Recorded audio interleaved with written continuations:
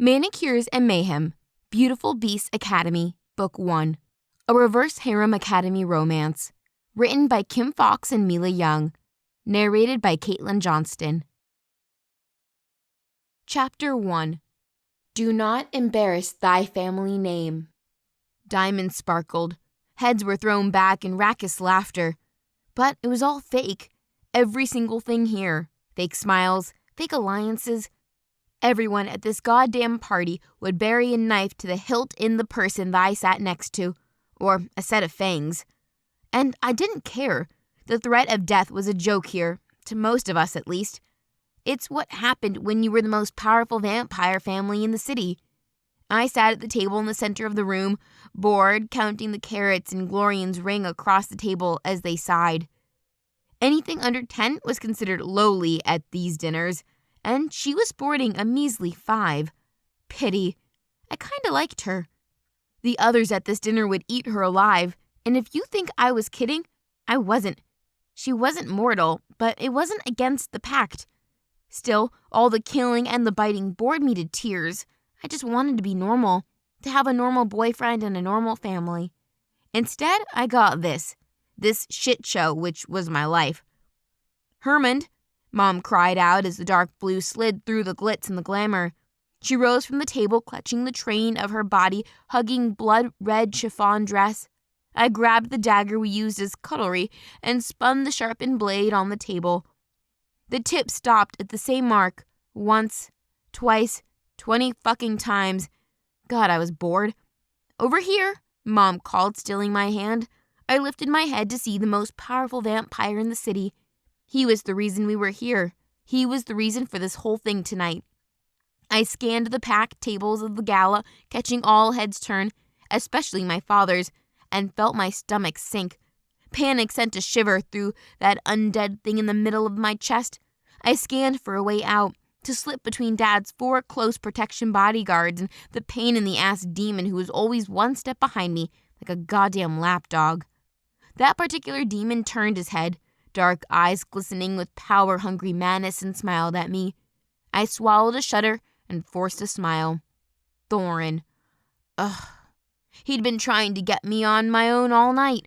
Greedy hands sliding along my thigh, sulfur foul breath whispering all kinds of sick shit in my ear. Power. The kind that made him hard and me cringe. "I'm deeply honored you could make it," my mom gushed at the head vamp and reached for his hand. Her pale skin almost sparkled under the overhead lights. "Keep your head down. Don't make eye contact. Maybe they'll leave me out of it. Pretend I'm not here." The tip of the silver dagger slowly spun, coming to a stop, pointed at me. I shifted on my seat, sliding my ass slower. Maybe I could just slip under the table. No one would know I was gone. "I'd love to introduce you to my daughter." I stilled and inwardly groaned with those words. I tried to ignore them, pretend I didn't hear her. "Yeah, good call. I was a statue. I wasn't here." Until she cleared her throat. Energy danced along my skin like the sting of 1,000 ants. I sucked in a breath, for effect really, and then forced myself to rise with a fake-ass smile on my lips. I met the vampire stare and swallowed the harsh bark of laughter. He was a walking goddamn cliché. Long raven black hair cascading along his shoulders, ending in a widow's peak in the middle of his forehead. Cold, dead eyes stared at me as he lowered his head in a small bow and lifted his hand, the monstrous red jewel hanging like a goddamn tumor in the middle of his finger. I winced at the sight. I was expected to lower my head, an inch lower than his, and kiss that. My stomach rolled with the thought. Still, the vampire waited. If we were the most powerful vampires in the city, then this dude was the most powerful across the eastern seaboard. "Don't do it." My stomach clenching in warning, and acid reached higher along the back of my throat. Mom's dress shifted. Pain cut across my shin with a sharp kick from Mom. If I had to do this shit, I was doing it once. I closed my eyes, praying I didn't coat his precious clan ring with tonight's dinner, and pressed my lips. Anger mingled with a burst of retribution. I lifted my head, meeting the vampire's gaze. "Nice to meet you. My name's Wiener Livingstone." "Wiener? Isn't that a—" The vamp boss shot a look of disgust at Mom. "No!" Mom cried out, shuddering. Her eyes widened as she barged me aside. A high-pitched bark of maniacal laughter broke free. She means Morwena. Ha! Wiener. Always joking. Aren't you Morwena? Mom cut a steely gaze toward me. Damage control. I was in so much trouble. I smiled sweetly and caught the shake of the vampire's head. If that's all you need from me, Mom. Yes, she answered fast. That will be all. And with a slow nod, I stepped away, limped actually, and winced, fighting the urge to reach down and rub my skin. Mom sure had one hell of a kick. More? Thorin stepped close. He glanced at Mom as she turned to him. There seemed to be an unspoken conversation between them I wasn't privy to. Didn't matter. I'd done enough for tonight. What the hell do you think you're playing at? Thorin fell in step and snarled in my ear.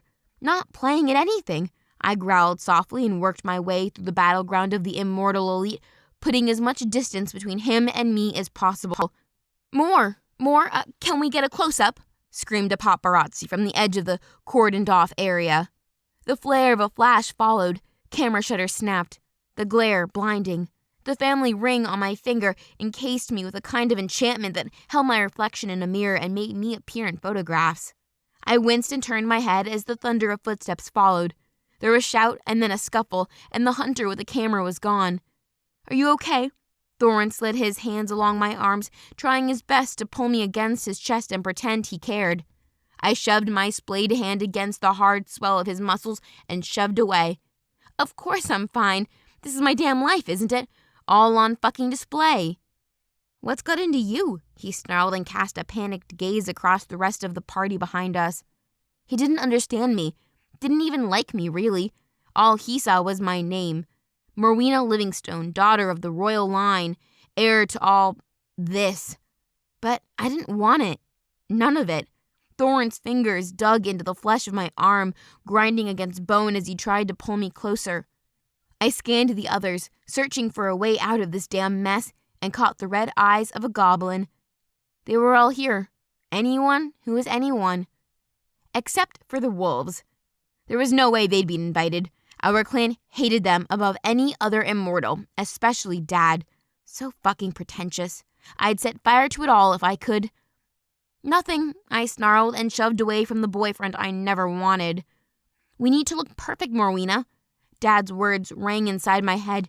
We need to look every bit as powerful as we are. Power breeds power, and you are my darling daughter, are the envy of every vampire girl in the city. No, in the clan. I stumbled away from the laughter and the murmured voices, shoved away from the steel grip under my arm. Still, he haunted my steps as I made for the open French doors to our home. You can't leave the party. We haven't been seen together, Thorin growled. I reached up, yanked the small diamond tiara from the top of my head, and winced at the sting as strands of my hair tore free. Stand there with your dick in your hand for all I care.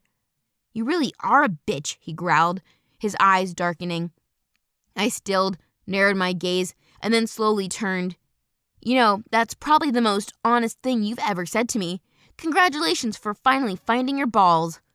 And then I left him behind, taking long strides to get away from him and the stench of hell as fast as I could.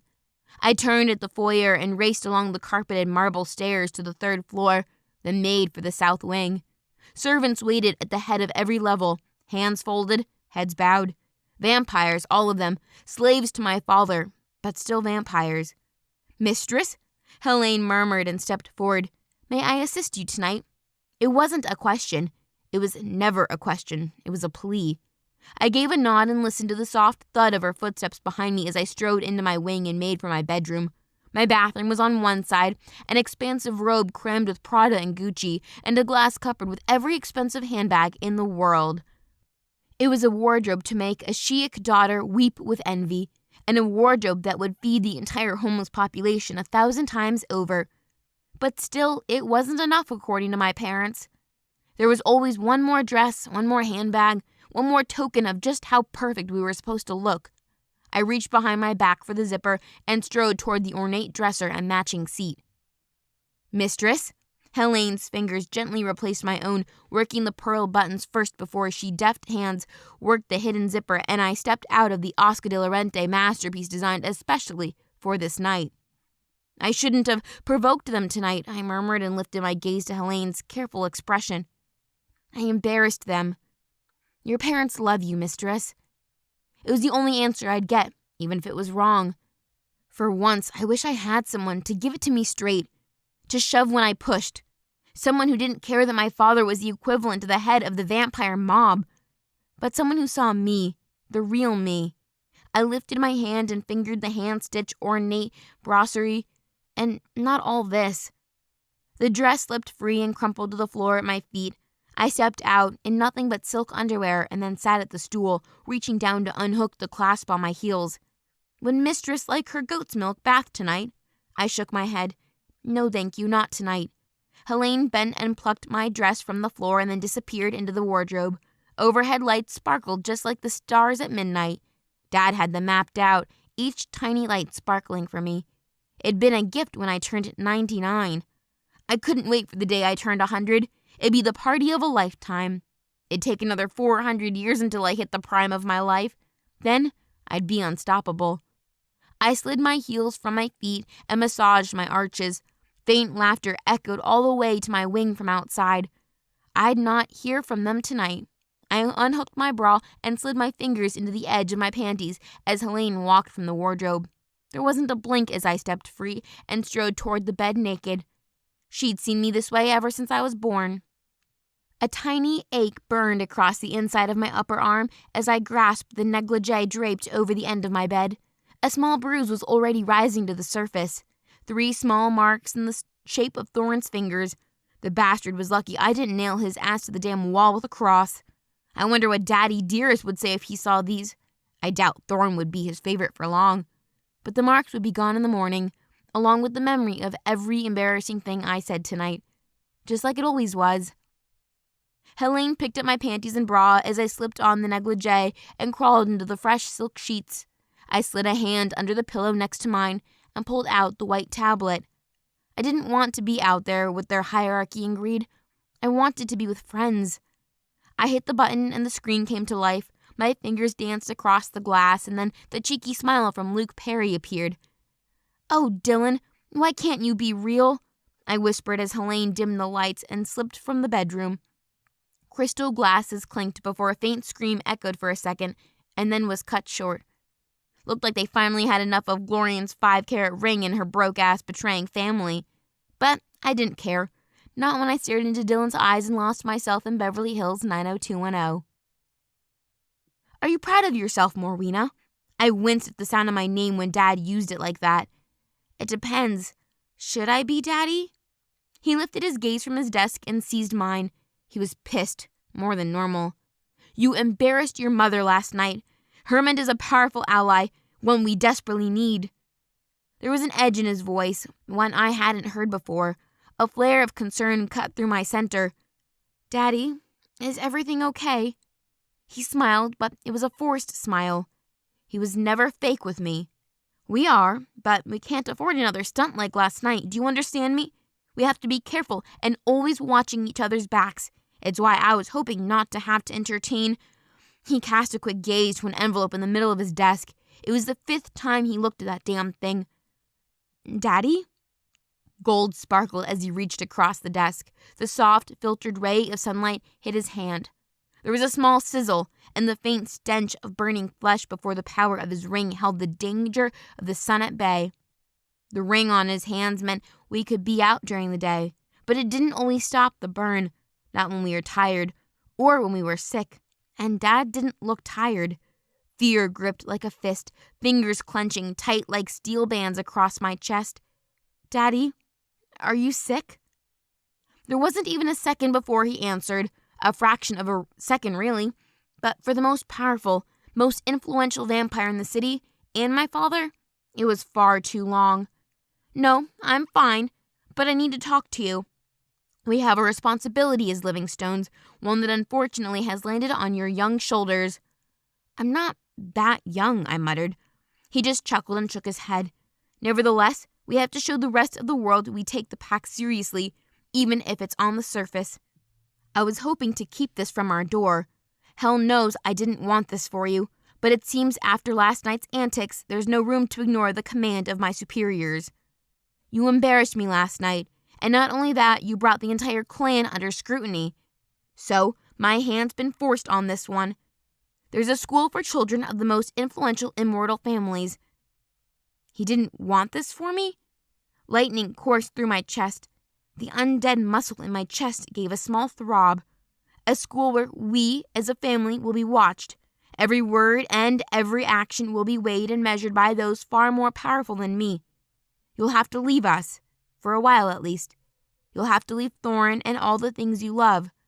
His voice melted into nothing. All I could see was a school where I was Brenda, and I had a chance of being normal. I'll do it. Dad flinched and stilled, mouth agape, halfway through a sentence where he'd have to talk me into leaving this life behind. You'll do it. Don't you want to take some time to think about it at least? I cut my gaze to the envelope catching the elegant crawl on the front and shook my head. What's to think about? You need me to do this, right? He gave me a slow nod as though he was suddenly unsure of all this. My dad, my powerful, deadly-as-fuck dad, was unsure about sending his little girl to a school full of strangers. I gave him the sweetest smile I could and inwardly screamed with excitement, I'll be a good girl. I promise. Chapter 2. Make friends and not enemies. Darkness permeated every inch of the family armored limousine, but it wasn't bullets my family cared about. It was the sun. Every possible gap was sealed tight. Luckily, breathing for us was optional. I flopped into the back seat, the leather groaning beneath me. A week had passed since the gala event, and Dad agreed to send me to the academy. 7 days of waiting, 168 hours of counting down. And here I was, bags in the trunk, ready, but still, something felt off. The black window tint blocked out 99% of the sun's rays, but it didn't block out the movement of Mom's frantic waving. Dad stood with his hands folded over his chest, holding his emotions in check. Like always, Dickhead Thorin lingered with an unwanted lump, farewelling me only because it was expected of him. But we all knew the truth, even Dad. Thorin pretended to like me for the sake of family and greed. Mostly greed, and I was the sucker jammed in the middle of that fucked up sandwich. Unease stirred in my gut again. I dreamed of moving out of home for decades.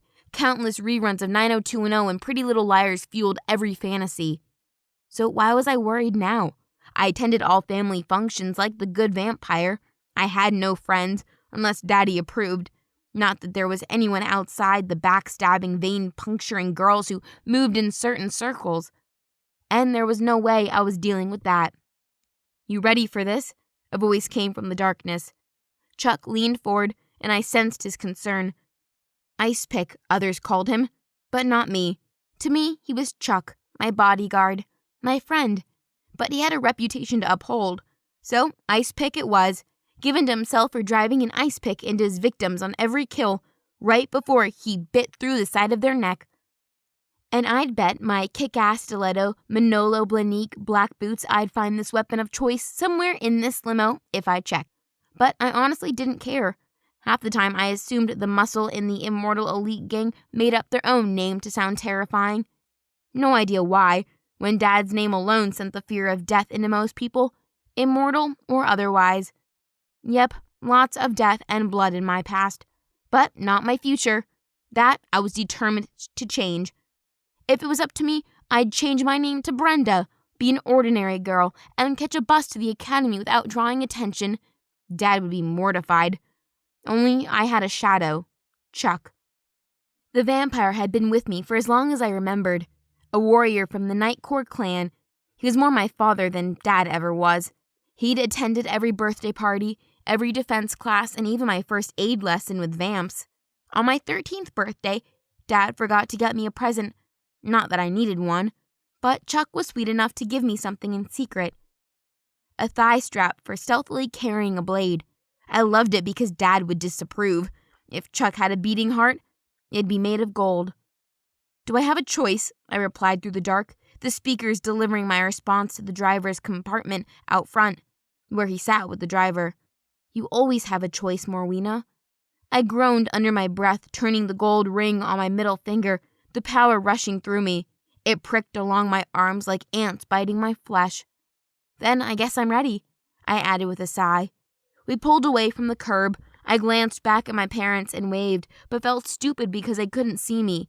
Lowering my hand, I slouched into the seat. Yep, this was happening. New start, no more dull parties. Hell, I was going to love living at the school and leaving all my baggage behind. I'd be normal here, make new friends, and have a fun for change. I fidgeted in my seat, ready and pumped. Just like in 90210, I'd fall into the role of Brenda at the academy with my gang of friends. I'd find my Dylan, and I pictured my favorite episode of the spring dance with Dylan deciding who to ask to dance. Of course, he'd select me. The first time my auntie, Lentua, had come to visit us all the way from Romania, she got me hooked on the show. Apparently, she streamed the series in her castle. Yep, you heard right, and she got me addicted, even if it wasn't the in thing. I didn't care. For me, it was the epitome of the life I longed to experience. Close to 2 hours later and 3 pit stops for the bathroom, we veered off the freeway. I drank 2 bags of blood this morning to keep myself full for the day and night, but the stuff went right through me. When we slowed down, butterflies somersaulted in my stomach, and I opened the window with the press of a button. Fresh air washed through my dark hair, driving it over my shoulders. The air was rich with the fragrance of freshly cut lawn and dampness. Sunlight pinched my skin, and I squinted against the brightness, but the sting faded just as quickly as it started with the power of the ring on my finger. We drove down a 2-lane winding road past an open field. A dense forest lay in the distance, so dark, the light seemed to have vanished within its grasp. It stretched out in every direction like an ocean. Soon enough, we passed a lofty stone wall that stretched out the length of the grounds. My knees bounced as I spied the arched entrance and pebbled driveway. We turned into it.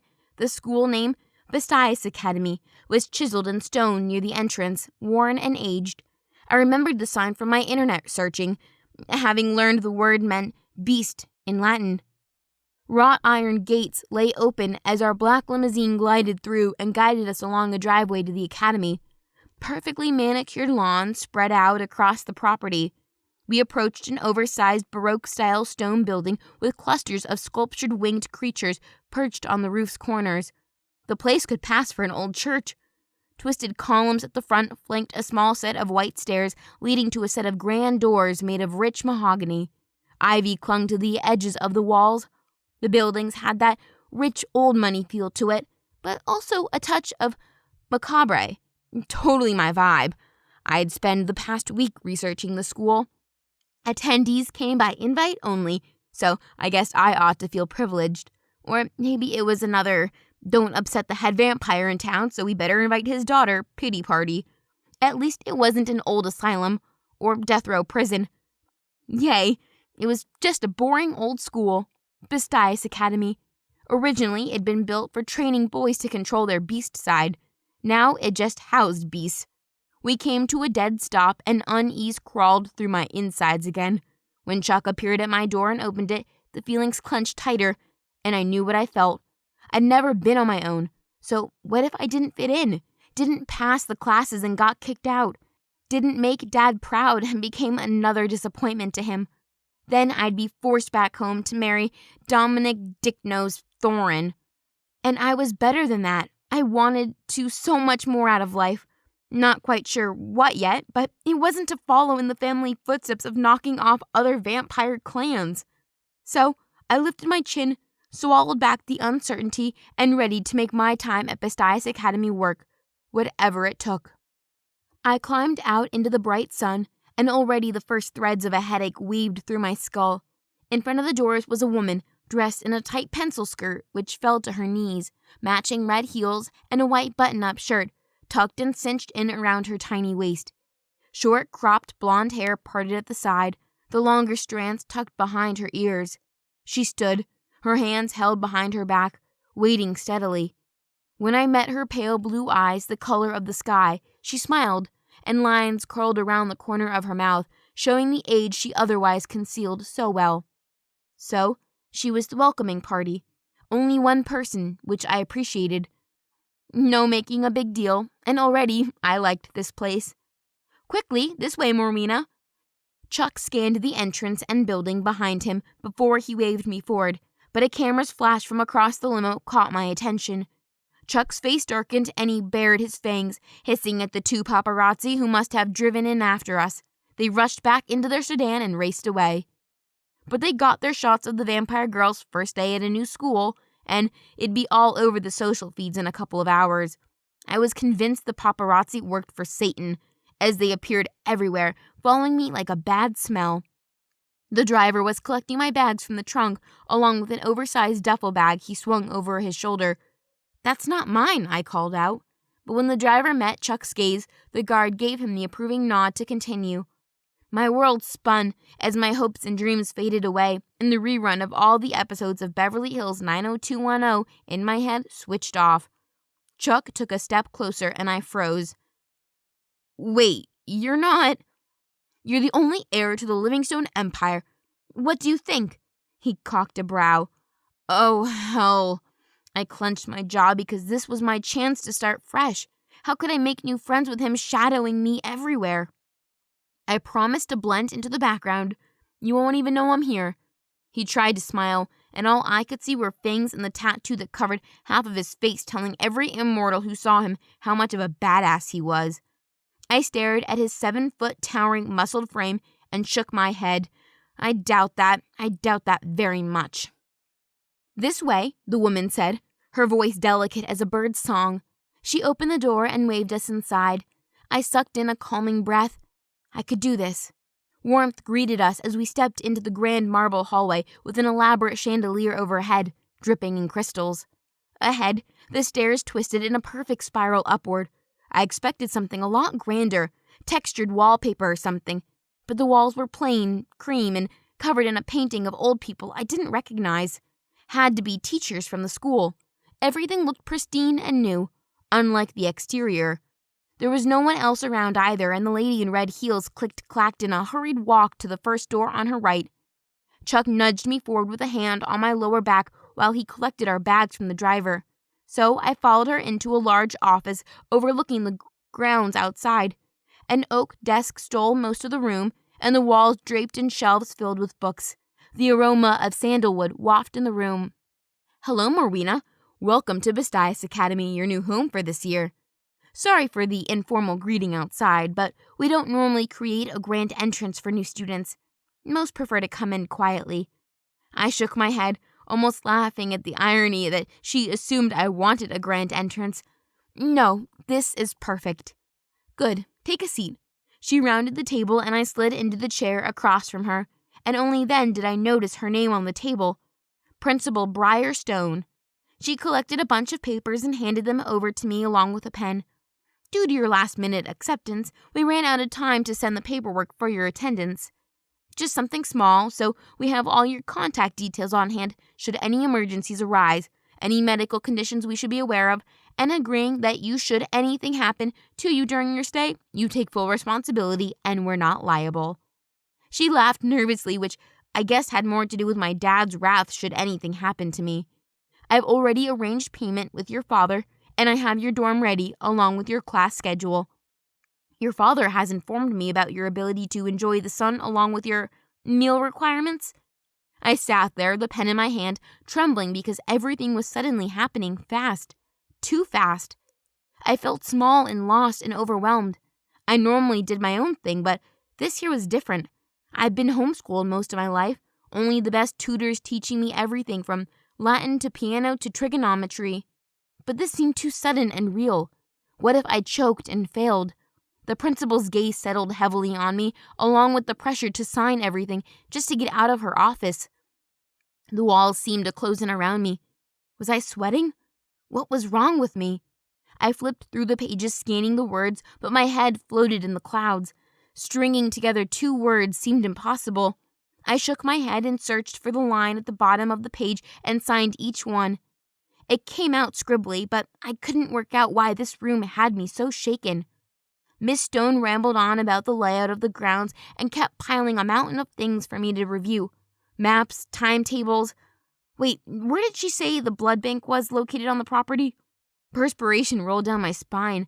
How could I ever feel at home here when one room had me needing to run outside for fresh air? "We've set your bodyguard up in a house nearby.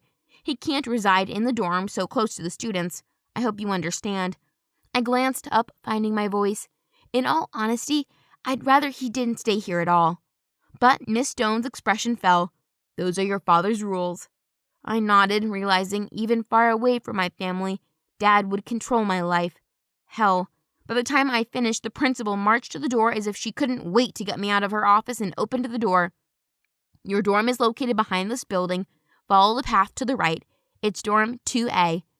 Collecting the papers from her table, I marched outside to where Chuck waited, and he stared down at the pile in my hands with the list of teachers, their photos, and what class they taught. Don't worry, he said. They're clean. He stared at the printout of their faces in my grasp. The principal cleared her throat and clicked her heels together. Okay, we have today to settle in, and tomorrow morning classes start. Just remember, being on time is a sign of respect. I'll let you find your room and follow you in a moment to make sure you're settled. I looked back at her and smiled. Thank you. She nodded and retreated to her desk while I headed outside. No limousine in sight, so if I got cold feet, I couldn't just run, and I noted the front gates were now closed. I turned back to the principal and suppressed a shudder. Something strange about her. Don't worry, we vetted her as well, was all Chuck said as we followed the path, him carrying the bags. You're safe. Around the back of the building, the path spread out in 3 directions, and clusters of buildings dotted the property amid trees and greenery. A beautiful landscape, so different to the polluted city. Maybe it wouldn't be so bad here. Following the path to the right, Chuck pointed to a small shack that belonged in a fairy tale, situated near a forest, complete with a chimney. That's me over there, I'm guessing. You'll be all right in there, Papa Smurf. I cut him a side glance before sniggering to myself. He didn't bite back and kept walking alongside me. When we reached the front door of my dorm, I tugged on the handle, but it didn't budge. What the hell? I rattled it again. When Chuck dropped the bag he carried by my feet and collected a key ring and key from under the top pile in my paper, and then opened the door for me. At your service, Smurfette, he growled the words. When he stepped inside, I grabbed his arm. You can't go in there. The principal told me you weren't allowed. Okay, I fibbed, but if he was going to stay on campus, I needed my space. He grumbled under his breath, and I smirked as he retreated. At least let me carry your bags to your room. He hissed the words through clenched teeth. I shook my head and tucked the papers under my arm, then picked up my 2 bags. I'll take it from here. Without looking back, I fumbled past the narrow doorway and let the glass door shut behind me with a bang. With a nod to Chuck through the window, I headed down the corridor with strange violet wallpaper, glancing down at my key ring in my hand. 202. I swung forward the carpeted steps and dragged my bags. I glanced back to see Chuck still standing outside, watching me through the glass door as I struggled, his hands folded over his chest. Bastard. I straightened my back and followed the curve of the steps, my bags banging into my legs, but I kept going to show Chuck I had this. I moved fast, too, despite the strain in my arms. Before careening around the next corner, I glanced back to find Chuck gone. Thank hell. I spun around the corner at the top of the stairs, hauling forward one of the beastly suitcases, the momentum sending it forward. Except someone emerged from the corner at the same moment, and the case slammed into their knees. Fuck! A guy with the darkest hair grunted and reeled backward, arms flailing. He stumbled over his feet before his back hit the wall and he gasped for air. Oh shit! I rushed over, arms outstretched to help catch him. I'm so sorry. He was pulling down on his tea, which had ridden halfway up his stomach, and I reached over and helped him cover that ribbed-tight stomach. Damn, he had muscles. But he smacked my hands away. What the hell are you carrying in there? A dead body? I stumbled back as he fixed his clothes. Just clothes and shoes. When I glanced up at him, he was sniffing the air, his nose creasing, and giving me a death glare. A rumble rolled in his chest as if detecting what I was. Watch it, vamp, he growled, and his eyes shifted to wolf ones, gray as the dirtiest clouds, and right then, I knew exactly who and what I was dealing with. The hairs on my neck bristled. Having him glare as if I was a speck on his shoes had me boiling with fury. Many races hated vampires, but I'd never faced the racism firsthand. Homeschooled, remember? But the shifter in front of me grated on my nerves, and if there was one enemy Dad loathed above all others, The wolf packs gained that top spot. Ugh, dogs belong outside, I snapped, disgusted. His lips curled, white canines barred. Was that meant to scare me? I snatched my bag from the ground, lifted my chin, and turned away from him in a fluster, and walked straight into a pillar. Pain flared through my brow. I stumbled backwards. Who the fuck put that there? The sharp crack of laughter flooded my ears. I decided right then. I loathed that furball. Chapter 3. Wealth is not defined by possessions. You've got to be kidding me, right? I stared at the key in my hand and then the number on the door. Footsteps sounded behind me, and I whirled to find Principal Stone stepping up to the doorway. She gave the room a scan. Is there a problem? I turned to the thick cobwebs crowding the corner of the room. Only that, and then the inch-thick dust along the windowsill and stopped at the other bed jammed up against the wall on the other side of the room. And that. I spun, eyeing the principal. I wasn't told I'd be sharing. I don't share. I stilled at the open door to a small bathroom and thanked the ancients for small mercies. At least I don't have to share. She just held my gaze and smiled. Don't worry, Miss Livingstone. That bed has been unoccupied for the last year. I doubt you'll be sharing with anyone. And the dirt? I stifled my revulsion. What will you do about that? I won't be doing anything, Miss Livingstone. This isn't the Hilton. We don't have maids here. But you're welcome to mop and bucket in the cleaning closet at the end of the hall. My damn eye twitched at the thought. A mop wouldn't be anywhere near enough. I'll have to burn it. I beg your pardon? Principal Tone took a step inside with her heels and tight pencil straight skirt clearly standing out in this room. I suspected her accommodation was glamorous compared to this dusty space that could easily be mistaken for a dingy motel room. Nothing, I muttered, and gave her the perfect Livingstone smile, as fake as this entire setup. This was no school for the elite. This was a damn prison, and I just walked into it in my goddamn Gucci shoes. I stared at the tiny wardrobe against the wall, and when I say tiny, I mean tiny. It wouldn't even hold the contents of one of my suitcases. I stepped closer as Principal Stone murmured, It'll take a little getting used to, but give it time. I promise Bestias Academy will feel like home in no time. Footsteps echoed a second later, but I didn't bother to look over my shoulder to see her gone. I was too busy mentally preparing myself for the horror waiting within. My hand trembled as I reached for the handle. In my head, I counted down. 3, 2, 1, and then yanked. There were wire hangers, actual wire hangers, and the ugliest damn uniform I'd ever seen. I gagged at the smell of mothballs and turned away from the vile thing, and then turned back, reaching up to unhook the hanger and pull the skirts and the shirts out into the open. They still had the tags on the end, creased along the sides, and the skirt was long enough to touch my damn knees. What the hell kind of place was this? A convent? But the wardrobe was the icing on this cheap cotton polyester nightmare. There was no way in hell I was putting my clothes in that. I stared at the suitcase near the doorway and took a step backwards until my calves hit the steel frame of the bed. I'd made the wrong decision. A very wrong decision. I wanted to take it back, to return home where Helene was waiting along with the other maids to clean and prim and fluff. My cell phone dug into my thigh as I moved, and for a second I wanted to reach down and grasp the damn thing. One call was all it'd take. 3 tiny words. Take me home, and I'd be whisked out of here and on my way back to the parties and the panicked gazes, back to fake smiles and the empty conversations, back to being a Livingstone. But here, there was none of that. I glanced at the corner of the room. Sure, there were cobwebs, but there was also potential. I could make friends here, apart from the foul mutt in the hallway outside. I bet they were just desperate for someone like me, someone with class and sophistication, someone who understood the intricacies of the many immortal races. They were desperate for me. I lifted the class schedule in my hand. My first class wasn't until 10 a.m. tomorrow. Mock hunt. What the hell is that? Some kind of new gelato? A shiver raced along my spine. I'd expected dance classes, training on party conversations, along with some etiquette on handling humans. Instead, I had classes on history, rituals, and combat. What the hell? Maybe I'd been wrong to think the academy would be easy and fun. I looked back up to my room. It needed fixing, but I had plenty of time to get this cleaned up. I gave a nod and steeled my spine. I'd make this place my bitch within a week. Cleaning closet, I muttered, even saying the words. I felt dirty and scanned the hallway.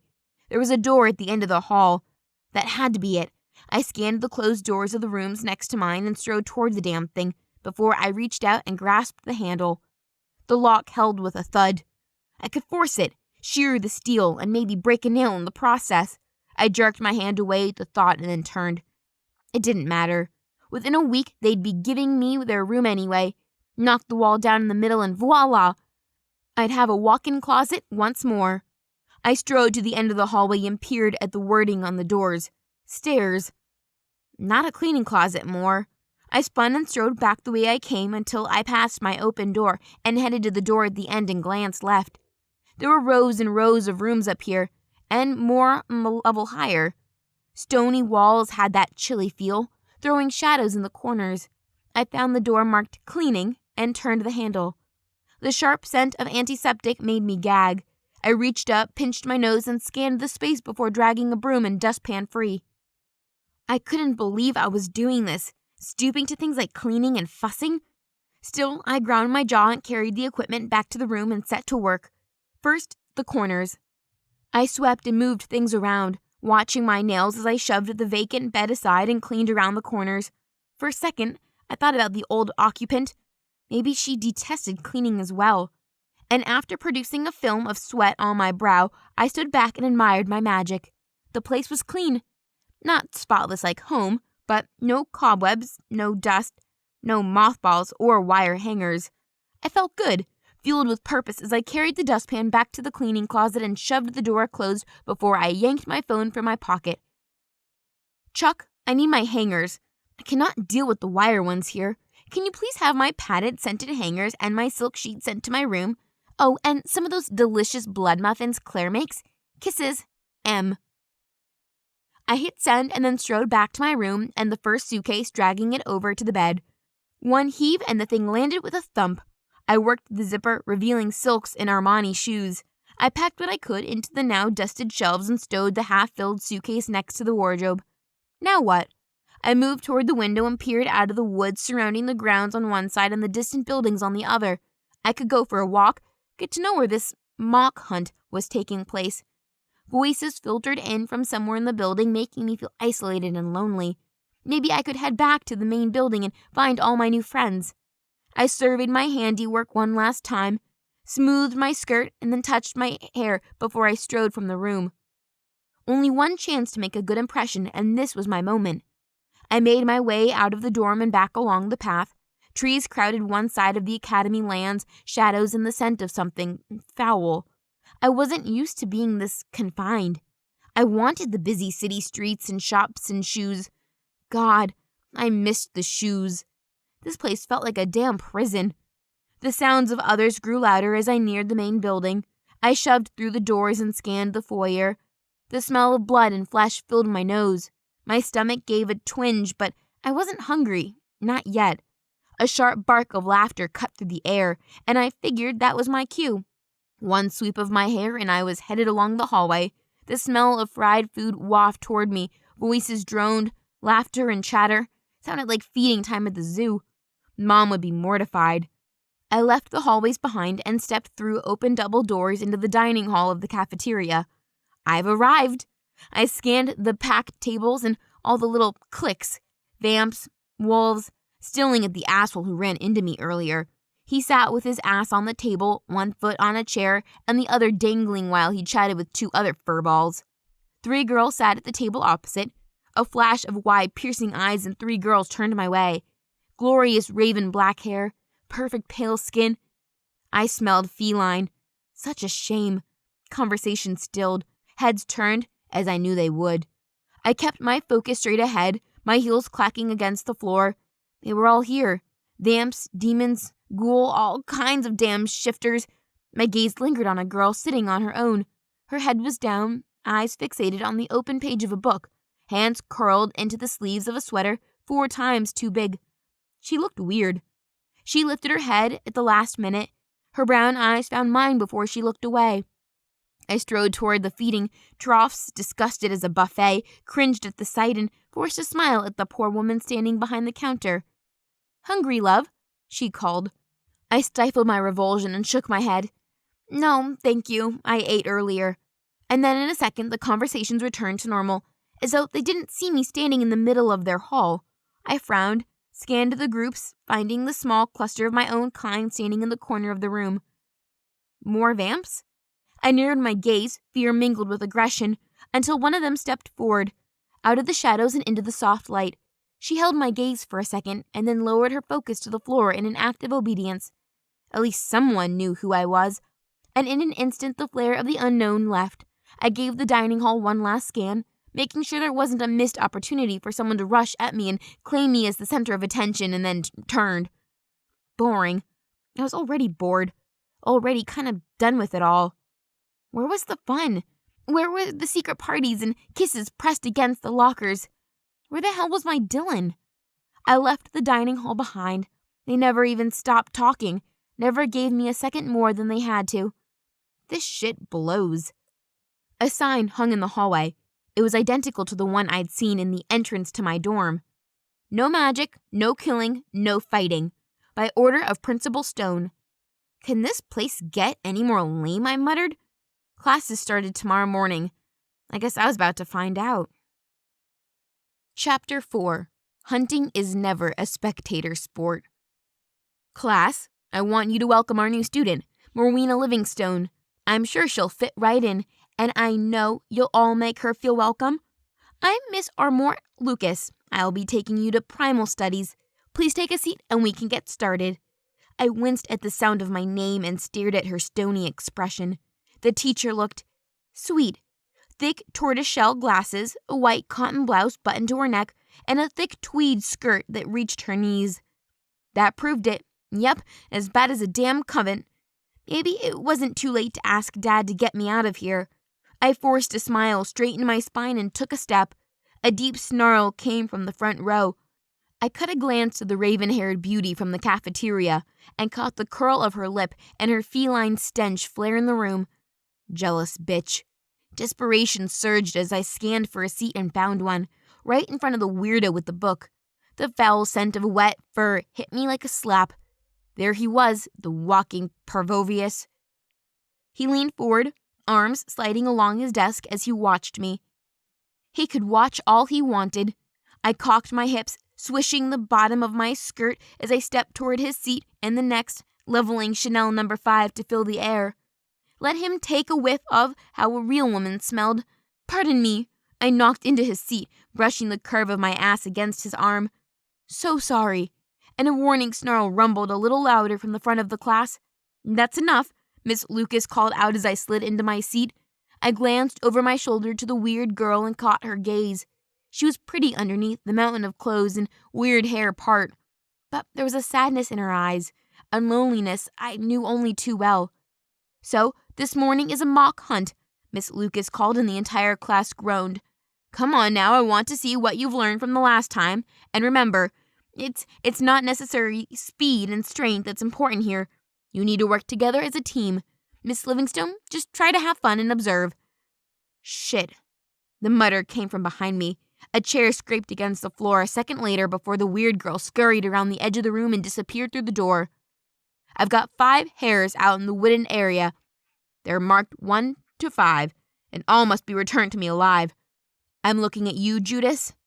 There was a stinger from the guys. I turned to see Wolfboy smile and lean against the back of his chair. He seemed proud of himself from whatever happened. So if you'll all make your way out to the cemetery, I'll give you the signal and you can have it. I shifted my focus to Miss Lucas herself. She was a little harder to read.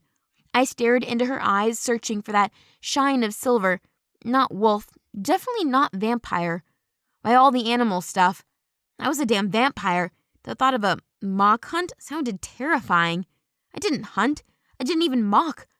I rang a damn bell and food was delivered in a crystal glass. Sweat broke out along the back of my neck as chairs scraped against the floor and the class rose in unison. I cut a panicked gaze to the doorway. Maybe I could hide? Miss Livingstone, the teacher called, and I cringed. I shoved to stand and cut her a smile as I slid into step with the others and filed from the room. A tremor rippled across my chest as they all turned left. I scanned the hallway right, desperate for some place to hide, and caught sight of a bathroom door. A place to hide for the duration of the hunt, and no one would notice. They'd be caught up in chasing bunnies, and me, I'd stay out of sight. One fast lunge, and I left them behind, pushing the door aside and letting it close behind me. The rush of water filled the bathroom. I stepped inside, catching the weird girl standing over the basin, water dripping from the point of her chin. She froze, lifted her eyes as I neared, and seized my gaze. There was an awkward moment until she murmured, "Don't like hunts either, I take it." That ache in my chest clenched tighter. "I don't know how to hunt. I guess that makes me the world's worst vampire," I murmured. I didn't even know why I told her. She wasn't my friend. But in this moment, there was almost an alliance as she straightened and turned off the tap. "I know how to hunt, and I suck. Unlike the wolves and those dicks who follow Judas's every command as their alpha. He might be hot, but he's a jerk, so I guess that makes me worse. Maybe we can scare the hares away and escape into the city?" She laughed nervously. I lifted my hand, catching the mark on the edge of my nail from cleaning my room. "I could sure do with a manicure." She swiped the door of water from her chin and smiled.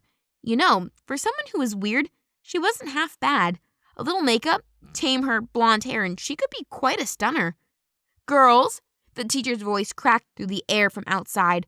I took a hard breath, and it was mirrored by the not-so-weird girl. "I'm more." I reached out as she turned toward me. She swiped a hand across her skirt and shoved it out. "Ava." I grasped her hand in mine. Ava was a plain name, and I was sure that she had the look of a demon. Still, it was nice to know someone, even if she was a little strange. I dropped her hand and motioned toward the doorway. "I guess we'd better screw this up in the most spectacular way." There was a twitch at the corner of her lips as she nodded. I followed her out of the bathroom to where Miss Lucas waited, arms crossed. The hunt waits for no man. Or vampire, Miss Livingstone. Or you, Miss Blaine. I focused on the teacher and followed the sounds of the others all the way along the hall to the foyer. Running, sweating, biting, all the things I wasn't into. I glanced down to my ring and sighed. Maybe I could find some shade and hide? Hunting could be a spectator sport. "I'll expect you to at least try," Miss Lucas called out behind us. "I'll be watching everyone." I shoved through the front doors to the academy and lifted my gaze to the hazy sun. The faint taste of blood still lingered in my mouth. Having my food delivered to my door was a much better option than being outside. The others surged forward. The boys jostled and shoved each other in a macho show, seemingly to linger around the jerk I'd bumped into in the dorm, Judas. He might be hot and pleasant on the eyes, but that didn't make him less of an ass. And now I knew he was the alpha of their little pack. The girls giggled and watched, following their every move. In particular, the one with the raven hair falling to her waist. She eyed Judas, admired his every move, and when he caught her watching, he winked. Yep, them two were definitely an item, and I almost choked on the cliche of the wolf and cat leaders dating. Maybe this academy wasn't that much different to Beverly Hills 90210 with the jocks dating the cutest cheerleaders. The air suddenly changed. A different kind of hunger wafted toward me like the bitter stench of cheap perfume. One I couldn't shake. I winced at the others disappeared between the trees. Leaves crunched under my sneakers as I followed, and the hazy brightness overhead faded. I followed a trail toward the fetid stench I smelled yesterday. A goddamn cemetery. They expected my kind to haunt these places when in fact we detested them. Still, we played to the scary monster routine mortals expected for us, for the Pact. The Pact was everything to the immortal races. We learned from our past, from the terror, from the stigma. And now we were all about the future. Cohabitation. Such a dirty word. But we needed to blend in, needed to be at peace with our frail, time-sensitive companions. So, the Pact was created, and it was through places like Bastias Academy where we showed mortals we were a new breed of hunters, that we had control over our supernatural sides, weren't dangerous in society, and all the stuff that made humans feel better about living amongst us. "Okay, class," Miss Lucas called behind.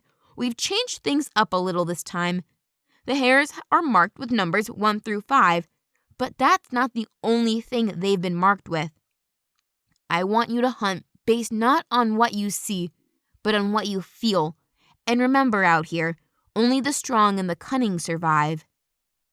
"How is this supporting the pact?" I muttered. "I mean, I thought you didn't want us to be killers." "That's where you're wrong, Miss Livingstone." The teacher strode closer and then past, cutting me a glare. "We want you to be better killers, to know your target and have better control over your instincts. What we don't want is for you to go out there in the world and just kill blindly and wantonly because you were never taught the skill of self-control." I ground my jaw, muscles flaring as I lowered my gaze to the ugly-ass skirt she wore. I'd teach her a little about self-control. I dressed to perfection, smiled, and laughed on cue. I was the epitome of self-goddamn control. She had no idea who she was dealing with. And all of a sudden, I understood that change in the air, that feral primal scent that only grew stronger around me, and it wasn't cheap perfume. It was strength. It was determination. It was the kind of hunger that danced with desire, the desire to win, the desire to be the alpha. Goosebumps danced across my skin, pain flared, sharp in my mouth. I lifted my hand, finger probing my gums to find the thick fang. A jolt of energy tore through me like lightning. Miss Lucas pushed through the rusted wrought iron gates to where pale headstones covered the grounds. But I no longer saw them. I no longer smelled the old and gone. I smelled the heady scent of wolf and vampire, and under that I smelled food. Remember, what you see isn't always what you need to react to. Good luck, class. The bitchy girls giggled and pushed each other. My senses were heightened, drawing in their scent. Dark eyes found mine as the leader of this feline pack turned her head toward me, a flash of her animal in her eyes as she held human form. Jaguar, fast, strong, a good climber. And the other one by her side, gold shone in her eyes, thick, powerful thighs, strong jaw. Lioness. I'd need to watch out for that one. But it was the cautious glance of the last girl which sent my senses on fire. Long and lean, she was built for running. She was built for the chase, and when she looked at me with her animal eyes, a light smattering of black spots akin to a cat's fur around the corners of her eyes. Cheetah. Her muscles were soft and relaxed. Everything about her was calm, like she could be taking a stroll on a lazy Sunday evening. She looked almost bored, but deep inside my senses were firing. Careful now. I dropped my hand from my mouth as the boys eased back on their haunches, a deep snarl echoing from the alpha, Judas. But as I watched him, he turned into someone else, someone with a cheeky smile and gorgeous brown hair. And I was thrust into Beverly Hills 90210 once more. Only this was no rerun. This was real. This was happening. I cut Ava next to me a glance and saw her visibly shaken. Her skin grew pale. She looked like she might lose her lunch. Best not to stand too close. I took a slow slide away from her and caught the rise of Miss Lucas's hand. Good luck, students. May the best hunter win. And with the drop of her hand, a howl tore through Judas and the rest of the pack followed, but the girls were already gone, each one tearing off into different directions, leaving the boys behind, eating their dust. Come on, I turned and grabbed Ava. You're hunting with me. But I don't, she spluttered. I wrenched her close, lips curling to expose my fangs. Today you do. And we lunged in the direction of the cheetah. My breaths came hard and fast, not for survival, but for the scent. I dragged in the air, catching the faint scent of flesh and fur and something else. Blood. A deep rumble filled my ears. I turned, catching the panicked gaze of Ava as she just looked at me. What the fuck? She murmured. But I wasn't listening, not to her anyway. I was listening to that screaming inside my head, that hidden voice I'd ignored my entire life. I couldn't ignore it now. I raced after that heady feline scent and caught a dark blur plunge through the trees at my right. The wolves were hunting, but they may as well be a herd of elephants, crashing and laughing. This was funny for them, but not for the girls. To them, this was competition. Ava stumbled and fell, slipping on sodden leaves before I caught her fall. There was a flash of brown, fast, darting through the trees, and the scent of something dangerous followed.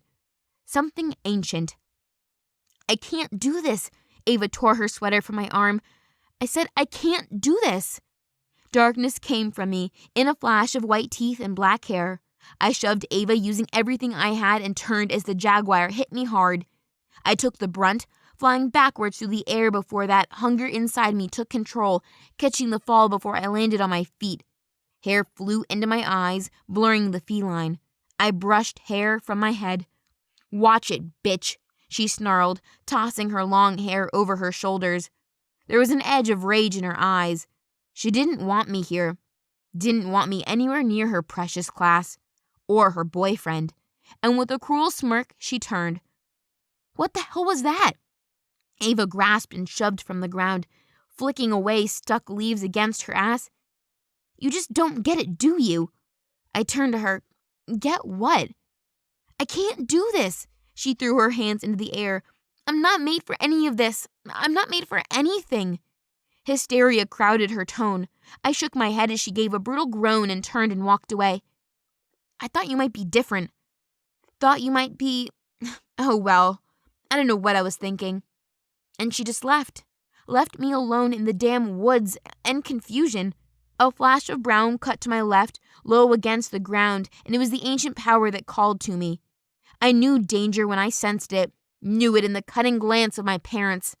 I knew in the ancients, the most powerful of all of us, and it was this I narrowed in on. I shoved forward, leaving Ava behind.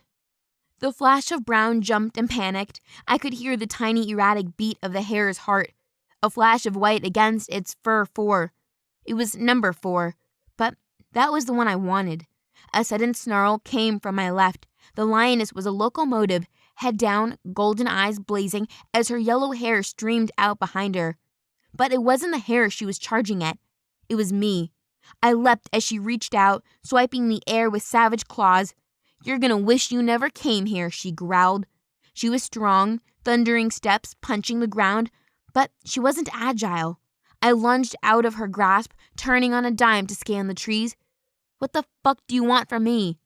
Leave Bistias, she slowed, heaving, rasping breaths filled the air, and never come back. Anger burned inside me. I sucked in a breath, moving as she moved, trying to flank my side. Not going to happen, I answered. You just made yourself an enemy. She smiled, and that sight made my stomach clench. She may have made herself an enemy, but I just made 3. She straightened and then turned. One way or another, we always get what we want. I shook my head and watched her. Hell, I watched everything now. The snap of a twig made me jump. I scanned the trees and then searched for number 4 hare. He was gone, just like the one goddamn chance I had at having a normal life. I'd left behind a life of backstabbing bitches for a pack of front-stabbing bitches. Well, shit. I turned and made for the thick corpse of trees that ran along the embankment and caught the snap of a twig behind me. Something made me clench my fist and turn. They wanted me weak, wanted me scrambling. I shook my head. That wasn't me, not the real me, not the one deep inside. I shoved forward, searching for that blur of movement. There. I whipped my gaze toward the movement and shook my head. If I had sleeves, I'd roll them up. Right now, I really wanted goddamn sleeves. I charged forward, keeping my steps light. I left nothing behind. Not a scent, not a sound. Adrenaline roared through my veins. My jaw ached, fangs desperate for release. If this is what it meant to be a hunter like my father, then maybe it wasn't so bad after all. In this moment, I was the apex fucking predator. I lowered my head, focusing on that movement as it came around the towering brush, and with one sudden shove, I lunged through the air and hit the blur from the side. We went down in a tumble, arms and legs flying everywhere. The lunge might have been a 10, but the fall was definitely a 1. There was a rush of warmth, breath, and an oof underneath me. An elbow jabbed in my side. Something clonked me on the head. Oh! I roared as we came to a sudden stop at the bottom of the embankment. I lifted my head, catching the silver shine against deep brown eyes and then perfect crimson lips. You? he snarled, grabbing my waist. There was a flash of hatred, the same one I saw before when we slammed into each other. You? I shuddered, and in my head all I could hear was my father's rage, all the centuries hating them, fighting them. You just stay away from me. His eyes widened. There was a flinch of surprise. Wait, he muttered and shook his head. Yesterday you took me by surprise. I didn't mean... I shook my head at the sudden turnaround. Didn't he know? We were mortal enemies. I'm Judas, he muttered, rubbing his chest, and winced. There was a leaf stuck to his cheek, covering half his eye, a leaf over those brown eyes. My fingers trembled, desperation raged, my breath sawing through my chest. God, he looked gorgeous. I don't care. I threw my hands into the air and lifted my gaze to the steep descent. You came out of nowhere. He shoved against the ground and pushed to stand. I didn't even know you were there. Yeah, well, the whole fucking campus knew where you were, thundering through the damn trees like a rhino in heat. In heat? He snatched from the leaf in his eye. There was a twitch of his lips. Now, that's one thing I've never been called. Yeah, well, words escaped me. Heat raced, filling me with the need to take a step closer, to draw in his scent, to touch his skin. I swallowed that urge and instead took a step away. Get used to it. We have our winners. The faint voice of Miss Lucas reached me. Come on in, class. I ground my jaw, took one last look at my rhino, and made for the steep way out of here. Chapter 5. Thy Must Not Kill. Miss Lucas gripped her hips and stood tall near the entrance to the classroom, eyeing each of us. She wasn't impressed with our hunting skills. That was easy to see. But from her clothes to the delicate way she stood and even her soft voice, it surprised me she taught primal studies and hunting. I'd expected something fluffier from her, like weaving. Hell, there better not be weaving in my schedule. Last time I tried to sew a button on my shirt, I almost attached the damn thing to my thumb. The mass of students filed back into a classroom drenched in sunlight, and I dragged my feet behind the group who laughed and bumped into each other on purpose. The dull throb in the back of my head poked poisoned fingers into my temples. I fidgeted with the ring on my middle finger.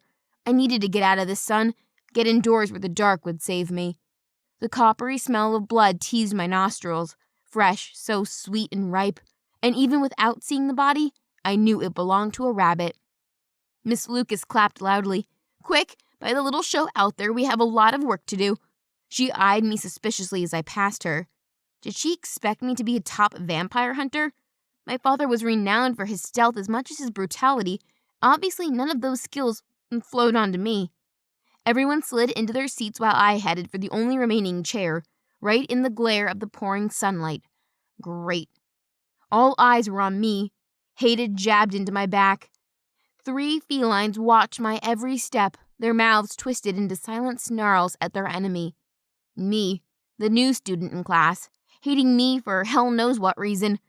Fuck that and their claw diggers gang. I turned my gaze to the werewolf. I bet the catty gang's hatred had nothing to do with the fact I was a vampire and everything to do with him. On cue, the hacked-up furball turned his head. Silver glistened in the shine of the sunlight, and all of a sudden, I didn't notice the throbbing in my temple. I didn't notice anything at all. His lips curled. The smile made that dead thing in my chest shudder with promise. No, my lips moved with the word. His brow raised as he searched my face. Stay away from me. I swore the silver in his eyes glistened harder with the challenge. I tore my gaze to the front of the class where Miss Lucas was speaking, but my gaze slipped to him once more, just like it was gravity. No, not a wolf. I tried to clench my fist, desperately searching for the hate I needed. Dad would be enraged. He'd be furious. He'd raze this school to the ground if he knew a wolf was making eyes at his daughter. The idea made that fossil in my chest give a slow, hard throb. A healed gash blushed along the side of his jawline and neck. Had I done that when I slammed into him, taking us both down a hill? This is why vamps shouldn't be allowed in our school. The black-haired girl glared my way, her eyes flashing yellow. No one wants you near us, zombie. She spat with poison in her eyes. I slouched in my seat, holding her stare because right now, I was so close to exploding, and if she wanted a fight, I'd be game. But it wouldn't be fair for me, and I'd come out on the bottom of the pile. "Enough, Miss Lecho," the teacher warned, and the class fell silent. "Now, who can tell me the number 1 rule of hunting?" Hands shot up, but I couldn't focus on the lesson. Not when I fummed and a silent trigger inside me screamed to get up and run. Get Chuck to arrange a lift home and leave this place. I didn't want to play these games, hating how I'd somehow ended on the wrong end of everything.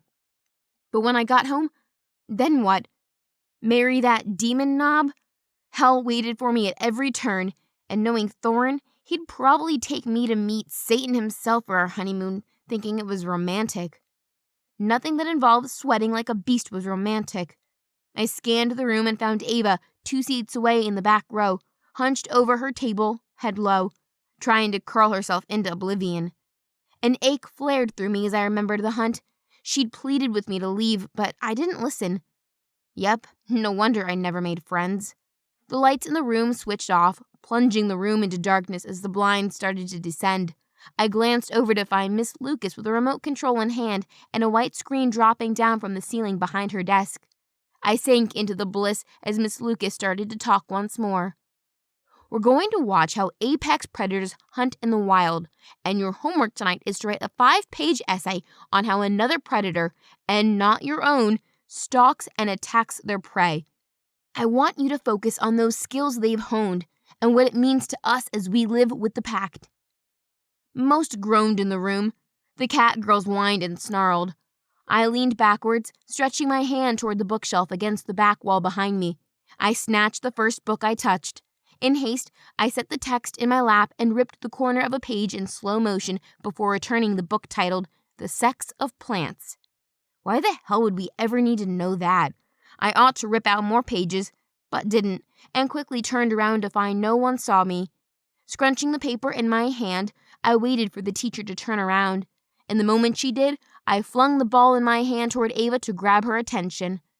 But in that exact moment, she leaned down to scratch her leg or something, and the projectile flew over her and whacked Judas in the back of the head.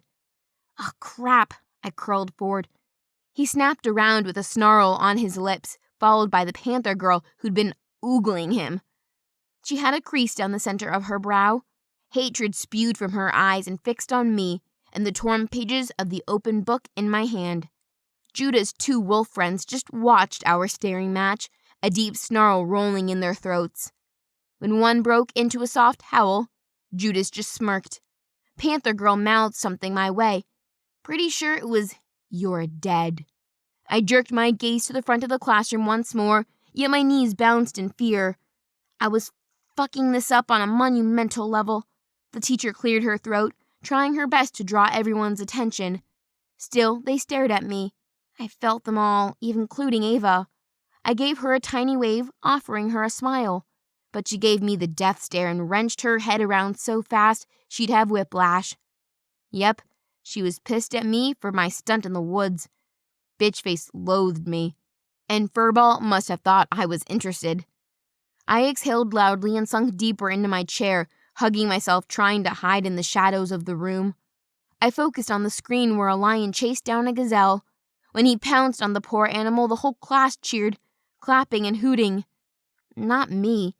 Because if this room was a savannah, everyone else would be the damn lion and I was the gazelle biding my time until my inevitable death. Guilt ate at me for not helping Ava when she opened up to me in the bathroom. So, only one thing to do. Show her I wasn't a jerk like the rest of them at this school. By the time class finished, hunger for the hunt echoed in every gaze. Most of the shifters were pumped, pushing and jostling against the desks before they spilled out into the hall. Ava was fast out of her seat. I scrambled after her, grabbing the book on predatory tactics, and tucked the ghoulish textbook under my arm before I raced after her. "Ava, wait up!" She slipped between the masses of students, each rushing to their next class, chatting with friends, shoving and pushing. The air smelled of perspiration, fur, and freshly turned soil. I lost her. I pressed my back to the wall and pulled out the schedule from my school uniform's pocket, figuring I'd need a bag for my books and crap. Rites and rituals. Okay, didn't sound too bad. I followed the map on the back of the schedule, kept my head low, and pushed through the crowd. The hallway spilled out into classrooms. I scanned the map, stopping at a gymnasium, except there were no basketball hoops in here, no sweaty jocks and pom-pom-laden cheerleaders. A group of 15 or so students sat in a circle in the center. I hurried over, clutching my book to my chest, scanning the faces, and when they landed on Bitchface, Furballs, and their clans, my stomach sank. No sign of Ava. Where the hell was she? It meant I was alone. I met the teacher's gaze, a tall guy with tan skin, long dark curled into dreadlocks falling to his chest. He wore a purple cap with black pants and button-up shirt. A black beaded chain swung as he moved, clutched onto a wooden cane. He felt young, but who was I to know?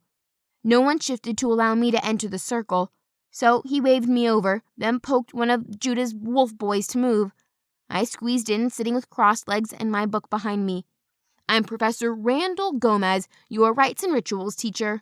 He walked within our circle, holding what looked like a shoebox, and stopped in front of a girl with red curls. Close your eyes and put your hand inside. Pick up the stone that you feel a connection with. She followed his instructions, her hand rummaging in the box, and she pulled out a violet crystal the size of my index finger. Lovely, Mr. Gomez said. The amethyst is known for its anxiety properties. Hold on to your stone somewhere close, because what you select is what your inner power needs you to work on. He moved around the circle, everyone curious about other selection and what it revealed about them. When it was Judah's turn, he put his hand in and pulled out a stone instantly, as if he'd known already where to select from. Labradite, Mr. Gomez called out, his voice darkening. This stone shines a light in the darkness and is used for removing hexes. We all fell silent as Judah studied the short wand-shaped crystal in his hand. It was the color of a dark opal, but what would he need warding from?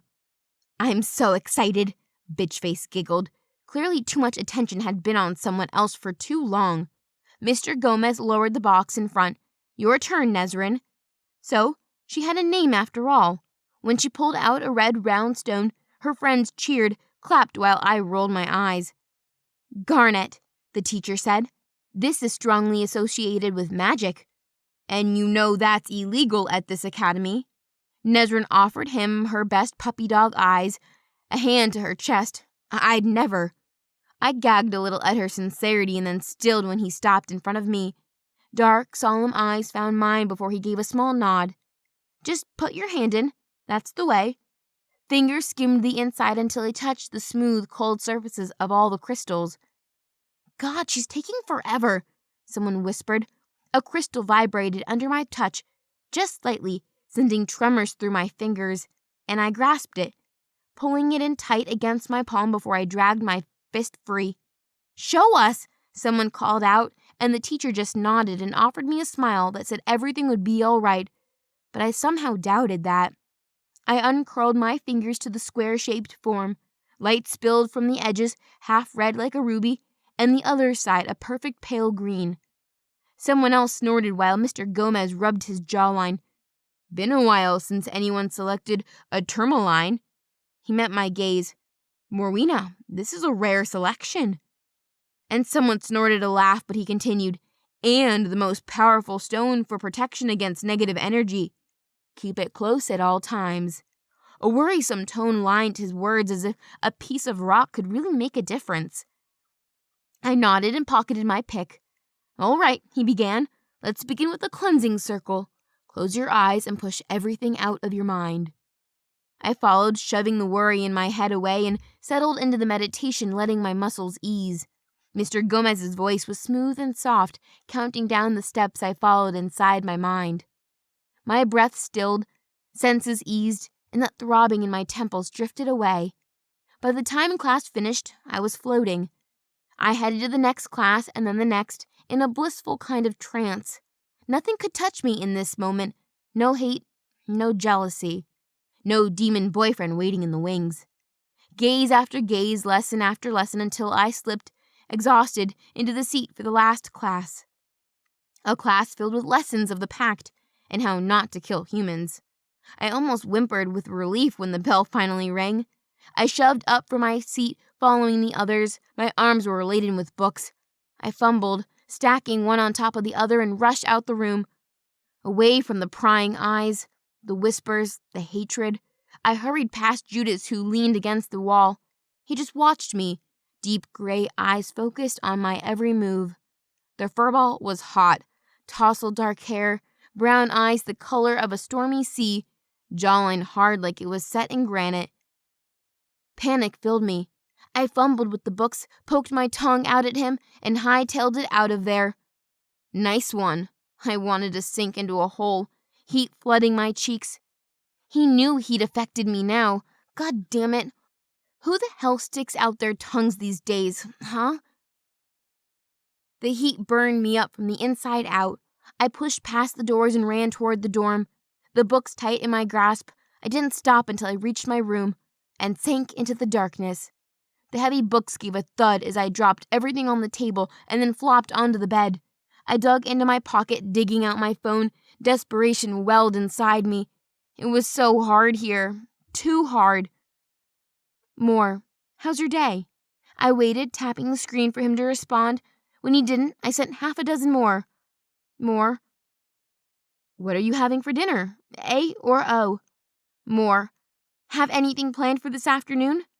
Pay attention to me. I wanted to scream. Chuck, are you in danger? More. No. Chuck, then you know where I am if you are. Gah, I checked my emails. 2 from Dad about behaving and 3 from Thorin. My fingers hovered on the open button. I could open them and reply. 1 sentence was all I needed. Thorin, there's a wolf at my school, and I think he likes me. I thought of the fallout. There'd be terror. There'd be no more school. No more of anything, really. I'd be whisked back home in an instant, where they could control my every move. An unseen fist wrapped around my throat, choking, just like my life. Instead, I tossed the phone across the bed and snatched a pillow, curling myself around it as a heaviness sat in my gut. Leaving was prohibited. Not that there was anything nearby anyways. No place to get my nails done or visit a cafe or try on new clothes. Right now, it felt like as much of a prison as my own home. I looked around the room at the dull walls, bereft of furniture. Well, except the 2 beds, a desk, and a chair. What I needed was to decorate the place. Grabbing my phone, I clicked on my photos of my parents. I longed to be with them, to hear them ordering me around. I never thought I'd say this, but I missed their nagging. I dragged myself out of bed. I couldn't sit here moping. I had that homework to write and a class schedule to keep up with. I sighed and figured, who better to help me with my assignment than Chuck? One glance at my phone reminded me that he didn't want company. Instead, I lay back against the pillow as brown eyes filled my head. The deep, musky scent of fur filled me, and slowly panic melted into desire.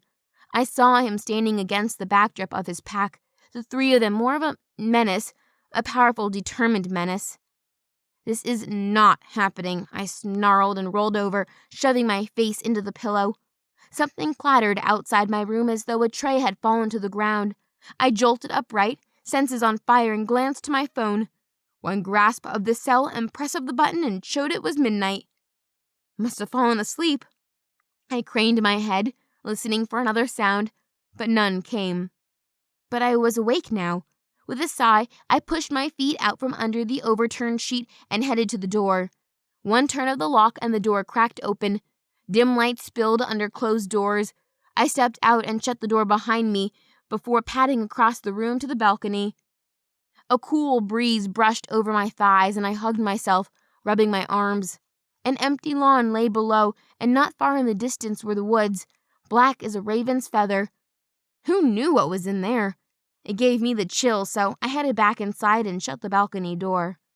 Crawling back in bed, I lay there, tossing and turning, my mind fully awake. But sleep refused to come. With a grunt, I climbed out of bed once more. Stepping into my ankle boots, I grabbed my leather jacket and stepped outside into the corridor while dressing myself. Great look. Pajama shorts, boots, and jacket. I almost laughed at myself. I pulled the door behind me before heading down the hall past a dozen doors. All were silent, and I took the stairs down to the lower level where there was a vending machine from snacks to drinks to a new machine offering small portions of refrigerated bottles of blood. Wow. And payment was a swipe of my room key. So I stocked up on some midnight snacks. Only type A for me. An empty desk, phone, and a bowl of apples sat against the wall in the foyer. Behind the desk was a map of the building. There were more dorm buildings like this one, and a few houses marked on the outskirts of the academy compound. Teacher's Cottage was printed underneath each one. So I hiked it back upstairs, cradling my 4 small bottles of blood. My steps echoed, the thud slow and rhythmic as I climbed the stairs once more. I was lost in the sound as I reached the door, until the heady scent of salty sea mixed with a metallic tang found me. I knew that scent as clear as any other. I glanced around the hallway as shivers crept up my spine. Fingers fumbled with the door handle as I turned the handle and rushed inside and then stilled. A dark shape lay on the floor in front of me.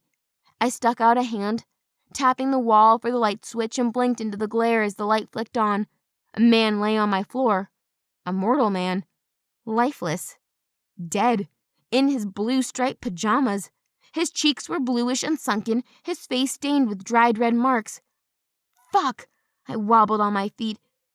Bites littered his neck, flesh torn and ripped open, blood staining his skin. The coppery smell sickened me. My stomach riled up, bile hitting the back of my throat. It shouldn't have, but it didn't smell like food to me. Just like putrid death. His gray eyes were wide open and dead. He wasn't even wearing shoes. God, someone had ripped him out of his bed to murder him. But why the hell was he in my room? The bottles of blood slipped from my grasp. They bounced around my feet, the lids cracked open, and the blood splashed everywhere. My legs, the wall behind me, the carpet, turning the scene into a slaughterhouse. I stumbled away, hitting the wall with my back, my knees weakening. The smell of the sea grew stronger. I trembled and my eyes watered as I hugged myself. What the hell was going on? Suddenly everything fell too silent. Then an ear-piercing scream rang from the doorway. I jumped in my skin and jerked around to find Ava there. Holy shit, he's dead! You killed a mortal! Chapter 6. One should make lifelong relationships. I didn't kill him, I stuttered. I shook my head, but I couldn't look away. Dead. There's a dead man in my room. My stomach clenched as I gagged. The scent of blood made me hungry, but the sight of that thing made me heave. A whimper tore from Ava's lips. Her eyes were round orbs, her breath ragged and wheezing. Instinct took over, my muscles flexed, and I stumbled forwards. Please, you've got to believe me. I didn't do this. I swear to you, I swear. Her gaze was frozen, fixed on the corpse, and I kept checking the corridor, expecting someone to come rushing out from her earlier scream. How long before someone heard us, before they came to investigate? Sirens would blare, the hounds would come, and of course they'd blame the new vampire. The pact. I closed my eyes at the thought. To kill a mortal broke about 50 different laws. They'd sentence me to death, and there's nothing Dad could do to save me. He'd be taken before the supernatural council, tried like a criminal in front of the ancients. I was in so much trouble. The urge to run consumed me as Ava's harsh breaths filled the space. A door slammed shut somewhere in the dorm, echoing through the hall. I flinched and grasped Ava's arm, dragging her with me. I promise with everything I have, I did not do this. She followed, cutting me a confused glare before she stumbled toward the body. I grasped the door and eased it closed before the lock gave a click. Fuck me, Ava cried out, and I jerked around to find her staring down at the mail. It's Drew, the human exchange student. Her words were a sucker punch to my gut. I lurched forward, stomach rolling. There was no more stopping my body. I darted toward my desk, grabbed the waste bin, and then retched. You really are the worst vampire I've ever seen, Ava muttered, while I kept choking and whimpering. You're like those mortals who eat meat, but you can't stand to see where that meat actually comes from. Don't. I waved my hand in the air as my stomach rolled and rolled. No more. One swipe with the back of my hand and I rushed to my bathroom and rinsed my mouth. The cotton towel was soft and smelled faintly of lavender. I held on to that perfect scent and stepped into my room once more. Ava prodded the body with her foot, making me whimper. "So you believe me?" I couldn't look away as his leg rolled with her prodding and then fell back into place. Ava didn't say a word. "I'm sorry about yesterday in the woods. I was desperate. Didn't mean to push you. Instinct took over and I just wanted to show up those cat bitches." And in an instant, Ava turned to face me. "I won't scream. I won't even make a sound. I will trust you on one condition." Hope surged like lightning through my chest. "What is it?" In my head, I was counting how many furs it'd take, how many houses I'd have to buy. "You becoming my friend. And not just a friend, my best friend. We share everything. Gossip, homework, stories about..."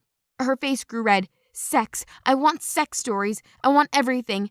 It's that or I start screaming right here, right now." I flinched, my mind scrambling to keep up. "We put each other first. Always." She placed her hands on her hips. "Wait," I muttered. "You don't want money, power, fame? You don't want my dad to get you the world?" "What do I want with the world if I'm only lonely?" she muttered. I saw it all then. All the missed goddamn signals. I used her and forced her aside in the hunt. I didn't see her as anything other than a means to an end, but that wasn't how she saw me. "You don't want to get with me or anything, right? I mean, it's cool and all, I just don't swing that way." "I don't want to have sex with you, Morwena. Get over yourself." Her face burned as she looked away. "I just want a friend. I want someone I can share stuff with. I want someone who gets me. I just figured we could, I don't know." Guilt filled me. Yes, I'll be your friend." She jerked her gaze high, meeting mine. There was a flare of surprise, dark eyes glinting before she smiled. "Really?" "Really," I answered and reached out my hand. "Buddy." She glanced at my outstretched fingers and took a step forward, taking my grip in hers. Okay then. We have to do something with that." She pointed at the body. "While we try to figure out what happened." She was cool, calm, and confident, running off a list of things like she'd done all this before. Confusion filled me, but I didn't care about that right now. I'd ask a million questions later. After all, we were now apparently BFFs. "We have to hide it," she murmured. My stomach protested again, and nausea rocked through my head as I lifted a finger and pointed. "I'm not touching that thing." Chuck filled my head. He'd worked for Dad and would know how to dispose of it. But then they'd come, take me away. They'd blame me even though none of this was my fault. "Nope, I'd take care of this myself." Ava rolled her eyes and marched across the room. She ripped the sheet off my bed and laid it on the carpet near Drew. "God, poor sucker." "Who do you think killed him?" I muttered, watching her bend and wrap the edge of the sheet under his body before draping it over his head. "I don't know," she grunted. "It's not like everyone's excited having you in class." "You think it's them? Those cat bitches?" Ava shrugged and grabbed a towel from my bathroom before wrapping it around his wound. "Everyone here hates mortals. It's why Drew lived in the house with teachers on the compound. No idea why they'd do an exchange with a human in the first place." She used her foot to roll Drew onto the blue sheet. Within a minute, she had him packed tight and wrapped like a mortal burrito. I lifted a hand, covering my mouth as I heaved with the thought. "Who the hell are you?" I asked. She glared my way. "You going to help me or just make commentary? And haven't you watched Dexter? It's the 101 guide to disposing of bodies." "Hate shows about murder," I murmured, and Ava shook her head. "Everyone knows who your dad is. And you hate murder?" I wanted to respond, argue I wasn't like my parents, but I didn't have it in me when we had more pressing issues. "Okay, what's the plan then?" I asked instead. "The basement. There's a ton of crap and boxes in there. So we hide him for now. Get him out of here, then we clean up any evidence. Then we find a way to get rid of the body for good, so it can't be tied to you." "And figure out who the hell tried to set me up," I muttered. Ava straightened, strode to the doorway, and turned the lock. She stuck her head out and then turned to me and whispered, "All clear." She moved back to the dead burrito's head and shuffled her hands under his shoulders before she stilled and cut a glare to me. Hello, you gonna help? Cringing on the inside, I stepped closer, but the moment I touched his foot, I flinched. Ava grumbled, muttering something about being as weak as a damn mortal, and heaved. I ground my jaw and averted my gaze as I grabbed him from around the knees and slowly walked backwards out of the room. The smell was bad, but the feel of him thumping against my thighs, all cool and moist. Swear to God, if you vomit all over him, you're on your own. I swallowed back the bile. It was just shoes. Heavy fucking shoes. Jimmy Choo's? Nike trainers? Just heavy as fuck shoes. It's heavy. I can't get a grip. I scanned the balcony left and right. Use your vampire strength, Ava hissed with sarcasm in her voice. Using her foot, Ava pulled the door shut behind us. We shuffled quickly toward the doorway marked stairs. I used the wall to slide my back along as I passed through, and Ava came behind, stopping to close the door, and then we were moving once more. A leg fell from the burrito wrapping and slipped from my hands. I lunged forward, sweaty palms slipped, but it hit the ground with a thud, then rang just a little too loud. Shit! Ava stumbled and the body slumped, head hitting the railing with a dong. Careful!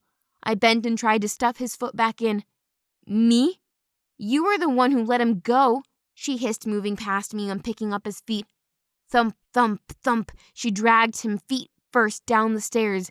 I tried to keep up, waddling forward to grab what I could until his hand flung upward and grabbed my breast. Ew! I batted him away and fell on my ass, goosebumps lining my arms. He touched my boob. Ava smothered a bark of laughter. You're just gross. Fine. I picked him up, avoiding that creepy hand, and we moved fast. I scanned the stairs over my shoulders and kept on moving until we hit the ground floor. Ava moved so damn fast I practically had to run to keep up with her. Where was this agility and strength during the hunting class? Finally, she paused and I pressed a shoulder into the wall, muscles strained and aching.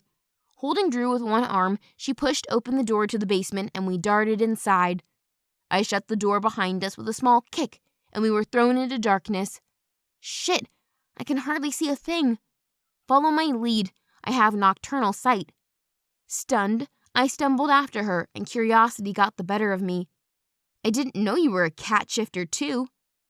I'm not, she snarled. An owl? Fox? Or a raccoon? They're so cute. Don't want to talk about it. Can we focus? Oh yeah, for sure. I made a mental note to research all nocturnal animals if I survived tonight. Here, we hide him here, she declared. We stopped suddenly, and all I could make out around me was dark shapes in the form of boxes surrounding us. Where exactly is here? Just follow my lead. She ripped off a lid from an oversized box. They store wooden crates here for collection from deliveries of anything the Academy orders. How do you know all of this? Ava tugged on Drew, and I followed her lead as we pushed his curled body into an oversized box. I like to explore. I pushed down on his foot, but it wouldn't fit. Shit! Something creaked from deeper in the basement. We froze and looked up. Her breath raced, heavy on my cheek as we clutched each other. Fear was a cinched straitjacket around me. There was a scuff of a shoe. Did you hear that? I whispered. Yes. Ava shoved Drew's in and jammed the lid back on the crate. With my hand in hers, she ran, dragging me behind her. We sprinted through the dark, shivers racing up my spine, the hair on my nape shifting. We burst out of the basement, shut the door, and raced back to my room. Locking the door behind us, I pressed my back to the door, gasping for air. I didn't need it, but right then, I inhaled it as if my life depended on it. Ava's face was ashen. Do you think someone was there with us? I asked. Don't know. Maybe it was just a rat. Hell, I spied the empty space where Drew was minutes earlier and the splatters of blood from the bottles I dropped. We need to clean this up. So we broke into auto mode. I collected equipment from the cleaning cupboard and without a word we scrubbed and cleaned until not a speck of red remained. On the bright side, the spillage should mask the smell of Drew in here. But just to be on the safe side, I took my Chanel No. 5 and sprayed half of the expensive stuff onto the carpet where the body had lain. What do you think? I asked. Ava nodded her head, though her nose wrinkled from the heavy fragrance. Better smelling sweet than like a rotting corpse. I can't believe we just did that, I said. Thanks for helping. I couldn't have done it on my own. That's what besties do for one another. I got your back. Regardless of the creepy factor of her setting clinginess, I appreciated having her with me. No one was perfect, right? I went to respond when a siren wailed through the dorm, robbing me of the sliver of hope and calm I clung to. Ava and I exchanged glances and my legs wobbled beneath me as she muttered, "Fuck, we're busted." Chapter 7. One must strive for their full potential. An alarm rang in my ear from the overhead speaker in my room, piercing my soul. Ava and I stared at the bucket and mop sitting against the wall, filled with bloody water. Evidence was just sitting out in the open. All we needed was Principal Stone to march in here and catch us red-handed. Crap. Voices filtered in from outside the room, leaving me panicked and pissed off, sending shivers scattering over my flesh. Adrenaline flooded me, and without a word, we both lunged. I clawed the bottles and mess from the floor as Ava rushed into the bathroom. The hiss of the shower followed. We were quiet as we could be, pouring the dirty, bloody water down the drain. "The bleach," I muttered, and glanced over my shoulder. "Pour the rest." We scrubbed until our knuckles were raw. "What do we do now?" she asked, straightening her spine and swiping the back of her hand across her brow. I grabbed the bucket and mop, stuffed them into the corner of my bathroom. If anyone asks, I'll say I've been cleaning up my room, and Principal Stone could attest to it from earlier conversation. Swallowing the lump in my throat, I hurried to the front door and looked over at Ava. "Okay, we know nothing, and we're in my room because we're friends and doing a sleepover." "We are friends," she repeated. "Sure." I could only deal with one thing at a time and opened the door, pretending to yawn, ready to step outside. Ava was on my heels and no one seemed to notice. They stumbled around like lost sheep, asking what was going on. "Morwena!" Thunder filled my room. The deep, violent snarl came from behind me. I sighed. This was why I didn't need a babysitter. Ava was at my side, whimpering. There's a huge freaking vampire in your room." I shut my door and spun to face Chuck, who was stepping inside from the balcony door. "Wow, great way to draw attention," I barked. "Is there something I shouldn't be drawing attention to?" One bushy eyebrow arched upward. He eyed Ava suspiciously, his brow furrowing. "Ava, this is my guard Chuck, who isn't allowed to be in this dorm. Chuck, this is my friend and next-door neighbor, Ava. Okay, now you've met. What the hell are you doing here?" I glared his way. "The alarm went off, so I came to check on you." He was motionless in black jeans and an open collar shirt. There was no armor, no knives. Anyone could almost mistaken him for looking normal. Almost. The buttons on his shirt strained with every breath against a powerful chest. He commanded the room, swallowing an entire corner. Anyone might mistake him for a statue, stone-eyed and unmovable. And did the guy even wear pajamas? If he did, I'd never seen them. Right, of course. Ava and I were having a sleepover and we were headed out to see what was going on. So strange. He narrowed his gaze, studying me. "We're best friends, actually," Ava chipped in, fumbling over her words. "And we just had a pillow fight." She flipped her hair and sucked in hard breaths, pretending to look flustered. "A pillow fight?" he muttered and eyed me suspiciously and then stared at my bed and the missing bedsheet. Damn, I needed to get that addressed. "I spilled some perfume," I muttered and glared at Ava as soon as he looked to the half of the bottle of Chanel No. 5 on my nightstand. "Ah, yes, that's what happened. You know us girls, so clumsy." He swung his gaze back to us, first stilling on Ava until she squirmed and then settling on me. Only I was used to the long glaring looks. And I didn't falter ever. "We're safe, we're settled," I snarled. "Thank you for checking on us, but you better leave before someone sees you." "Where are you staying in the academy?"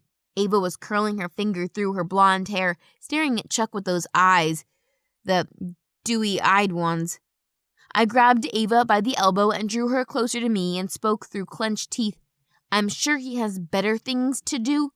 I forced the biggest smile before I turned and mouthed the words, "What the hell are you doing?" There was a dead body in the basement, and I didn't need Principal Stone finding Chuck in my room as though we were cleaning up a kill. Ava pressed in closer to me, so close her bubblegum breath wafted to my nose. You didn't tell me you had a hunk for a guard. Maybe you forgot your glasses. That is not a hunk. He's a damn vampire, I snapped. He's hot, and when he looked at me, I think my nipples twitched. I stilled, cold, tried to count to 3 and then turned. He's too old for you. So, vamp years are like dog years, right? How old is that in normal years? He can hear everything you're saying, Chuck muttered. Ava blushed and giggled. As long as you're okay. The corners of Chuck's mouth curled. Good night, Ava. It's been a pleasure. What the hell? And in a second he was gone, striding through the open door to my balcony and launching his massive frame over the banister and into the night. Did you see the way he looked at me? Ava swooned and collapsed onto my bed. I gagged. Don't even go there, trust me. Now, come on, we have to go join everyone else. And with a moan of protest, she shoved against the mattress and was on her feet. We slipped out of my room, merging with the other moaning students. Someone rushed down the corridor, brandishing a torch like a damn weapon as they hurried forward. A second later, glaring overhead, lights came on, and I stared at a ruffled pajama wearing Miss Lucas. I want all students down in the foyer immediately. I glanced to Ava, who just shrugged. We filed in line with others, stumbling and snarling as they made their way down the stairs to find so many more students that resided in this dorm. We were all being gathered here. Green eyes flashed my way. Nesrin and her pack of cats strode as one in front of us. I turned my head, making sure Ava was right beside me. I wasn't alone now. Not so easy to label as prey. The thought filled me and I wrenched my gaze back to her. Did she do this? Did she set me up? Gold eyes seized mine as the entourage turned and met my stare. Fucking bitches. One of the young mortal exchange students has gone missing. We're going to be conducting a search of all properties on the compound, and that includes your rooms. So, everyone must stay here while we do that. There was a groan and a snarling murmur. A ruffled Miss Lucas shot her hand in the air, stilling the sound. I don't care. A mortal's life is at stake, people, and we will do our utmost to make sure he's found alive and well. Do you think he's dead? Someone called from the back of the crowd. Miss Lucas said nothing, just met our gaze and then continued. We're not interested in any contraband you might have. We are just looking for a mortal. That's all. The dorm doors opened behind her. In strode Principal Stone and about 8 other teachers. The principal glanced to Miss Lucas and then lifted her hands. Let's go, room by room, split up and check each dorm building. My stomach hardened like a damn rock. Ava took one slow sidestep toward me. Warm fingers reached out, grasping mine. On any other day, I might have shuddered and recoiled in fear. But not today. Today, I grasped her hand tight, and together we held on. The teachers were a darkened blur, racing up the stairs and then moving through every room. Doors opened, doors closed. A whisper slithered across the nape of my neck. I turned, catching all 3 catty bitches staring at me. Nesrin lowered her gaze, catching my hand grasped in Ava's, and her lips curled into a sneer. I didn't care what they thought. Didn't care at all. Ava was a damn rock standing beside me. She could have screamed. She could have not believed me when I pleaded that I had nothing to do with this, but she didn't. She stayed. She was my friend. Darkness shifted in at the edge of my vision. I turned my gaze to the vamp girl at the back of the crowd. Cold, unflinching eyes met mine before she turned away. I'd seen her in the cafeteria, stepping out of the shadows and leaving the few other vampires behind. They all kept to themselves. She broke the stare, instead finding Miss Lucas as she stepped out of a room and stopped in the middle of the landing. 2 teachers followed, and one by one they made their way downstairs. We waited until other teachers arrived from the other dorms before they made an announcement. It's all clear, Principal Stone called. Everyone can go back to their dorm rooms. There was a growl and a mutter before the principal's head snapped toward the sound. Classes will begin at the normal time in the morning, so I suggest you get settled. It is morning, miss, someone called. She said nothing, just strode down the last stair and scanned each of us, stilling on me for a second before moving on. The rest of the teachers left us to stand around in the middle of the foyer. This is bullshit, someone snapped behind me. A damn mortal breaks the academy rules and goes drinking in on one of the nightclubs, and we get hauled out of bed in the middle of the night? Probably passed out in a gutter somewhere. Mortals cannot hold their liquor. You're telling me, someone else called. I have one for a companion back home. She's always falling asleep. That's 'cause you take too much from her veins, Sapphira, another called, and a wave of laughter broke out. One by one they climbed the stairs, and doors opened and closed once more, leaving Ava and I standing, as well as the cats. You look guilty, vamp, Nezrin snarled, baring her teeth. You look ugly, panther, Ava answered in response, her voice low and unflinching. The 3 cats turned their head, finding Ava's stare. I clenched my grip, loving her in this moment. The door squealed as they were yanked open, and in a rush 3 wolves filled the space. Were they staying in this dorm too? I didn't remember seeing their name on the chart near reception, unless they still hadn't left for their own dorm yet. Everything okay? Judas strode forward, turned his head and nodded to the 2 other wolves at his side in dismissal. They were gone in a heartbeat, striding up the stairs, taking 3 or 4 at a time. Yes, thank you, Judas. Nezrin stepped away from the others and wrapped her arms around him. I wasn't sure what was going on. I hope the mortal is safe. Judas said nothing, only met my gaze over the top of her head. Until Nezrin pulled away, she caught the connection, glancing my way to give me daggers. I was in the most glorious sleep. She feigned a yawn and stepped backwards until she stood in front of me. I was dreaming about us. All good. One of the wolves came down the stairs. I hadn't even seen where they went. Thank you, Narrow and Bond. The panther murmured and fluttered her lashes. We feel so much safer knowing your dorm is right next to ours. Heat flared through my chest at the thought. I bet they did. Everything's locked. The other wolf glanced at Judas. He lifted a hand, dragging fingers through dark, moosey brown hair and glanced at me. I'm going to bed, the lioness muttered and turned her back to the others. See you guys in a few. The cheetah was next, glancing at Nezrin before smiling. Me too. I'm beat. And then there were 2. Judas glanced from Nezrin to me. 3, Ava snapped, or am I just chopped fucking liver? He just smirked and shook his head, but Ava tried to stifle a yawn. Actually, I'm out too. Me too, I muttered and turned, leaving them in our wake. The 2 other wolves watched me as I strode past and along the stairs. Ava glanced over her shoulder and then back to me, leaning in close to whisper, What's with all the staring? I looked back and gave a shrug, but inside I was reeling. Did Judas just come to check the dorm for Nezrin's safety? Or for mine? Or did it have something to do with the missing human? Don't think like that, mortal fucking enemy. Remember?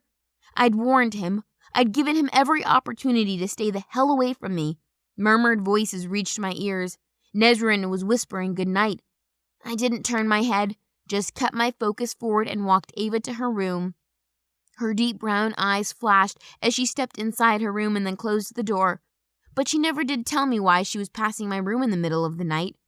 I stared at her closed door, questions lingering on the tip of my tongue as the door opened and closed at the front of the building. A dark blur raced through the foyer and then up the stairs. I came as fast as I could. I flinched at the words behind me and spun, catching Judas racing to the top of the stairs. He glanced at Ava's closed door and then focused on me. I warned you before, I stuttered, catching movement as the 2 other wolves took the last step to still beside the banister near the stairs. One thing you should know about me, Judas murmured, silver glinting in his eyes. I'm always up for a challenge. I shook my head. This is no challenge, it's a warning, I stated and glanced toward my room. You know who my father is. He shook his head and stepped closer. I know, and I don't care. He met me at the edge of the doorway to my room. That heat in my chest turned into a damn inferno.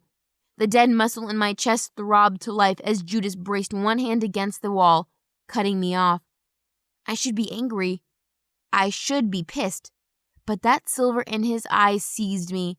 My emotions were a rampage mingling into a catastrophic tornado inside. You're breathing hard. I can hear you panting, he murmured. I was transfixed by those perfect lips, but then wrenched my gaze upwards and muttered, "What did you say? You can smell my panties?" He blanched and lowered his hand. I shook my head. "What kind of sick fuck are you?" Nerves took me until my mind bordered on hysteria. So much had happened last night, and keeping my thoughts and mouth in check seemed impossible, apparently. But I held my head high, ignoring the heat slithering up my spine. Doors opened once more. Others stepped out and turned to find us together. Judas just shook his head, the corners of his lips curling into a grin. You know. He lifted his hand and pointed at me. "You are one crazy vamp. And it's a good thing I like crazy." He roared at the top of his voice and laughed as he turned toward the rest of his pack. My heart was booming, filling my head with the deafening sound. I pressed my spine against the wall, my damn knees trembling. One panicked glance behind me and I caught Ava watching through her cracked open door. I tried to smile and slide along the wall, fumbling for my door. I didn't trust my damn knees or that hollow pounding in my chest. I hit the handle, shoved open the door as everyone slipped into their rooms again. "What the hell?" I muttered and closed myself in my room. The light was glaring, but I didn't care. I lifted my hand and motioned into the air. Blah, my words resounding like a goddamn crazy person in my head. "I can smell your panties? Why the fuck would I say that?" And the only answer I received was the echo of the wolf inside my head. "You are one crazy vamp, and it's a good thing I like crazy." He liked me. He liked me. Oh, shit. Chapter 8. Vampires Shall Not Sunbathe. I tossed and turned in bed. All I could see was wide open eyes and bite marks on the body of my floor. Bite marks which covered his neck and his chest. I shifted again. A body on my floor. It couldn't have been a coincidence, and thanks to my big goddamn mouth, I had plenty of enemies. The cat gang filled my mind. What were they hoping to achieve? Have me discredited and thrown out of the school? I'd embarrass my father, make a mockery of our entire clan. Sleep stayed away as I scooted toward the edge of the bed. They wouldn't win. I'd figure this out and trace it back to them. I may be shit at the biting and the killing, but I knew how to get down and dirty, cat gang style. Ava would help me. Together we'd find the evidence we needed, then we'd go to the principal stone. We'd figure this out, and then that just left the wolves. I flopped back to the bed and closed my eyes. Sleep came for me fast, despite my whirling thoughts. Until what felt like minutes later, the chirp of my phone shattered my peaceful slumber. I cracked open my eyes, finding brown eyes staring back at me. Jesus! I roared and slammed backward so fast my head hit the wall. Ava knelt next to my bed, her toothbrush stuck out from between her lips. "So?" she muttered, and all I saw was white toothpaste on her lips. "You and Judas?" I blinked hard, trying to process her words. "You heard us?" She shrugged. "Maybe." I eyed her, trying to decipher if she was fishing for information or had honestly been privy to the mortifying words I had said last night.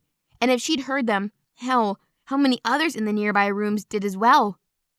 "So, which is it?" I grabbed her arm, needing to know, or I might never be able to show my face in public again. I'd crawl back under my covers and stay hidden for eternity. "God, your touch is like ice." She shook me off and retreated to the hallway, still brushing her teeth. "Yeah, well, I haven't eaten yet." I scrambled after her, tracking her into her room, then paused in her doorway. My attention caught on the array of beach shells of every size and color plastered to the wall. Why does it feel like Atlantis in here? "Reminds me of home, and most were gifts from family," she called out from the bathroom. The sound of running water shut off, and she joined me in the main room, wiping her mouth with the back of her hand. "Anyway," she pressed her back to the wall, seductively staring at me with a teasing gaze. "Tell me more about you and Judas." Someone strolled past the door out of the hall, and I hurried to shut us inside. "I'm so embarrassed," I admitted, turning to Ava. "I asked Judas if he could smell my panties." And just saying the words had me burning up. I dropped my face into my hands, cringing at the words. "Then he said I was crazy, and he admitted to liking crazy," I murmured. Ava seized my wrist and pulled my hand from my face. "Shit, you said that?" Ignoring the shock of her face, I exhaled a breath of relief.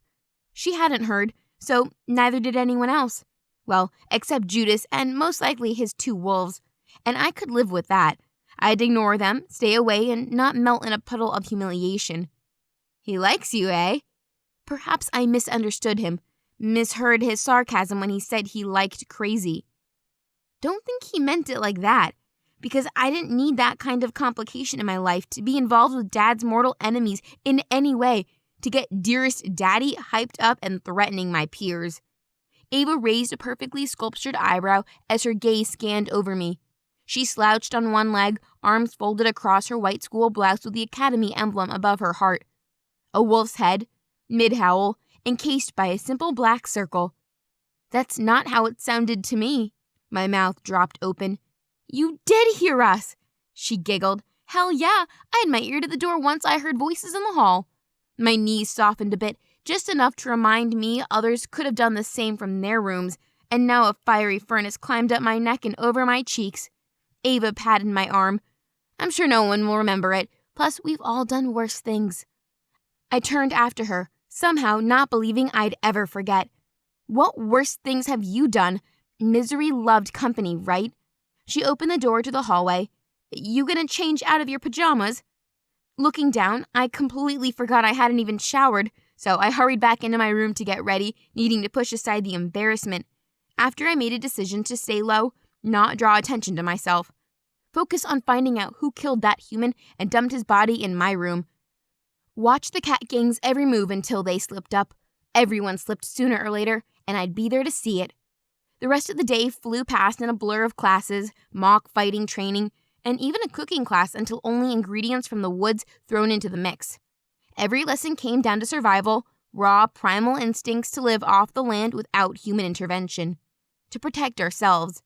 Maybe I'd been guarded by Dad for too long because everyone else seemed to excel, including Ava.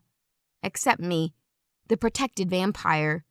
At every opportunity, I stayed as far from the wolves and cats as I could, and they left me alone. Win, in my books. After a long day, my mind refusing to calm, sleep didn't come that night.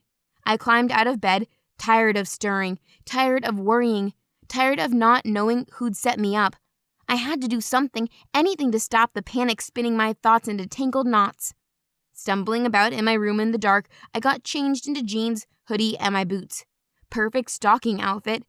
Once out in the hall, I moved with silent steps to Ava's door, my stomach somersaulting about asking her to join me. For purely selfish reasons, of course. I didn't want to go alone. Plus, we were now cohorts in this whole dead body in my apartment fiasco. I raised my hand and gently knocked, so soft there'd be no way she heard me, so I reached down to the handle on the off chance she hadn't locked the door. The door swung open and I flinched backwards, a tiny gasp falling from my lips. Ava stood in the doorway gripping a baseball bat raised over her shoulder. She frowned upon seeing me, her earlier warlike expression melting away. Whoa, I said. Relax, it's just me. Holy cow, Moore, you scared the hell out of me. She seized my wrist, glanced left and right in the hallway, then heaved me into her room. She shut the door with a small click. Couldn't sleep either. I eyed her dressed in jeans and tee. Nice weapon. She marched toward her bed and tucked the bat underneath. You never know when you'll need it. There's a murderer on campus. She turned toward me. Plus, my ex got it from me and it's the only thing I have left of him. What happened between you two? I reached out for her, but she looked away. The silvery moonlight beamed into her room and illuminated her blonde locks, bringing attention to the pain on her face. Don't want to talk about that. I prefer to know why the heck you were outside my door, freaking me out. I slouched, stuffing my hands into the pockets of my jeans. I can't stop thinking about Drew, I murmured. Need to find out who did this before they return for me. Then let's go. Showing no hesitation, Ava stepped into her sneakers and warmth spread through my chest. So this was what having a friend felt like, being able to rely on someone who always had my back. I loved it in truth and wish I'd found more close friends years ago. What's the plan? She continued. Go check out his dorm and find clues. Do you know where he stayed? Ava's eyebrows raised. Is that all I am to you? Invaluable information? No, it's... She chuckled lightly and stretched her back. Only kidding.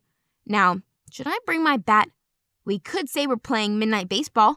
That's something vampires do, right? Ha ha ha, this isn't Twilight. I turned to the door and opened it in a smidgen. When I was convinced no one was there, we snuck out. What about you turning into an animal? Can you do that like Dracula does in movies? She queried, a smile in her voice. I cut her a stare filled with daggers. I'm a real vamp, not a made-up one. We don't turn into bats or mist or any of that other shit. We drink blood and are allergic to the sun. Simple.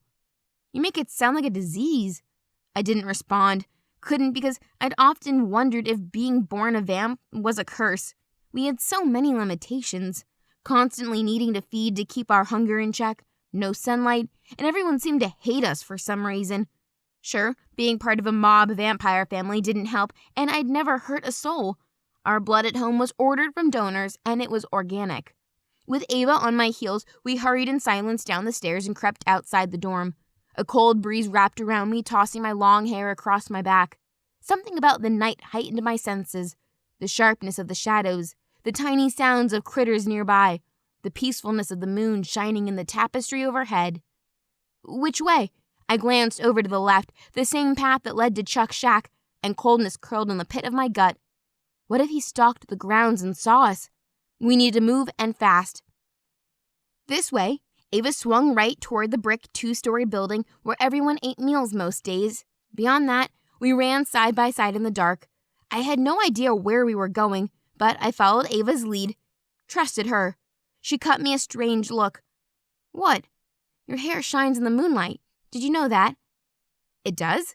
I ran my fingers through the dark strands and lifted the end in front of my face. Hell, she was right. My hair had a highly luminous sheen. Why hadn't anyone told me about this before? Maybe because Dad kept me indoors and I hardly interacted with others. Those who worked at the mansion would never step a foot wrong in fear of Dad's wrath. I pulled my hair into a ponytail and tucked it under my hood, then pulled that over my head, just in case it revealed us in the dark. I think it's pretty. Ava stopped near a cottage, running her hands through her blonde hair. Yours is pretty too. Was that what I was supposed to say? When she smiled, I guess I was right, but we didn't have time to exchange compliments. Not now when someone could find us, when Chuck could be stalking the grounds and uncovering us sleuthing. This is one of the teachers' dorms and where Drew lived while at the academy. The cottage hunkered low in the darkness, shadows from lofty trees nearby making it look more like an oversized wolf curled up and fast asleep. It had stone walls with a thatched roof and could easily belong in a fairy tale. I leaned closer to Ava, both of us shouting in the shadows. If no one heard him leave, whoever kidnapped him did it through his bedroom window. I'd watched my fair share of murder mysteries, and 99% of the time, the most plausible answer was the correct one. Good place to start. We started to circle the house, creeping under the windows. The first one was covered in curtains, and seeing inside was impossible. Studying the dusty ground showed no footprints or anything, so we moved on to the next one and the next. Coming back around to the front after doing a complete loop of the property, I sighed. One window to go. Ava and I exchanged hopeful glances. On tippy toes, I peered inside from the corner of a window with no curtains. The moonlight revealed a basic living room with an L-shaped lounge in front of an unlit fireplace. No television. Who are these people? Barbarians? Oh, Ava squeaked like she found evidence. I ducked and spun away from the house to find her crouched a few steps away, her back to me. What did you discover? I rushed over to see her holding a handful of glass. What is that? I muttered, studying the plants for blood droplets or something. I just found a 4-leaf clover. Staring at her, gobsmacked, I was close to ripping them out of her hand. Pretty sure that's not going to help us find Drew's killer, I snapped, then glanced around us. My skin rippled as the breeze whistled past, the trees rustling, and somewhere in the distance an owl hooted. Anyone that looked out their window could see us. Ignoring me, she plucked out the grassy strands in her fist, left holding only the 4-leaf clover. This is a sign. Mom always told me to collect any luck I found, as it would scare away evil. Okay, let's agree to disagree. My family were as superstitious as they came. Like, they believed if a human broke a mirror and uttered a real vampire's name, they could invoke our final death. I'd yet to see an inch of proof that any of that stuff was real in any capacity. "There's nothing here. We need to go." I nudged at her elbow to get her moving when she gasped so loudly that the entire campus probably heard her. I flinched, bumping against her, my gaze swinging right and left, seeing nothing but night. Yet my stomach pressed the back of my throat. "What is it?" She was pointing to something near a tree, and when I followed her line of sight, I spotted it, a dark paw print at the base of the tree. Holy shit, is that a werewolf print? We scrambled closer and fell to our knees nearby. The mark had blood on it, faced away from the tree. I glanced up and spotted an enormous branch hanging over the roof of the cottage, directly over a large chimney. "They used the chimney," I stated. "I have no idea how, but they must have dragged him out that way." "Magic? Santa Claus?" "It's illegal, and you know Santa's real and a vamp, and he eats kids." She glared at me, holding back the smile on her lips. "Do you always destroy people's dreams?" Ava climbed to her feet and I joined her. She wriggled the 4-leaf clover in my face, smirking. Fine, the stupid plant was a sign. When one of the lights in the cottage switched on, I shuddered. Without hesitation, we darted into the shadows without pause. "Do you think it's Judas and his wolves?" she asked. "I don't know." But we ran, and something in my chest ached. Sure, Judas was a Class A ass, but was he a murderer? When we reached our dorm, we split and went to our own rooms in case anyone followed us. I ripped off my clothes and jumped into my pajamas before leaping into bed, and I lay there, heaving for breath. The paw print. It had been a damn wolf. The image revolved in my mind, along with the possibility that Judas might be involved. I couldn't remember how long I stirred in bed, but before I closed my eyes, silver eyes glistened in my mind. Goddamn wolves. The thought started and there it ended. Darkness swept in, stealing the thought, stealing everything. The rest of the week passed by in a blur and nothing happened at all. No one came to hunt down Ava or I around our snooping. No one found the body down in the basement either. But we couldn't leave it there much longer as it would start smelling. But it would have to wait a while longer. The cops were on campus, working on the case of the missing boy. Another reason Ava and I kept our heads low and watched everything from the shadows. We went to class, ate on our own in the cafeteria, and returned to our rooms. We'd spent so much time together this past week it felt like we'd been friends for years. Now it was Saturday morning, and I tapped the keyboard loudly, frantically needing to finish an assignment on why giants were extinct. Who the hell gave a shit anyway? And why did we need to attend class and submit homework on the weekend? After 10 minutes of researching online, I went with the theory that if megalodons were extinct from a lack of prey and increased competition from predators, then so could giants. How much would a giant need to consume in a day to stay sated? At least a village's worth of people. Of course, no one knows the real reason, so technically no one's argument was wrong, but the megalodon's theory seemed most logical to me. "They're interviewing everyone," Ava cried out, bursting into my room, her cheeks flushed. Her white shirt was untucked and hung over her pleated tartan skirt. Even her tie sat low around her neck. The grunge look suited the messy blonde hair framing her angular face. "Who's interviewing?" I glanced back down, still short 1,000 words to finish my homework. Mr. Blois threatened to have anyone in his history class who didn't meet the deadline write a longer essay. And of course, it would be about the most boring topic on the planet. "The cops? Are you even listening?" I closed my laptop and met her worried look. Then her words sunk through me like ice. "Shit. Did you get a request too?" She flopped down on my bed, waving a piece of paper in her hand. "What am I going to do?" Unease unfurled in my stomach, and I glanced at the door, where any messages I received slid into my room. Nothing. "So it's anyone who knew him?" She hugged herself, the papers crunching under her arm. I joined her on the bed and dragged her into my arms, hugging her. "You'll be okay.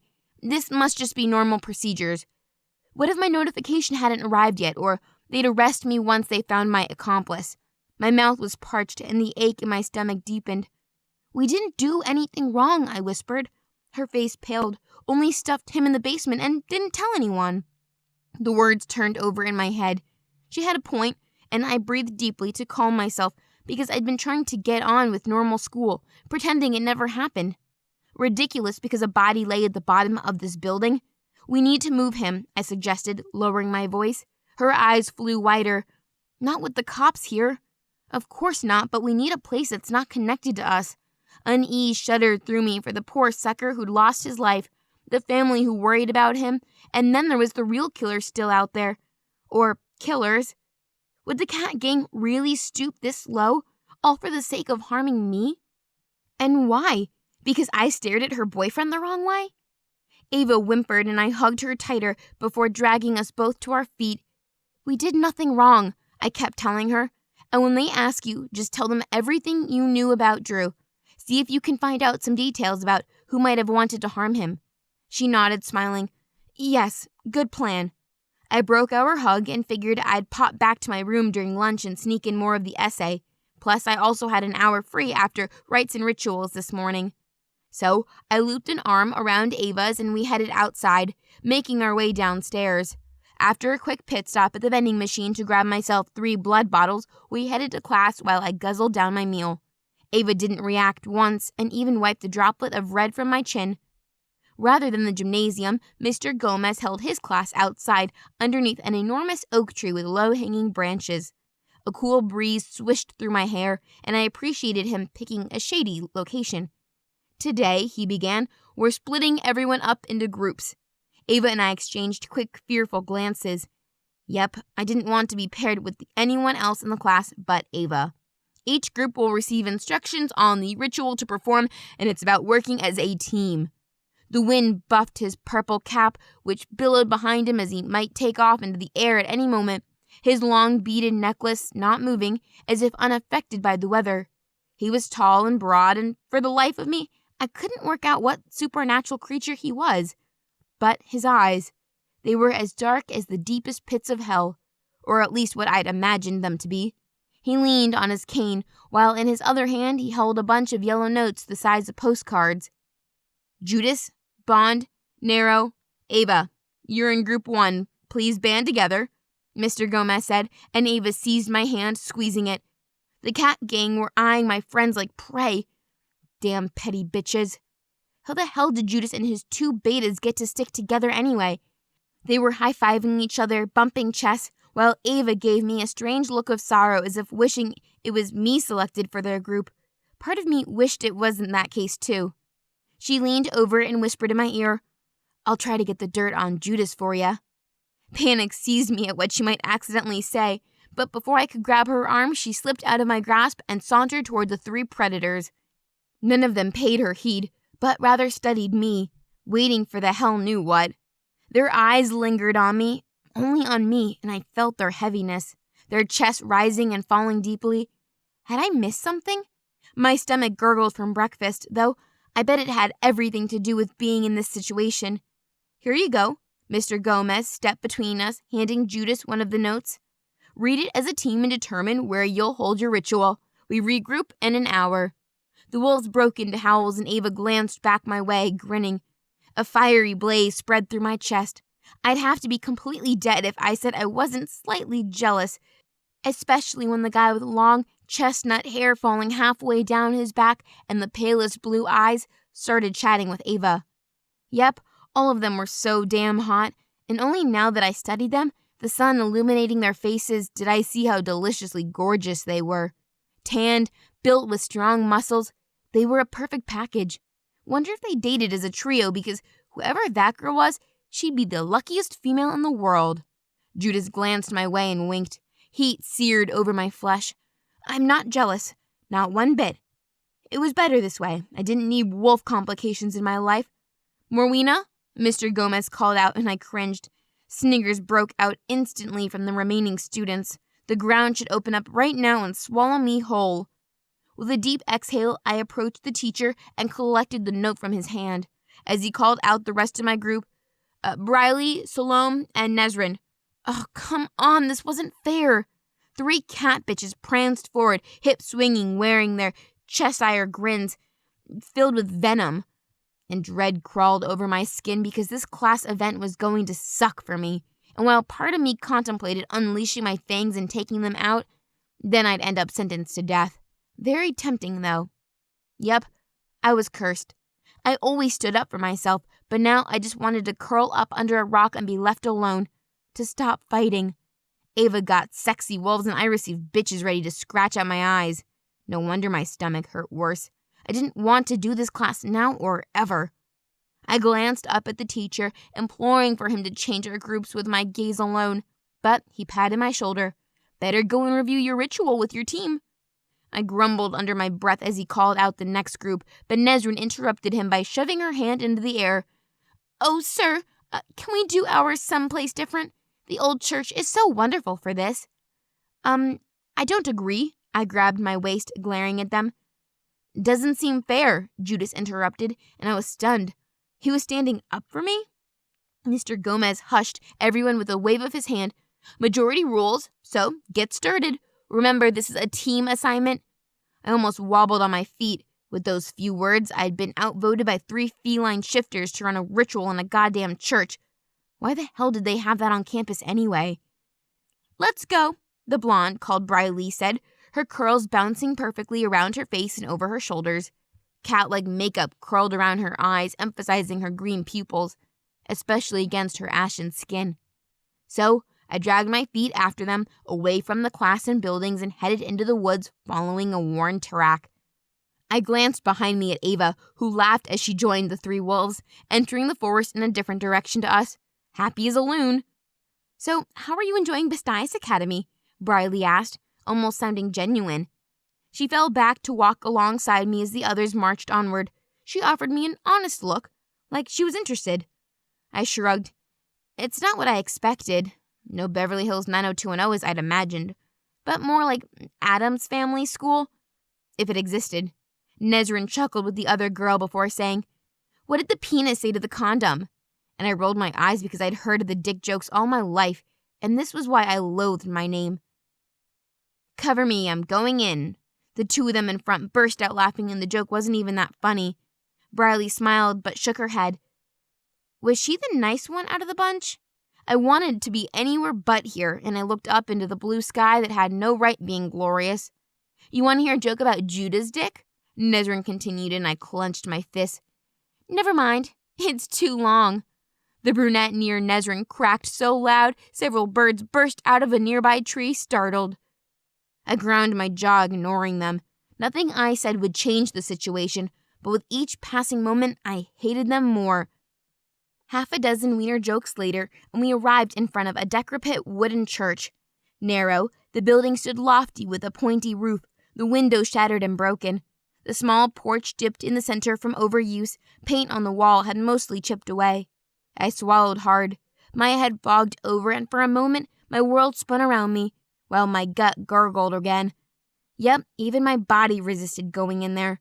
Vampires and churches didn't mix. Nesrin and the pink-haired girl rushed up the stairs and pushed inside, their footsteps like stomping elephants. It's okay, Briley said and headed inside, but I struggled to get my legs to move. What would happen if I didn't complete this task? Fail the class? Dad would be informed and we'd be back at square one.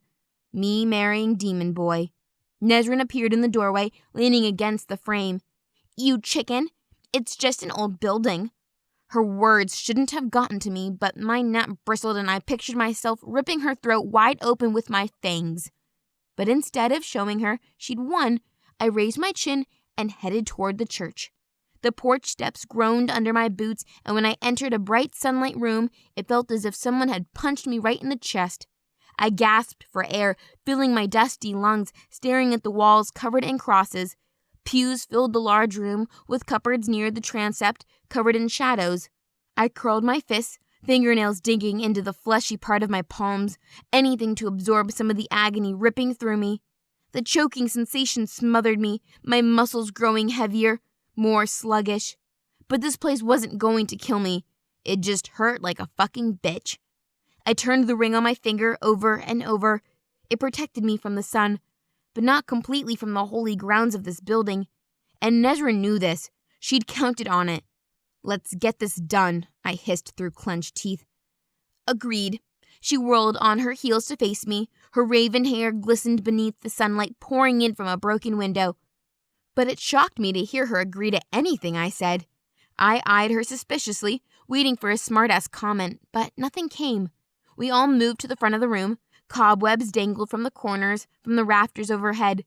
The wooden church was tiny, and even the jagged shards of glass still attached to the window frame remained unsustained. The building must have been used when this was a school just for wolf shifters, the beasts who clearly needed God's intervention to drive the devil out of them. No one knew the truth of where shifters and vampires came from. The supernatural had always lived in this world, right from the beginning, but they remained in the shadows, hidden as a means to control both sides. Humans were kept from panicking and hunting us down, while the supernatural were given laws to stop us from using mortals as snacks. Didn't always work, but better a few rogue beings than full-out war between us and them. The three girls sat down in a circle in the middle of the room, and I joined them in a shady spot away from the sun. Salome, the third of the clan, was short, pixie-style pinkish hair, was rolling a green crystal over her fingers over and over. I patted my pockets, searching for the tourmaline stone. Mr. Gomez insisted it offered protection. I couldn't even remember where I'd put it. Instead, I lifted the note from the teacher and cleared my throat. Assemble the group. Yeah, we knew the drill, Salome droned. Just let Nesrin take over. She knows what she's doing. Gleefully proud of herself, Nesrin fought the smile splitting her lips, and when she met my gaze, I saw the animal inside her. The panther, ready to attack, and if I wasn't worried before, now I struggled to keep myself still. Don't worry, Briley said, putting her hand on my knee. Then she flicked it back as if touching me burned her. And now I was starting to understand why Dad always hated shifters. I agreed wholeheartedly. It's a simple cleansing ritual, Salome added, and like Mr. Gomez said, it's all about teamwork. Close your eyes, Nesrin's voice grew soft. Everyone fell silent, obediently following her instructions. Briley and Salome took my hand and we joined in a circle. I kept my eyes slightly open. Call me untrusting. Clear your mind, she explained. Imagine you're in a forest, the sun overhead, and a path in front of you. Begin to follow it. No one opened their eyes, so I closed mine too, and let myself follow the meditation, anything to distract the burning sensation along my flesh, the deep ache in my stomach. Maybe the blood this morning was off, as I'd never reacted this way. My fingers started to tingle, the sensation shooting up my arms in a heartbeat, and I flicked open my eyes. Something felt wrong. Nesrin watched me, smirking, and her two minions got up, helping her to her feet. I tried to move, but a splitting ache rushed over me as if someone had run me over with a truck, then backed up over me. I couldn't move, not even a toe. Fear bubbled inside me like an unstoppable snowball about to slam into me. My skin was on fire, and the earlier pain in my stomach now swept through me like a blade, slicing every part of me. I held back the cry, the agony. What did you do to me? I growled. They laughed, and Nesrin stepped closer before she crouched down to reach me at my face level. She tilted her head from side to side. Relax. It won't be long now. She rubbed her chin, and I knew right away what she'd done. You poisoned the blood in the vending machine. She fake yawned. Don't know what you're talking about, leech. She snarled, the insult shifters used to degrade vamps, but I'd never had anyone say it to me. Looks like a case of a guilty conscience to me. All those ugly truths twisting and turning.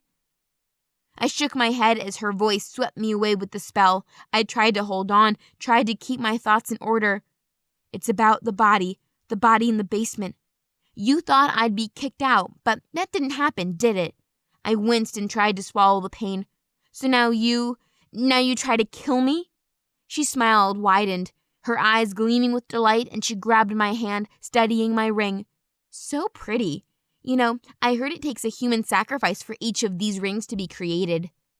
Don't you dare, I cried out, panic scratching at my brain like rusted nails. I searched for her face, for any kind of remorse, but she was vacant. So hateful. Salome stared at me with disgust, while Briley, she looked away, unable to watch. She held some hope. Briley, please. But she didn't respond, just walked farther away. They were going to kill me, finish me off just as they had Drew. Nesrin seized the ring on my middle finger and ripped it off before dropping my lifeless arm. The world will be better off with one less vampire, she spat. They all stood, no glancing back, and turned from the door. They just left with my ring, my lifeline. I screamed, tears pooling in my eyes, but the cries went unheard. Give me back my ring! But I sat alone, waiting for my feelings to come back to my body, to get out of here. Except the ray of sunlight inched ever so closer to me from the rising sun. This will be my end. No one would think those fucking bitches murdered me. It'd be blamed on an accident. But Dad would know. He'd rip this academy apart to find the truth. It wouldn't help me. I'd be long dead. Chapter 9. Thy must not associate with witches. Pain ripped through me, feeling returning to my body so fast my head spun. But it came with pinpricks from hell, and heaviness sunk through me. Moving with a struggle, my limbs weighed a ton, but the sun was almost on me. Wolf's blood. That bitch wanted to kill me. No, trying about it, and she stared at me with ice-cold eyes. And I had no doubt in my mind who murdered Drew now. I scanned the pews, finding the faint shadows spilling across the cupboard at the edge of the transept. I shoved out my hand and crawled, shoving my foot against the floorboards. A cramp raced across my middle. I cried out, bowing my spine and closing my eyes. Get to the cupboard. The words filled me as I opened my eyes once more. I shoved and clawed. Heat burned across my arms. Blisters broke out along my flesh, popping and oozing, stinging so fucking much. I clenched my teeth. So goddamn gross. I lowered my head, smacking against the wooden pew. Every inch felt like a mile. I sucked in a hard breath as agony ripped through my insides. I slammed a palm into the inch-thick dust and dragged my body through the filth. They were just lucky I wasn't wearing Dior. I ground my jaw, then I'd really be pissed. A squeak tore through the church, making me freeze. I scanned the darkness before catching black, beady eyes in the corner. Stay away from me, and I'll stay away from you. Deal? The rodent just watched as I shoved against the floor once more. A savage burn tore through my chest. I coughed, sending droplets of blood across my arms and the floor. I stared at the dark red mess and tried to still the shudder. I'm not going to make it. Not going to see Mom. Not going to see Dad. Or Ava. Tears blurred my sight. Whimpers tore free as I kept on pushing, lifting my knees to drive the side of my shoe against the floor until I passed the edge of the long line of pews. The towering cupboard rose in front of me. If I could reach out, darkness would cover the tips of my fingers, but my arms trembled and shook until my hand crashed back against the floor. If you're up there, I lifted my head to the bright light pouring through the windows. If you're up there, then I could really use your help. My lips trembled, the words nothing but a blurring mess. But there was no answer, not from the glaring light and not from him. I lowered my head back against the dirt and the grime, and then crawled once more, until the top of my head sank into the blissful darkness. I reached up, nails buckling as I clawed the handle and yanked. The thick wooden door swung open, darkness waited, barely big enough for me to fit. The stench of old shoes wafted out, making me gag. Still, I'd shoved, leaving a trail of ooze from the sores on my arms behind. Cramps racked my belly. I whimpered and heaved as the tainted blood raced through my system. I shoved my knees higher and shoved against the floor, drove my body inside the dusty old cupboard, and yanked the door closed. Heavy breaths filled my ears, but it was dark. It was dark. Tears slipped along my cheeks as I wrapped my arms around my knees. I could still hear their laughter, still feel their hate. Fingers skimmed bare knuckles, finding a mark where my ring used to be. They wanted to kill me. They wanted to frame me. Why? Thick tears came with word. My body shuddered, throat thick and sore. I'd die here, die in a filthy cupboard among the old and forgotten. A sound came from outside. Rat. Just the rat. Until... More? I jerked my head upright, tears raining down my cheeks. Ava? More! Footsteps thundered, sounded like a herd of elephants outside the cupboard. I'd never been so grateful to hear that herd. The cupboard opened an inch and faded light spilled in. Her eyes widened at the sight, lips parted with a torturous sound. Close the door, Ava, I whimpered. Air buffeted my face as if it was slammed shut once more. What the hell is wrong with your face? I barred my teeth at the question. They took my ring. Ava, they took my ring and they poisoned me. There was a second of silence. What do you mean they poisoned you? The vial! The blood! It's tainted!" Footsteps echoed again before her voice came at the door once more. "What do you need? What can I do?" I didn't know. Without my ring, I'd die out there. A tremor tore through my body. It might be pointless. Maybe I was dying anyway. Just stay with me. I don't want to go. Alone." "No way," her snarl pressed against the door. "You're not dying on me more. I just fucking found you and you're not leaving me now." I pressed a trembling hand to the cupboard wall. "Chuck!" I shoved to the side and grabbed my phone, my fingers trembling. The thing slipped in my hand. "Ava, my phone. Chuck can help me." "I have to open the door. You ready for that?" I closed my eyes and pressed my face into the back while I whimpered. "Okay." She was a blur, just a flash of light before the cell was gone. "What's your password?" "Dylan," I answered. "Dylan? Who the hell is Dylan?" "Never mind. Not the time, Ava." I listened to the tiny click as the lock gave way. She muttered when she concentrated. I closed my eyes as fire burned through my chest. "It's ringing," she muttered, followed with, "Shit, Chuck, it's Ava, Moore's friend. She's in trouble and we need you, now. Call me back on this number." She went silent for a second, and the second passed into minutes. She tried again and again, every message getting more and more frantic until she was almost screaming down the phone. I shook my head. "He's not coming. He'd pick up if he was. He'd be here." "Don't you give up on me." There was no bite of anger now in her words, just a solemn plea. I could feel the fire consuming me as the tainted blood raced through my system. "It's okay," I whispered. "It's okay." Footsteps echoed as I lay my head back against the side of the cupboard. And it was 99 years old was way too young to die as a vampire. But as a mortal, living in Beverly Hills 90210, he'd be forever. I watched every season, hungered for every episode.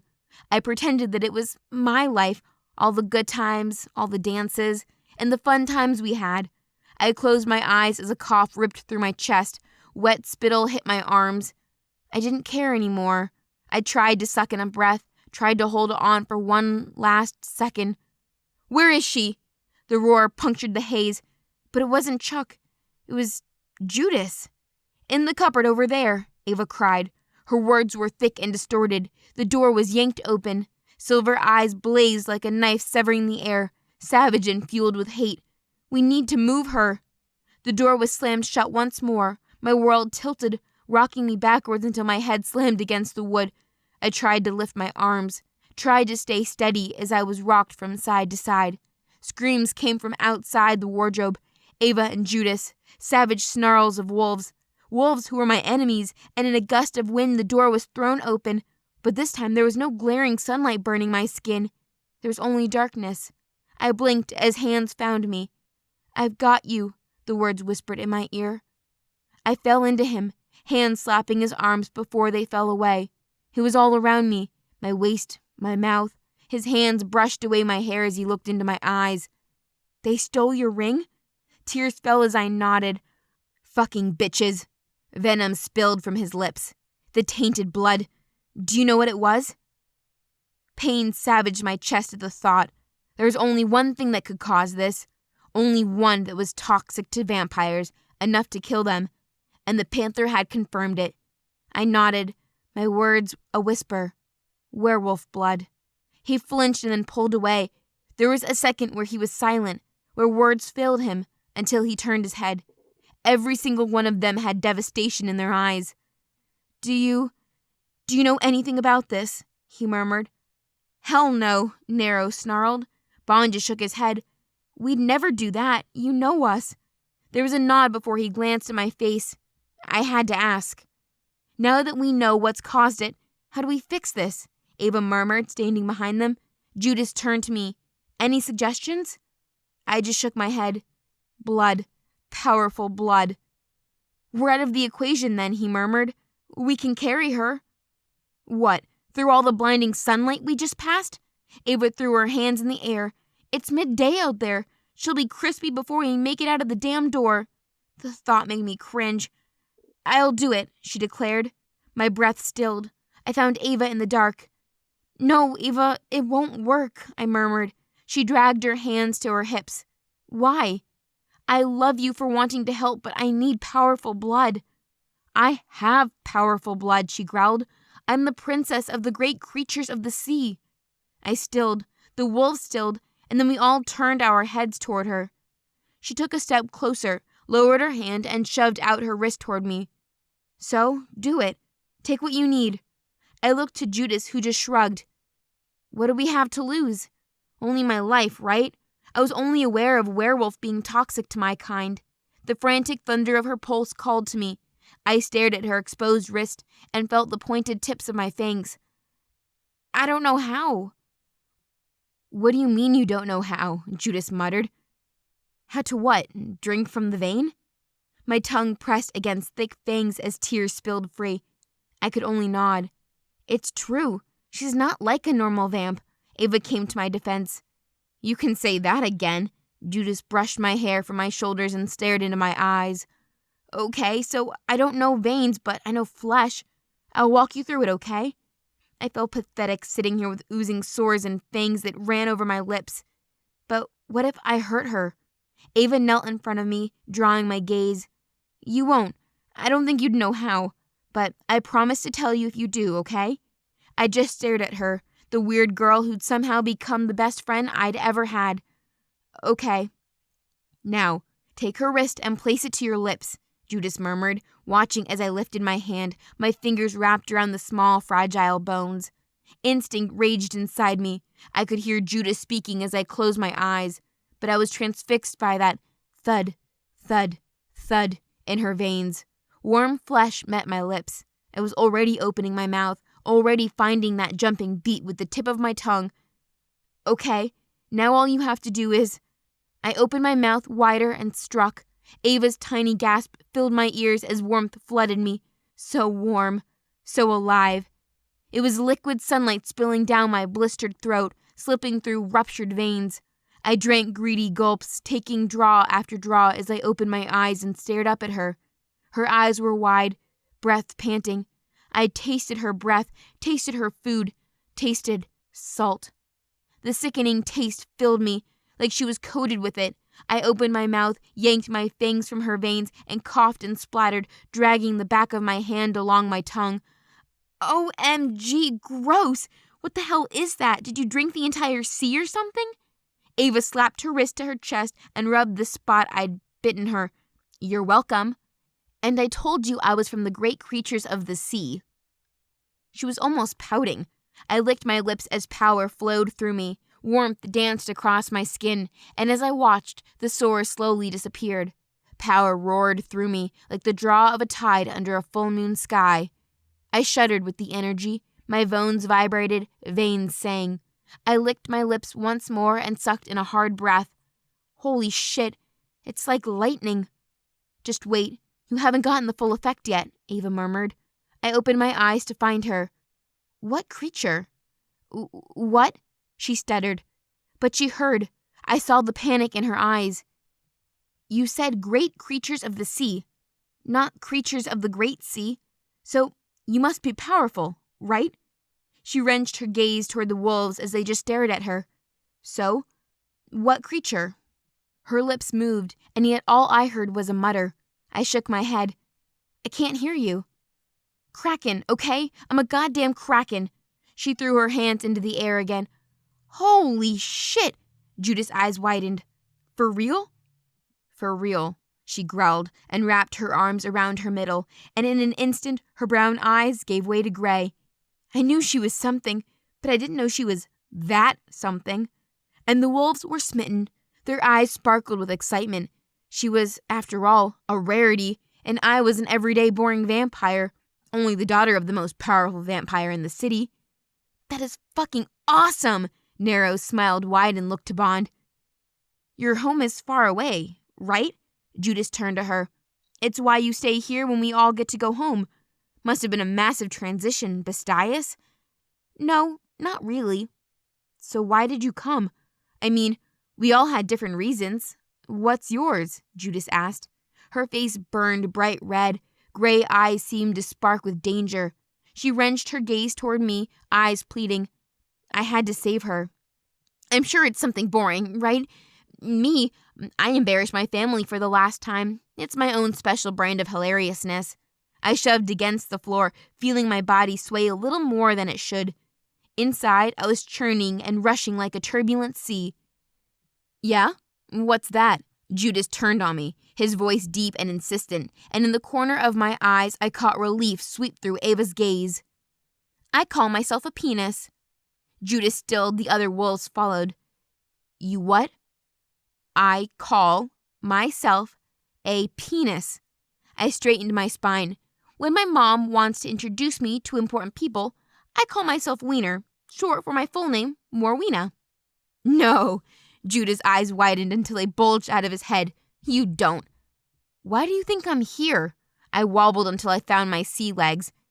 I introduced myself to some schmuck vampire lord called Hermond, and as punishment, Dad sent me here. See? Judas turned to the others, grinning. I told you she was crazy. They smiled, looking at me, and for a second, I was swept up in the excitement. Desire raced through me, but this was no remnant of Kraken blood. This was all mine. Until Dad's voice filled my head. There are enemies more. They'll always be our enemy. Enemy. The word was a bucket of ice water to the flare of heat racing through me. So now she's not oozing everywhere? What do we do now? Ava glanced to the doorway. We still need to get her out of here. Is Ava's blood strong enough to get you to the dorm? It's closer than the infirmary. Judas took a step closer, unaware that my father's warning filled my head. I nodded, swallowing hard as my head went to war with my heart. Okay. He reached out and skimmed the back of his finger along my cheek. We cover her with the blankets on the window. I'll carry her and run as fast as I can. I can walk on my own, I muttered as my face grew warm. You really want to risk tripping and the sheet falling off? He moved closer. You think I'm not strong enough? Is that it? I shook my head. Words failed me now as the warm blush consumed my face. I won't falter. Not with you in my arms. His seductive growl drew me in. I found myself leaning into his touch and nodding. Okay. Once I know you're safe, I'll find your ring, he murmured, staring into my eyes. I promise. We'll find your ring, Ava growled. Together.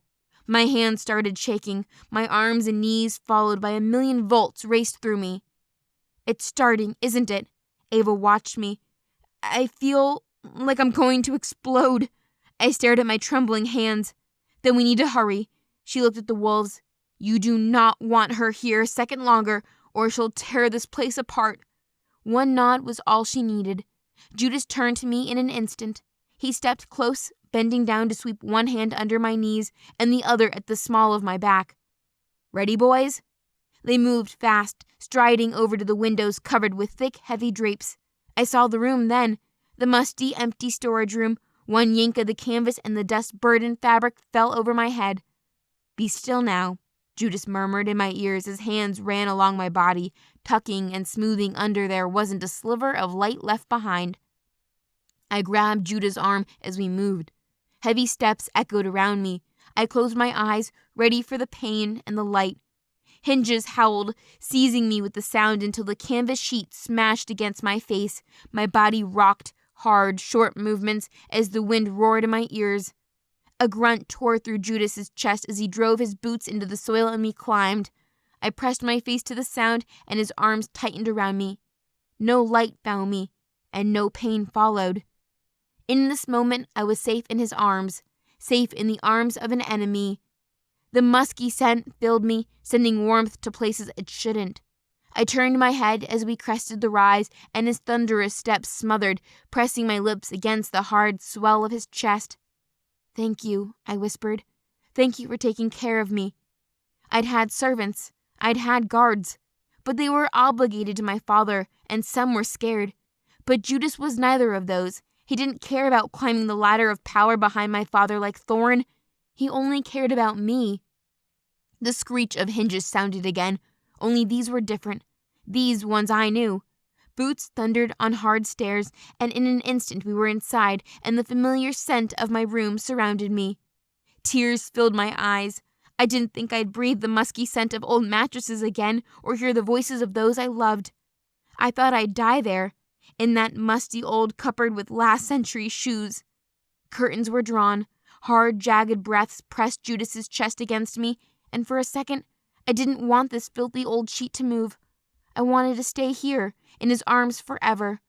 But the fairy tale was stolen by the rustle of canvas and the feel of warm hands as Nero and Bond unwrapped me. Nero brushed the hair from my face as Bond ran his hands along my legs, pushing my skirt higher against my thighs. "She looks perfect to me," he murmured, his eyes never moving from the slide of his hand. "That's enough," Judas commanded, and the beta wolf obeyed, his hand falling from my skin.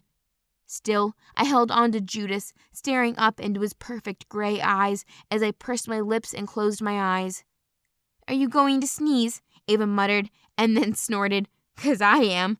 I opened my eyes, the perfect moment ruined by "Where-choo! Where-choo! Where-choo!" I jerked and jolted as Judas laughed and lowered my feet to the floor. "It's the dust." Ava flailed her hand in the air as her eyes watered. "I'm allergic to dust." But all I could do was look at Judas and then the other two wolves as they moved close. The three of them did more than save my life. They profoundly changed me. These were not my enemies. These were my friends. They were more than that. "Stay inside," Judas murmured. "We'll find your ring," Nero followed. Bond gave a nod. "We'll protect you." "Nice," Ava snarled, and then sneezed once more. "I'll just tag along then, shall I?" Bond gave her a cheeky smile. "You Kraken are powerful enough to do anything you fucking want to do." She stilled, her eyes glistening with the words. Her hand fell away from a bright red nose, and even though her eyes watered, she gave a nod. "Then let's go kick some panther butt." Chapter 10. Wolves and Vampires Do Not Mix.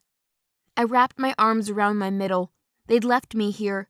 Left me with my father's words ringing inside my head. Left me with lightning racing through my veins. My knees bounced and jerked and jiggled. I couldn't sit here, not while they were out there.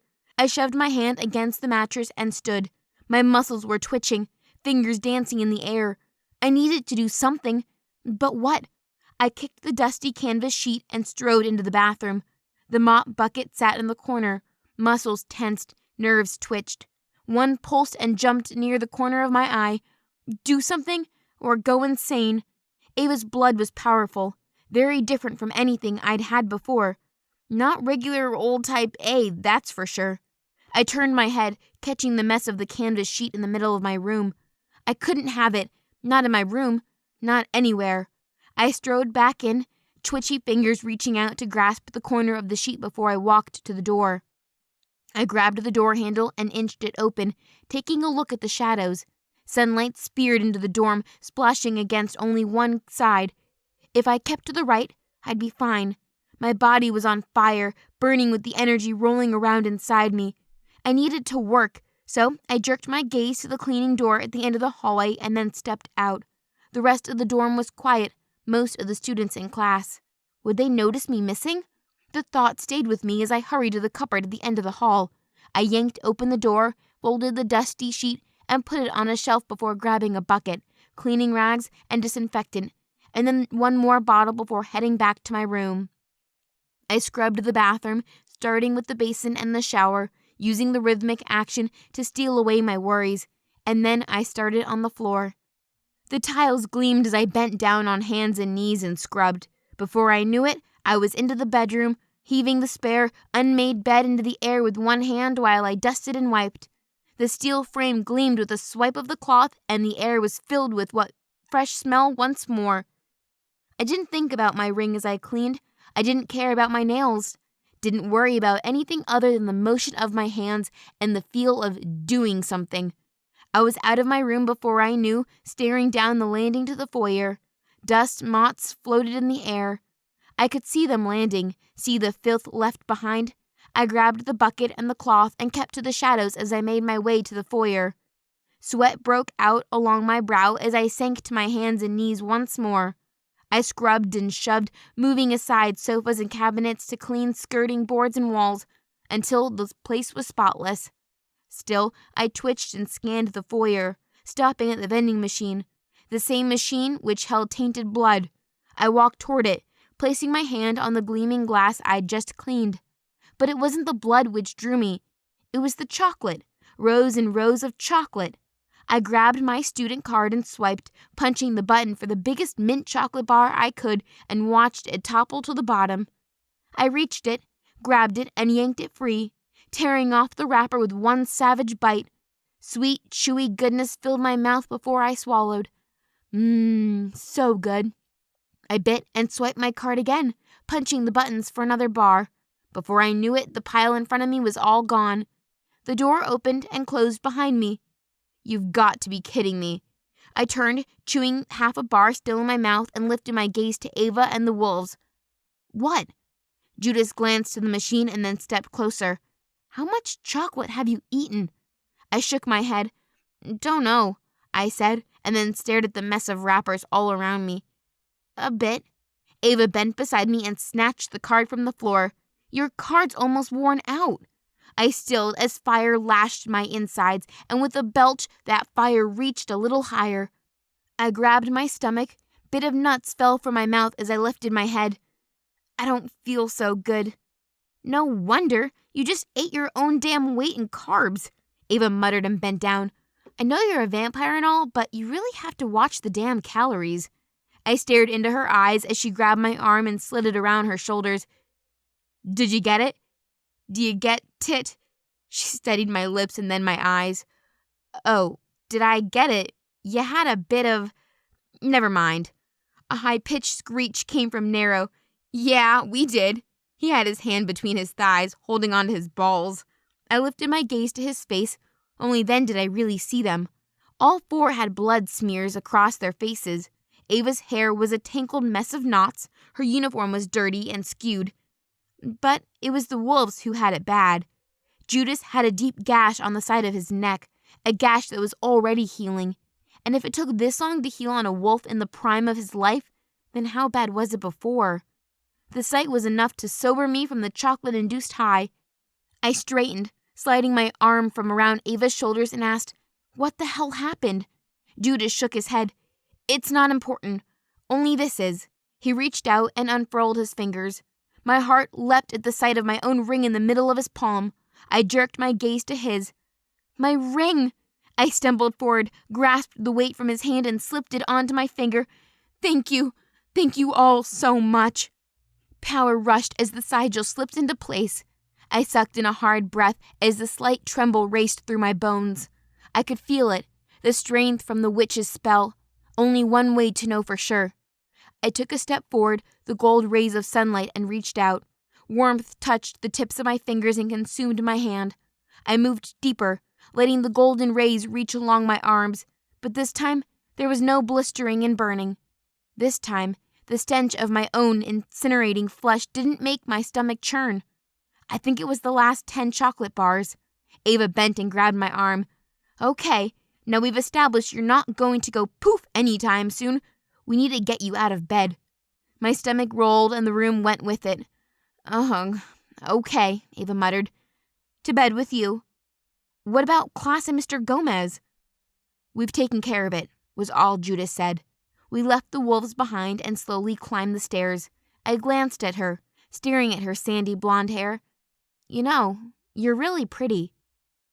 Now I just know you're drunk on chocolate, she muttered, and ground her jaw as she heaved me up one stair after another. We stumbled along the landing and into my room. Look how clean it is. My words were slurred. So pretty. Ava steered at me around and eased me onto the bed. My head hit the pillow with a rush. One arm flopped out as Ava bent, grabbed my feet, and hauled them onto the bed. You didn't tell us. She straightened and met my gaze, brushing the knotted blonde strands from her face. Tell you what? Why you came here. She wouldn't meet my gaze, not for a long time. Her jaw flexed, her lips moved. She seemed to be arguing with herself and then took a long, hard breath and met my gaze. I'll tell you on one condition. I was riveted and shoved up on an elbow. Okay. You can't hate me. You have to understand it was an accident, and I hate myself for it every day. I shoved until I sat upright and crossed my feet. This sounds bad, she nodded. It is. I stilled my resolve. suddenly sober as a goddamn gargoyle. Tell me. I ate Derek. I didn't think I heard right. She ate Derek? Who the hell is Derek? She looked away. He's my boyfriend. I mean, was my boyfriend. I don't know what happened. One minute we were kissing and he was moving too fast and I told him to slow down. I told him that he was going too fast, but I was into it and I was into it and then I urged, gripped by this story. And then what? Her eyes shone as she answered. And then he grabbed my breast. I couldn't stop it. My breast. She just came out and ate him. You ate your boyfriend because he grabbed your boobie? I couldn't believe it. I mean, even if I'd been felt up by the handsy dead mortal hidden in the basement, but to eat someone? The word stayed with me like a bone I couldn't swallow. And she just looked at me like she'd murdered an entire litter of puppies. You ate your boyfriend, she nodded. Because he cooped a feel. The nod turned urgent. There was a tremor in my belly, but this time it wasn't from sugar-laden goodness. Humph. I tried to stifle the sound and failed. Laughter spilled from my lips, massive hawking laughter until I couldn't draw breath. The room grew bright until I saw stars in my eyes. Still, I could stop, grabbing my belly as I whimpered and howled, rolling around the bed. Now I've heard it all. Hey everyone, don't touch Ava's boobies. She lunged, slapping a hand across my mouth, stifling the words. Not another freaking word more. I stilled and flopped backwards onto the bed, and Ava came with me. We rolled and tousled as I giggled and moaned with the torture until we lay in a jumbled mess. Oh my God, I've heard some sex stories, but that one's the best. I looked at her, quiet, staring into my eyes, and she murmured, I told him to stop. I giggled. She smiled, and the smile grew wider until she was giggling as well. He tasted goddamn awful, too. And a fresh wave of hysteria followed. I'm so glad Chuck didn't pick up. Can you imagine if he found out what happened? Ava muttered as she stared at the ceiling. If he found out what? The chilling growl came from the edge of my bed. I shoved upright, smacking into Ava as she did the same. Cold, chilling rage lingered in his gaze. He was close to the killing edge, as close as any vampire I'd seen before. He jerked his head toward Ava and held up his phone. Care to explain? So, she murmured, forcing a smile. Funny story about that. Chapter 11. Do not embarrass the family name. I wanted to cry. A hard knot formed in my stomach as I stared up at Chuck. Ava clutched my arm, both of us sitting on my bed, pressed side to side. His eyebrows were knitted together in a glare while he held up his cell. The screen was black, but he referred to the 10 panicked messages Ava had left on his inbox. Geez, Ava started, her voice shaky. For a protector, you sure took your sweet-ass time coming. Her forced laugh fooled no one, especially Chuck. He'd been taught by the best. There wasn't a person he couldn't break, immortal or otherwise. But I wasn't just a person. I was a living stone. I'll only ask one more time, he barked, his eyes narrowing as he judged me. What happened? His gaze cut to my face, my neck, my arms. I'd never seen Chuck lose control, but that silent fierceness was terrifying. I smirked and pushed my legs off the edge of the bed, then got on my feet. Always face an argument standing, Dad would say. Take power away from the opponent, he'd insist. I stood tall in front of my guard and lifted my chin. I'm going to be honest here. It's like Ava said, I shrugged. We were bored and wanted to see how quick you'd respond. I didn't need him running to Daddy Dearest. God, could you imagine? I'm here to help, Morwena. You can tell me anything. But beneath his voice, I heard the warning. Step out of line and Dad would come down on me like a ton of bricks. I rolled my eyes. Before he could respond, I turned my back to him and strode toward the open door of the balcony. I wasn't about to be pushed around. Not now. I'd found real friends who stood by my side. I'd not lose them now, even if 3 of those friends were considered enemies of my kind. It was nothing, okay? I had a mishap and it's been taken care of. Daddy wanted me to learn how to stand on my own, so I'm learning. Anyway, if I really was in trouble, I'd be dead. What took you so long?" I didn't turn around, but stared out into the daylight, letting the sun splash on my face. Blood smears filled my head. I lowered my gaze to the ring on my hand. We were safe. And okay, for now. The graze on Ava's face had held, and I was sure the sore set of balls and arrow it had holded was eased. But they'd fought to return my ring for me when my official protector was nowhere to be found. "I was called for an urgent meeting with your father. I came as soon as I could." I turned then, staring up at the 6'4" mountain of muscles and fangs. What kind of urgent meeting? He flinched at the direct question. I don't think I'd ever been so bold. "There's been talk of reshuffling." Calculated, stony words hit me. My breath stilled as I searched his gaze. Something was happening. Something big enough to pull him away from guarding me. Something that made him on edge. Reshuffling. What did that even mean? "They took my ring," I murmured. "These bitches took my ring, but we got it back." His eyes widened. "I'm okay. Look." I lifted my arms. Pale, perfect skin shone under the sun. "I'm perfectly fine. Ava and I handled it." No way was I telling him about the 3 towering wolves that helped me. He glanced to Ava, who just smiled sweetly and gave him a nod. "Good as new." The ring glistened on my finger as I lifted my hand. "Daddy doesn't need to know about this, okay?" He said nothing. "Okay, Chuck?" I growled and took a step closer. "Okay," he answered slowly, holding my gaze. But relief didn't sweep through me. Instead, fear moved in. "As long as you're safe here." His eyes bore into mine. I faked a smile. "I'm safe. Believe me, no one's gonna grab our boobies when Ava's around." "More," Ava screeched.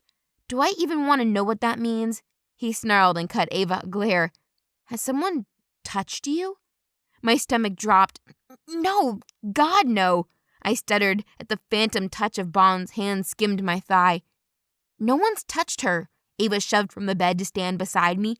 "And they won't either. I have boots, and I know how to kick a dick." There was a twitch on his lips, the corner curling from an instant as he answered. "That's good to know." Ava just nodded and crossed her arms, standing shoulder to shoulder like we were ready to take over the world. "I got this." She gave him a nod. He took a step toward the balcony and shoved the curtains aside. Did he believe our dance around the truth? "Chuck, you believe us, right?" But he just slapped a massive hand on the edge of the banister and leapt without answering. "Chuck!" I roared, watching him tear across the academy grounds. "Well, I think that went well." I glared at Ava over my shoulder. In what world did that go well? She gave a shrug. "Yep, we were fucked." The room spun, tilting on its axis. I jerked out a hand, searching for anything. "Whoa!" Ava grabbed my arm, holding me upright. "I think you need to get some rest." I stumbled back in the room, flopped onto the bed before hugging my knees. The mattress dipped and Ava brushed hair from my face. If he does find out, what's the worst thing your dad could do? I thought about that for a second. Worse for me or worse for everyone?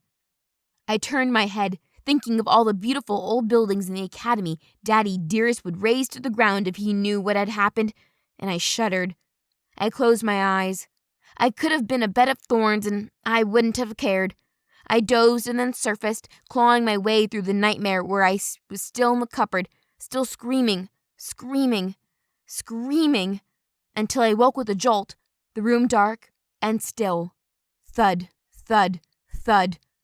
I pressed fingers to my chest as that lifeless muscle squeezed and clenched, driving nothing but fear through my veins. A snap came from the bushes outside. I shoved against the mattress, listening. My senses buzzed. That heavy beat in my chest echoed in my ears. But underneath it was that aching, that desperation to be something more. Snap! I wrenched my gaze to the window and dragged in a heavy breath. Someone was out there, someone musky and feral. I slid my feet from the bed and walked barefoot to the door. One twist of the handle and the night rushed in. Shadows shifted at the edge of my sight, down there outside the dorm. Something moved amongst the trees. I clenched my jaw and took a step. Movement jerked my gaze left.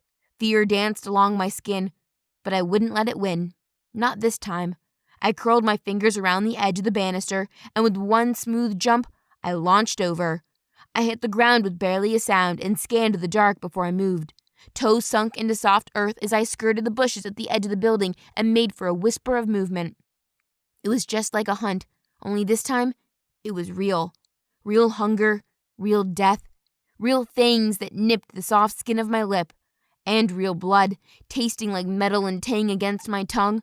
I lowered my head, drove bare feet into the ground, tearing through the trees until they were a blur, and then lunged. I hit him hard, grasped his shirt before we rolled and slammed into the ground. We tumbled in a blur, rolling in sticks and leaves before we both shoved to stand at the edge of the clearing. One eye bathed in silver, the other in the dark, the moonlight falling on the side of his face. More, Bond growled in a warning. Thick white fangs glistened for a second before perfect lips slid down. I sucked in a breath, scanning the trees to his right. What are you doing here? Protecting you, came the deep growl behind me. I turned, catching Judith's stride from the corner of the building. She's fast, Nero said from the opposite side, closing me in. Protecting me from what? I murmured and glanced from one wolf to the other, stilling on the alpha. Judith gave a shrug. Everything. Shit, she was fast. Nero sucked in a hard breath, eyeing me suspiciously. I never heard her, not until she was right on top of me, Bond growled. You vampire, Judith pointed at me, are fucking terrifying. I sucked in a breath, my senses on fire. You scared the shit out of me. Thought you'd sleep through the night. We didn't want you vulnerable, Bond muttered. Nero glanced toward the alpha. It was his idea. And in a rush, something else replaced the fear. Something soft and warm. Something comforting. You were here for me? I murmured. One nod from the alpha was all I needed. Desires surged from the terror that gripped me a second before. I stepped closer and reached out, seeking touch. Judas moved first, sliding his arm under mine, his warm chest against me. You're safe with us, vampire. Bond came from the side, one hand pressed against my back as Nero closed us in, completing the perfect embrace. Here I was warm. Here I was protected. Here I had friends. Are you coming for breakfast? Ava stood in my doorway, gripping a handful of books in her arms, pressed to her chest. You're not even dressed yet. I adjusted the towel wrapped around me, searching for my transformations text amid the mountains of other books. I'd barely slept a wink from worry, and when I did sleep, my dreams were filled with shadows chasing me off the campus grounds. Need a hand? Class starts in 5. Gah! I shoved papers and books aside, finding nothing. Then I spied the pile near the bed. You go, I'll catch up. Can you grab me a blood latte? You got it. I glanced at her. What? No nose scrunching this time? I was impressed. I shooed her out of my room, closing the door behind me, and rushed to get dressed. I clasped the buttons on the pleated skirt that fell halfway down my thighs. I yanked on my blouse before buttoning. I dragged a comb through my hair and stepped into my black shoes. Yep, no time for styling my hair today. I rushed out of my room, down the stairs and out of the dorm in a flurry of panic. Students already rushing for first class of the day. I searched for Ava, catching sight of a group milling outside the main building in the middle of the footpath. 2 male students turned, pointing at something behind me. I glanced over my shoulder, tripping over a pothole in the ground and barely caught myself. Books slipped from my fingers. I clawed the edges, catching their fall, just in time. When my gaze fell on a familiar face storming toward me from the front of the building. Dad! Excitement flared for a second before it came crashing down. He swung his arms in his back pinstripe suit, his face a mask of rage. I knew that look. I knew it well. I clutched the book in front of me as my insides turned to water. Chuck marched alongside him, and Principal Stone just rushed behind, heels clattering on the pavement as panic gripped her features. You've got to be fucking kidding me, I muttered to myself as I searched the yard for an escape. Running had been my first instinct, but instead, I couldn't move, drawn back by those emotionless eyes and that ground-eating stride. This was going to be bad. Morwena, he called my name, using that name, the voice that scattered the servants, the voice that made even Chuck wince. Daddy? I answered cautiously, eyeing Chuck and then Principal Stone. What are you doing here? The more immediate question should be, what are you doing here? He growled. Panic was setting in. Don't freak out. Don't freak out. I go to school here, remember? Go to school, yes, study and learn, not to be subject to bullying. Your ring? He shoved his hand out, waiting. I swallowed hard and looked at Chuck, but he refused to meet my gaze, instead staring off into the distance. Figures. Principal Stone was no help, jerking her gaze from my father to me. I stepped, holding out my hand for him to inspect, and felt his fingers close around mine like a vice. Those who took it from you, I want their names, Morwena. Now. He glanced up, meeting my gaze, still bending over. I pulled my hand away. No matter how big and tough he might be to everyone else, to me he was Dad. Not going to happen. One brow rose in an instant. I beg your pardon? I swallowed hard, my voice now a hiss of air. I said, not going to happen. As I was saying, Principal Stone gushed, we have a lot of children from important families here, Miss Livingstone. Some of you very well may know, and there'll always be disagreements between students.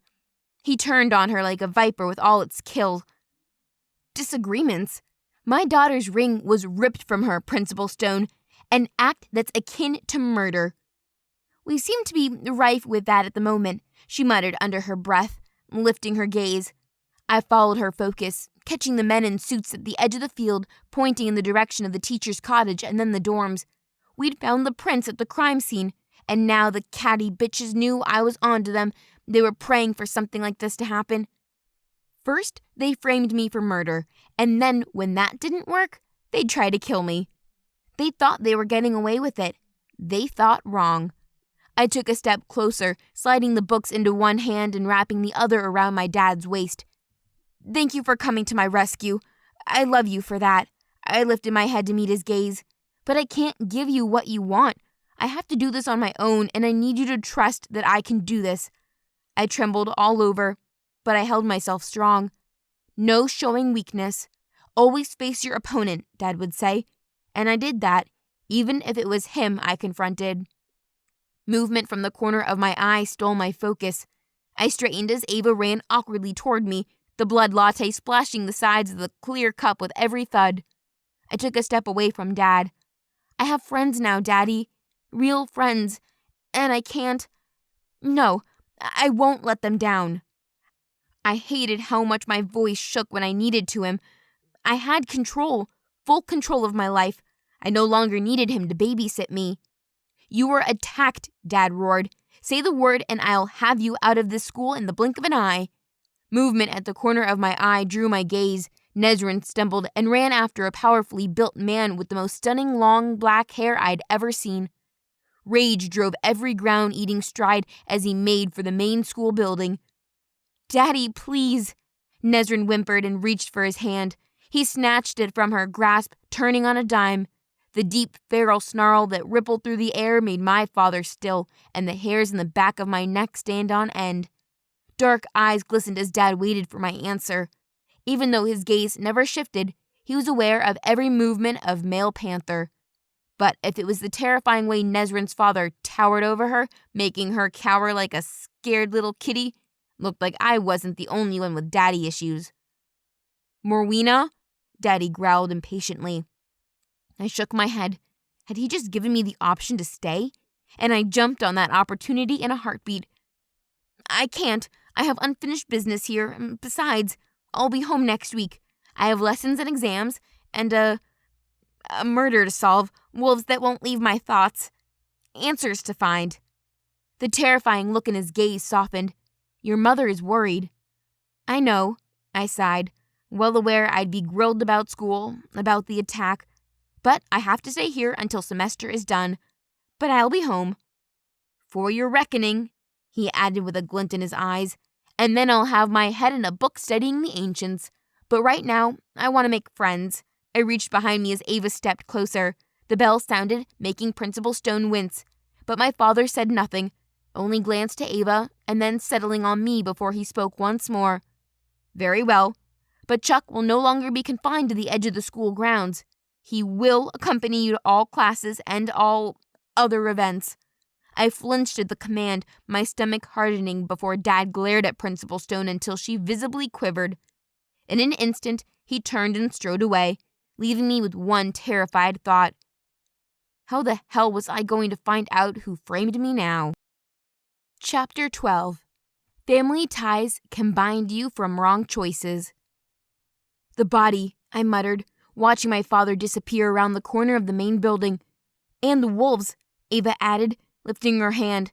The sound of slurring filled my ears, followed by heaving and retching as she realized she was drinking my drink. Oh my God, she howled. This is so fucking gross. I reached out, taking the cup of blood from her hand, and shoved the straw into my mouth as my father disappeared around the corner of the main building.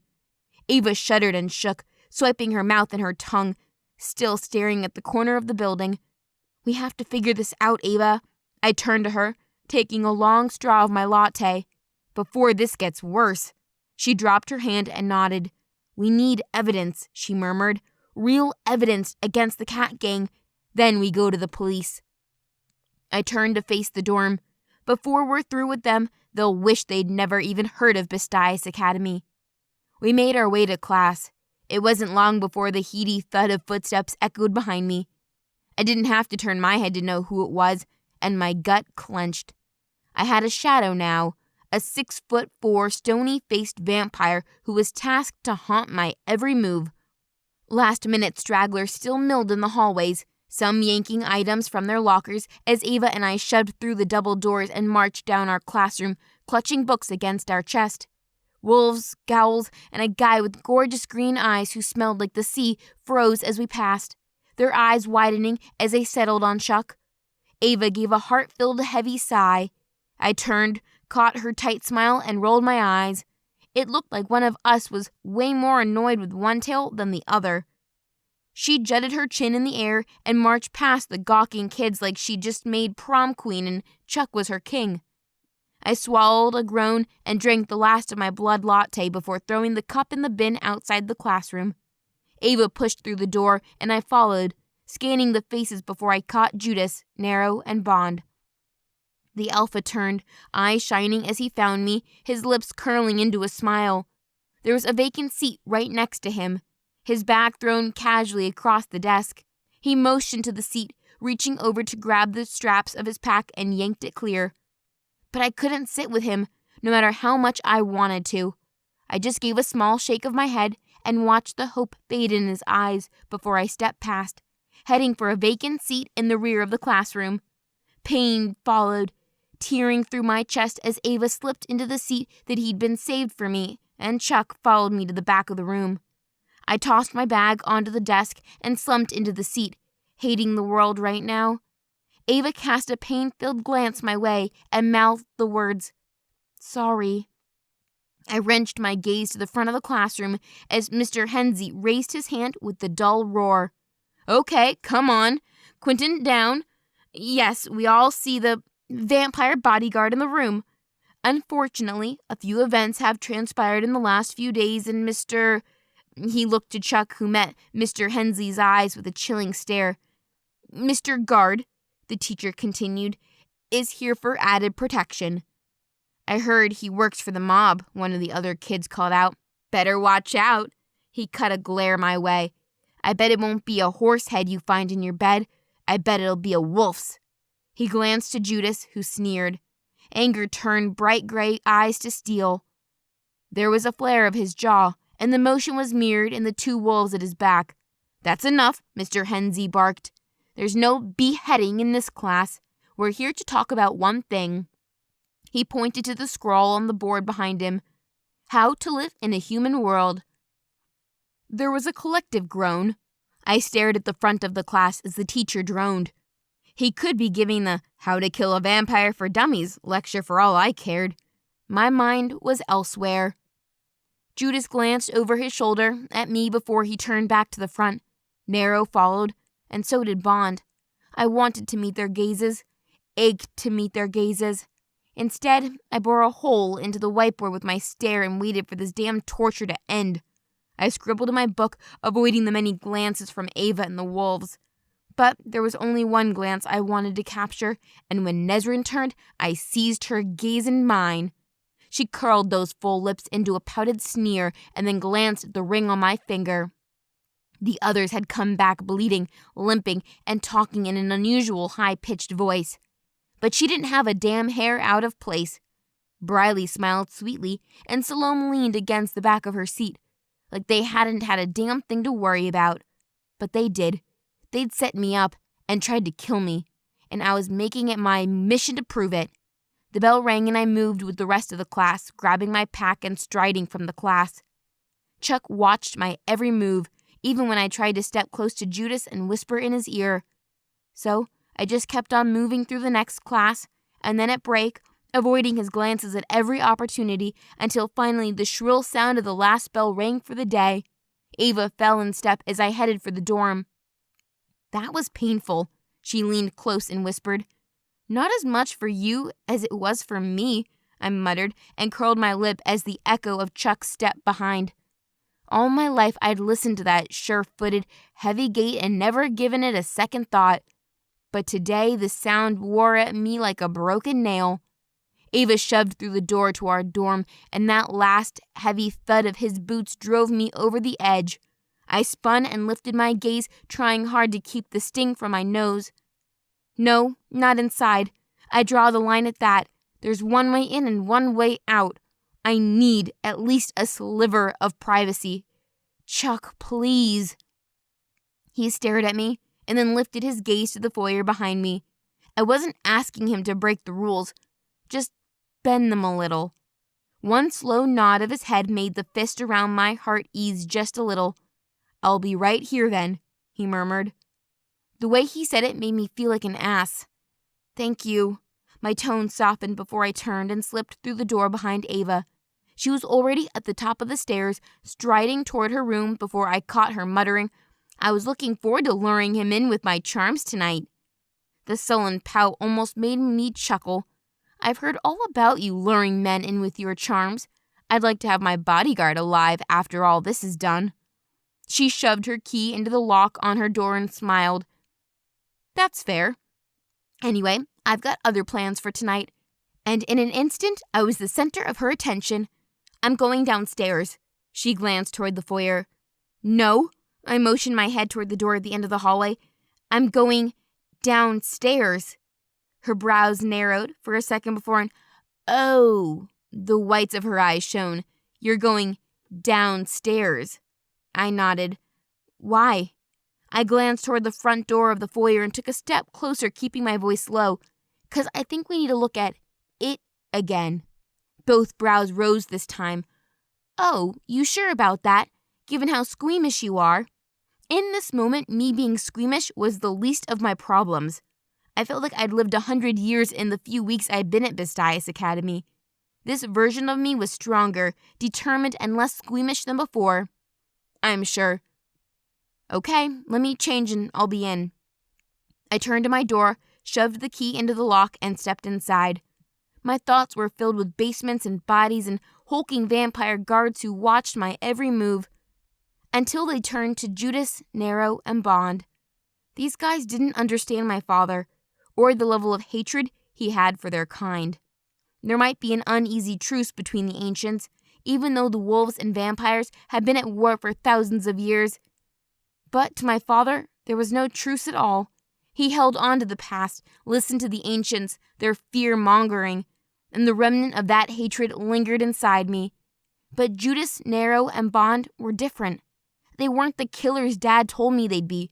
They'd helped me, protected me. I opened my cupboard and dragged a pair of black jeans free as the feel of Judas' arm rose to the surface of my thoughts.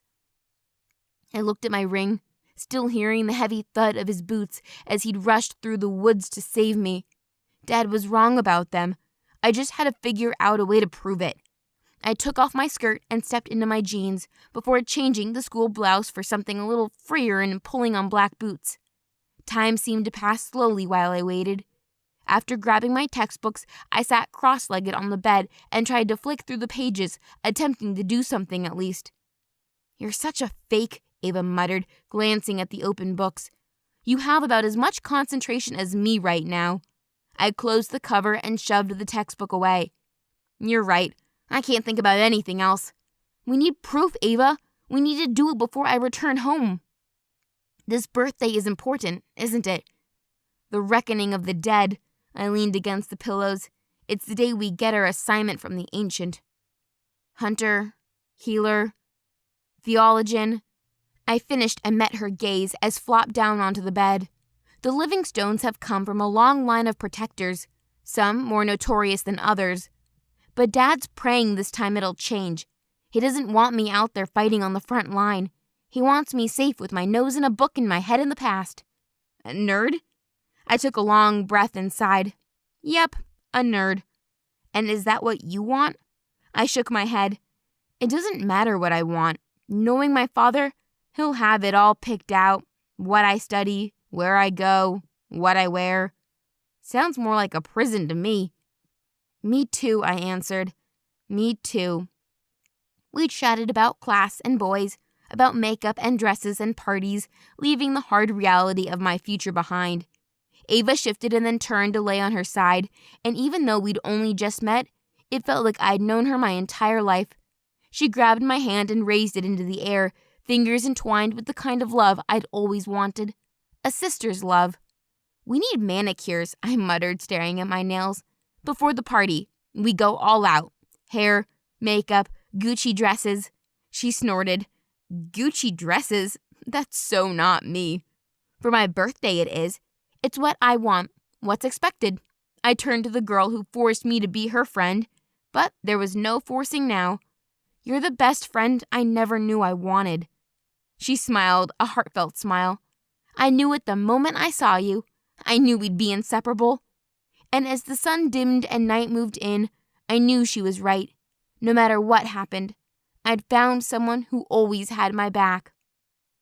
It's time, she murmured, shoving up from the mattress. The others will be busy. They won't even notice we've gone. You go down, check on Chuck, and then come back. She slipped from the bed and nodded. On it. And Ava? Yeah? She glanced at me over her shoulder. You know there's no future with someone like Chuck, right? Yeah, I know. She gave me a cheeky smile. A girl can dream though, right? Her expression shifted as if a new thought popped into her mind. And who said it had to be a long-term thing anyway? Ew, gross. Don't need those thoughts in my head about Chuck. He was like my father or brother. He was family. I laughed as she opened the door and slipped from the room. Ava and Chuck were not a match I'd like to think about, and it was more of a safety than it was for her. Minutes later, my bedroom door opened and closed, Ava now in my room. We're good to go. I grabbed a flashlight this time. I don't need it. 20/20 vision. I tapped the side of my head. Even in the dark. Fine, well, I do, she muttered and held open the door. I followed, closing the door behind me. I watched the hallway for movement as we raced toward the door for the basement. Music slipped out from under one of the bedroom doors. Voices drifted from another. They were busy in their own world. I glanced toward Nezrin's room and found only darkness in the gap under door. It was the same as Briley and Salome's. They'd pushed me, and right now I was about to push back. Ava opened the door at the end of the hall, and a second later, the bright glare of a flashlight cut through the dark. I slipped in behind her and closed the door. The bright beam swept through the dark expanse. Up here on the landing, it looked like a whole different building. The musty smell of stagnant water and old things crawled inside my nose. Ava stepped to the side and motioned me forward. After you, Miss 20/20. I gripped the banister, feeling the tremble of a little too deep. Just because I can see what's coming at me doesn't mean I want to be in the firing line. Too bad, she muttered. You're it. I eased down, step after step, as the memory of the dead guy's hand returned to fondle my breast once more. I shuddered and crossed my arms as I finally hit the bottom and glanced around the place. Boxes and towering junk lay under heavy drapes. It seemed the place was used as storage. There it is, Ava muttered, and aimed the beam over a box covered with a lid. Not sure I'm ready for this, I whispered under my breath. Hurry up, will ya? She muttered. She pulled the lid off and a putrid stench slammed into us, smothering me. Ew, Ava recoiled, slapping a hand to her mouth. I recoiled, gagging, convinced I'd never stop vomiting if I started. Someone had said once you smelled a dead body, you'd never forget the putrid odor. One leg had slipped out of the wrapping, the sheet riding high on his thigh, a ghoulish outline that would haunt me forever. Gross, Ava grumbled. I'd never be able to scrub that sight from my mind. We need to move it. I gave her a glare. You ready to do this? I caught my breath and choked on the smell. I sure as hell am not touching that thing again, she declared. The flare of blonde hair caught on the light as she shook her head and then turned to the corpse. It looked like it was just me then. I stepped closer, reaching out to flicker the corner of the sheet as silence settled around me. The eerie feeling made me twitchy. Talk to me, I growled. About what? I don't know. About your home, your family. Tell me about your family. She sighed and then slowly started. We don't have flashy stuff like this place where I come from. It's simple and quiet. We have a home that was once an old castle. You can hear the sound of the waves hitting the rocks from my bedroom. It's just me there. I had a brother, but he's gone now. I'm sorry, I murmured and reached for the sheet again. I listened to her talk about her family and her home. In my head, I was painting a picture of green hills on one side and the deep blue sea on the other, but my eyes were seeing a very different picture. Pasty, pale skin, wide, opaque eyes. I reached up and closed his eyes. I didn't want him staring at me. Not while The bites were purple and red and gaping. I pressed my fingers to bloated flesh that had me gagging, finding the outline of a bite, and found something else. Ava's voice droned as I moved closer, kneeling down in front of the body and moved to the next bite. It was the exact same, small punctures into the flesh. But just back from that, hidden under the torn skin from thick molars were 2 more punctures, only these drove thin and deep, deeper than any animal bite. I eased backwards. A canine's bite didn't kill him. What? Ava stopped mid-sentence. What do you mean canine didn't kill him? It's feline. It's Nesrin. Nesrin and her bitches. I rose from in front of the body and shook my head. This didn't make sense. No, this bite is a wolf's. Were the cats involved? Probably. But they didn't kill him. Something else did. What? She took a step closer. But I thought... Something clattered to the ground with a crash in the distance. I jerked my gaze toward the sound as Ava let out a screech. Footsteps echoed, coming this way. I lifted my fist, catching the blur of movement as someone strode from the darkness and out into the bright beam of light as Ava grappled with the lid of the box and slapped it back over Drew's body. You know, for 2 people trying to be stealthy, you sure suck, Judas muttered. You need extra classes, Nero followed. Maybe we discuss some after-hours tutoring, Vaughn teased. I spun at the sight, stepping in front of the box containing Drew, but there was nothing I could do about the horrific stench. Not even my entire bottle of Chanel No. 5 can mask that stink. What the hell are you doing here? Coming for you, silly. Judas glanced back the way they came. Found an uneased tunnel that ran from one basement to the other. The more important question is, what are you doing here? His nostrils flared, having caught a whiff of the body. What the hell? Shit. I forced a smile as Ava just froze. Judas's gaze slipped behind me to the box, icing over. Funny story, Ava muttered. It seemed to be her go-to line when she was nervous. Judas jerked his gaze to me, dark brown eyes hardening. I think you'd better tell us what the fuck is going on. Chapter 13. Thou shalt not lie to the dead. Is that a body? Bond lifted his chin, sniffing the air, eyeing the box with Drew stuffed inside. He made a disgusted noise and backed away. The other 2 did the same. Ava winced, staring at me for an answer. And me. I felt sick to my stomach. We were busted, and of all the people to find us, it had to be the wolves. Please don't call the cops. Please don't call the cops. The putrid stench had me so faint that the room spun. Ha! Ava just laughed and then snorted. But no one responded, and we stood around in an awkward standoff. I wasn't fool enough to believe we'd lie our way out of this situation. We faced off with werewolves, and they knew exactly what the stink in the air belonged to. I swallowed hard.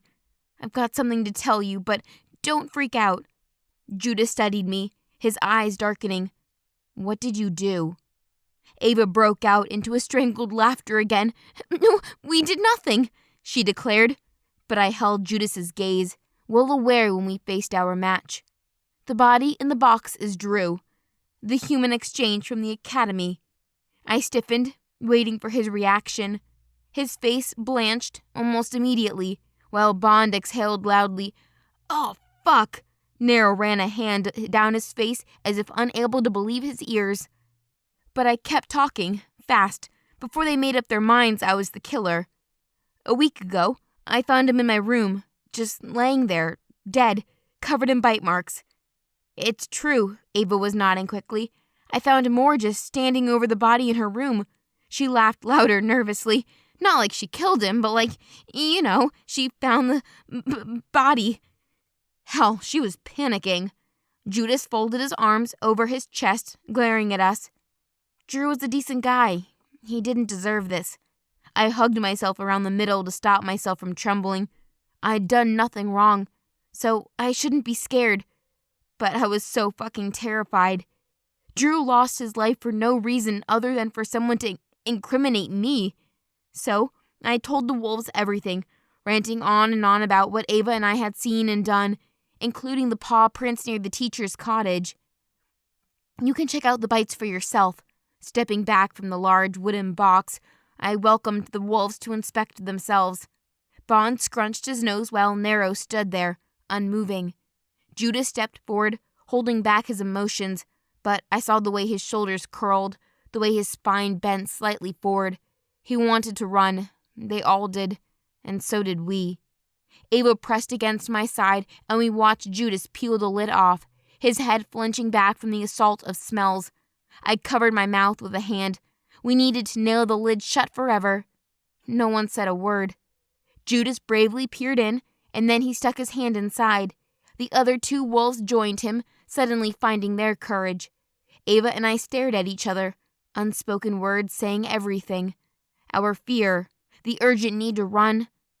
Were they wolves going to report us? The earlier sickness in my gut intensified. When a loud bang sounded, I flinched up to see the three wolves shutting the box before turning to us. Their eyes had morphed into wolf eyes, bright and predatory. Were they furious or hungry? Or my breaths refused to come. It wasn't me. Someone is setting me up. Ava stood tall next to me, and I knew that if the wolves were to turn against us, she'd fight alongside me. Though I wasn't a fighter and didn't have my daggers with me. You're right, Judas's voice sliced through the silence. Those are animal bites. It's got that barnyard stink. It's a shifter, Bond snarled. Definitely. But I can't pinpoint what exactly, Nero added. A feline, maybe? Ava suggested. They all shrugged, but didn't dismiss the idea. It's unreal, like several smells blended into one, he huffed, his brows pulling together. But the smell will only get worse. Someone will definitely find Drew, and then they'll investigate everyone here. I know, I muttered. That's why we hid him.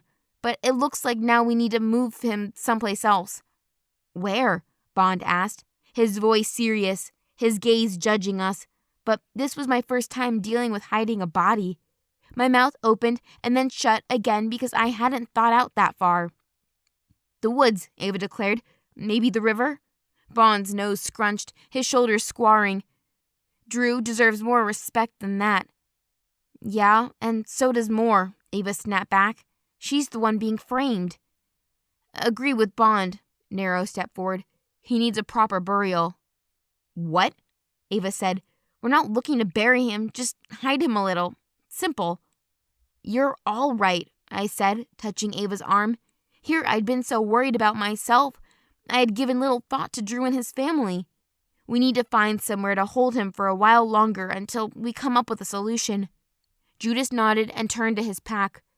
Let's find a bigger box we can fit this one into, as it might help conceal the smell. And they set off doing just that, while Ava and I stood there. My chest ached from knowing that the wolves were involved, but at the same time, I couldn't be happier to have them on our side. Something about sharing the load lifted the weight of the world off my shoulders. Yep, I was a walking contradiction. Ava leaned in closer to me and whispered, "So you think we can trust them?" "Don't think we have much choice, but yeah, I do trust them." When I looked up, Judas met my intense gaze. He'd heard Ava. Of course he would with his big wolf ears and all. With Drew boxed up in 2 layers of containers and shoved into a dark corner, the wolves turned to us. "We should leave," Nero suggested, his voice dark, already turning toward the entrance to the tunnels. Judas gave me a quick nod, but something behind his gaze left me feeling uneasy. Could I really trust him? What stopped him from reporting us? His word? I wanted to believe he'd be honest. Nero stepped closer, his hand on mine, his thumb circling the back of my hand. "Everything will be all right. You can trust us." With a wink that captivated me, he drew me toward him, and for those few minutes, my thoughts took a back seat. I simply fell into his gaze, into the bluest eyes, loving the way he stared at me, a dimple appearing in his cheeks when he smiled like he knew something I didn't. He released my hold, and my arm fell back by my side. "We'll speak tomorrow." He spun and darted after his friends, vanishing into the shadows of the basement. Ava took my hand and pulled me toward the door. "What the hell was that? You two googly-eyeing each other? I thought you had a thing for Judas." "I don't know." Too terrified to voice that not only did I find Judas cute, but my stomach did somersaults around Bond and Nero as well.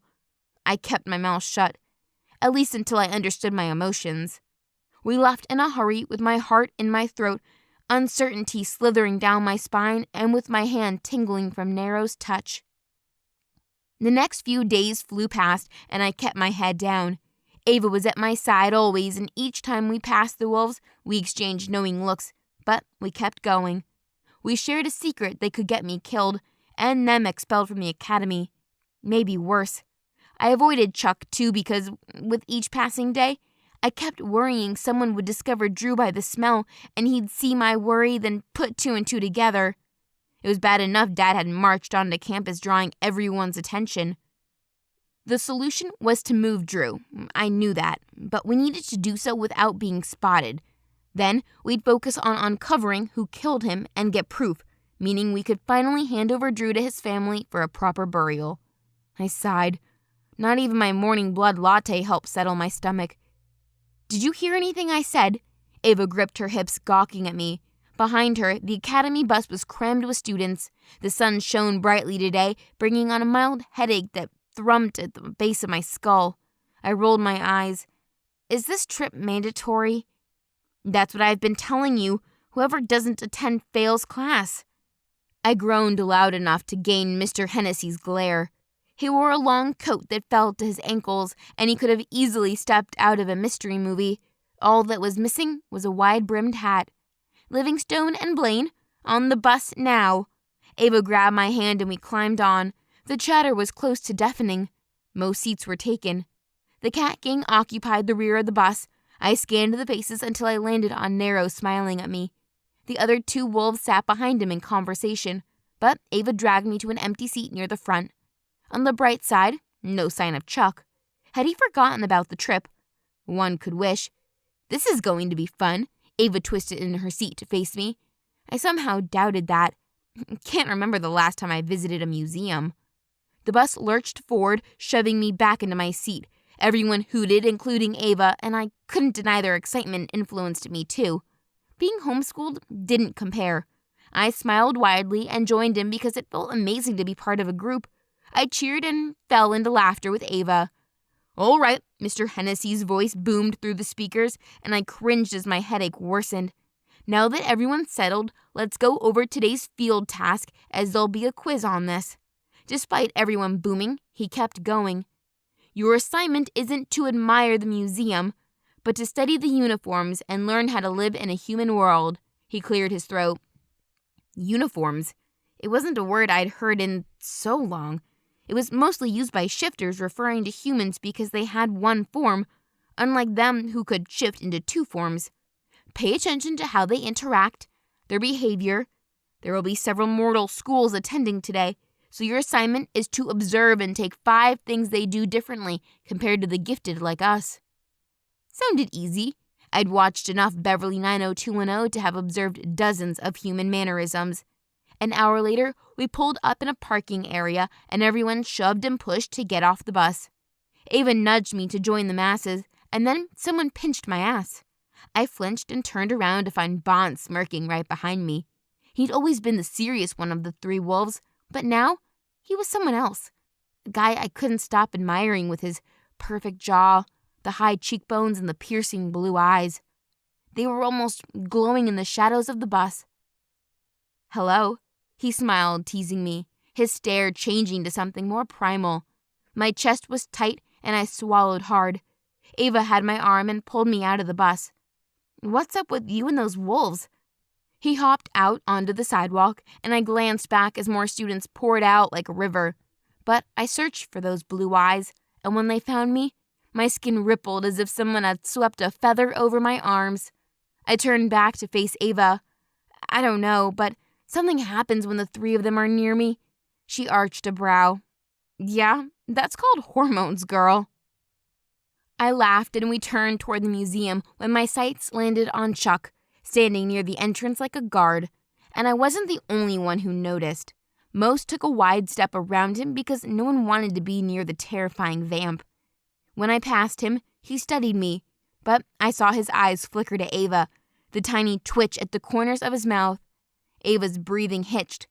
Hell, those 2 better not get their hopes up because there was no way he was going to be with my friend, especially after the stunt he pulled by reporting me to Dad. I wasn't ready to forgive him yet. Ava and I headed inside where Mr. Hennessy handed us red wristbands and waved for us to head through the dark hall into the museum. We emerged into an enormous hall with lofty ceilings and some kind of dinosaur skeleton dangling overhead. Whoa, Ava stared at the remains, at the sheer size. A winding path encircled the walls, littered with kids running up and down to various levels and galleries they vanished into. "Where do we start? I want to see everything here." Ava beamed, and before I could respond, she seized my hand and hauled me through the crowds. We pushed past mortals who grumbled and gave us filthy looks for shoving past them. I looked behind us to see Chuck struggling to keep up and thought that maybe this wasn't such a bad plan. The first room was a live reenactment of a deadly earthquake, but I remembered our task for the day. Except Ava was already in line and wavering at me. Maybe a few fun activities, then we'd get serious. 2 hours of laughter and running around nonstop feeling like a child. I couldn't quit smiling. When was the last time I'd giggled so much? I spun around searching for Ava, who darted to the next gallery when a dark shape rushed toward me from within the crowd, shadows fluttering behind like a cape, and whoever it was wore a black mask. It all happened so fast. My smile faded and fear rushed through me. I recoiled, jutted out an arm, and the other reaching for my boot, but I didn't carry any knives with me. Not today. A scream bellowed past my throat. The shadow slammed into me. Darkness. Night. Whatever the fuck it was, the thing was solid and moved like the wind, and now darkness choked around me, blocking my view. I punched and kicked and hissed. My fangs snapped out in hell. I might not know how to drink with them, but they were my weapon. We fought, arms and legs swinging, needing to get out from under the attack, to pin them down. Chaos broke out around us. Cries filled with terror and thundering footsteps rose. Someone hit an alarm and the blaring sound screamed overhead. I sucked in the scent of salty sea mixed with metallic tang. Just as I had in the room before, I found Drew's body. And realization hit me. This was the fucker who killed him. I felt it in my bones. Whoever they were had come for me. Brazen son of a bitch attacking me in daylight in a busy place. Get off of me! I thrust every punch into its head, grabbing for fabric to rip away from their face to reveal the culprit, but they were too fast. A clawed hand jutted out from the cape. I flinched but was too slow. It scraped over my neck. A piercing ache stung like hell. I screamed again and again. Fear thumped in my chest as if I had a beating heart. I faced death, and adrenaline roared within my veins. But like my hunt in the woods, a scorching power bubbled inside me, raging, pulsing, and it felt so fucking right. I drove the power down my arms, buzzing over my flesh, and I thrust my palms into the attacker. Jolting backwards, she grunted. She. The sound belonged to a female behind the mask. Chuck reared behind me, grabbing her shoulder and throwing her off to vanish somewhere in the shadows. I dragged myself backwards on my ass, terrified, searching for a place to hide. Maybe a weapon. But when a shadow fell over me, I raised my fist and hissed. But instead of death, I found Chuck, my savior, my guard, my family. She attacked me, I screamed, searching the room for the shadow. The fear was thick in my throat, looping through me, invading my mind. I almost died. Are you hurt? I shook my head. Ava darted into the room, her eyes huge orbs of dread. She fell to her knees next to me. Chuck swung around and darted to where he'd flung the attacker. You're bleeding. Ava tugged at her white shirt sleeve and in one heroic moment ripped it away from the seam and pulled it off her arm in one tug. Holy shit! I almost laughed at how ridiculously silly it looked, but instead, tears blurred my eyes. You'll be okay. She folded the material over my neck. Chuck was marching back towards us, his brow furrowed, hands fisted. No shadow in sight. We were inside the gallery decorated like the universe with stars overhead, oversized planets in every section of the room. Chuck looked out of place here, like an alien who'd arrived to take over our world. Furious and relentless. But he was my savior, and as much as I'd hated having him around, I now cherished him being here. I caught movement at the entrance to the room and found Judas, Bond, and Nero. They were terrified, their faces ashen, but when Judas stepped forward, I shook my head and glanced over at Chuck, who now stood over me. I'm taking you home, was all he said. Like her room in the dorm, or home, Ava asked, but I knew what he meant. His answer lay down in his furious voice. I climbed to my feet, but he picked me up into his arms, cradling me like a baby. Put me down. My cheeks burned, and I'd never hear the end of it from the cat gang, and I sure as hell didn't want Judas and his wolves to see me this way. Wriggling in Chuck's embrace, he lowered me to my feet, and my gaze shot to the entrance, expecting to see the wolves. But they weren't there. Only Mr. Hennessy was, hands gripping his waist, worry twisting his expression.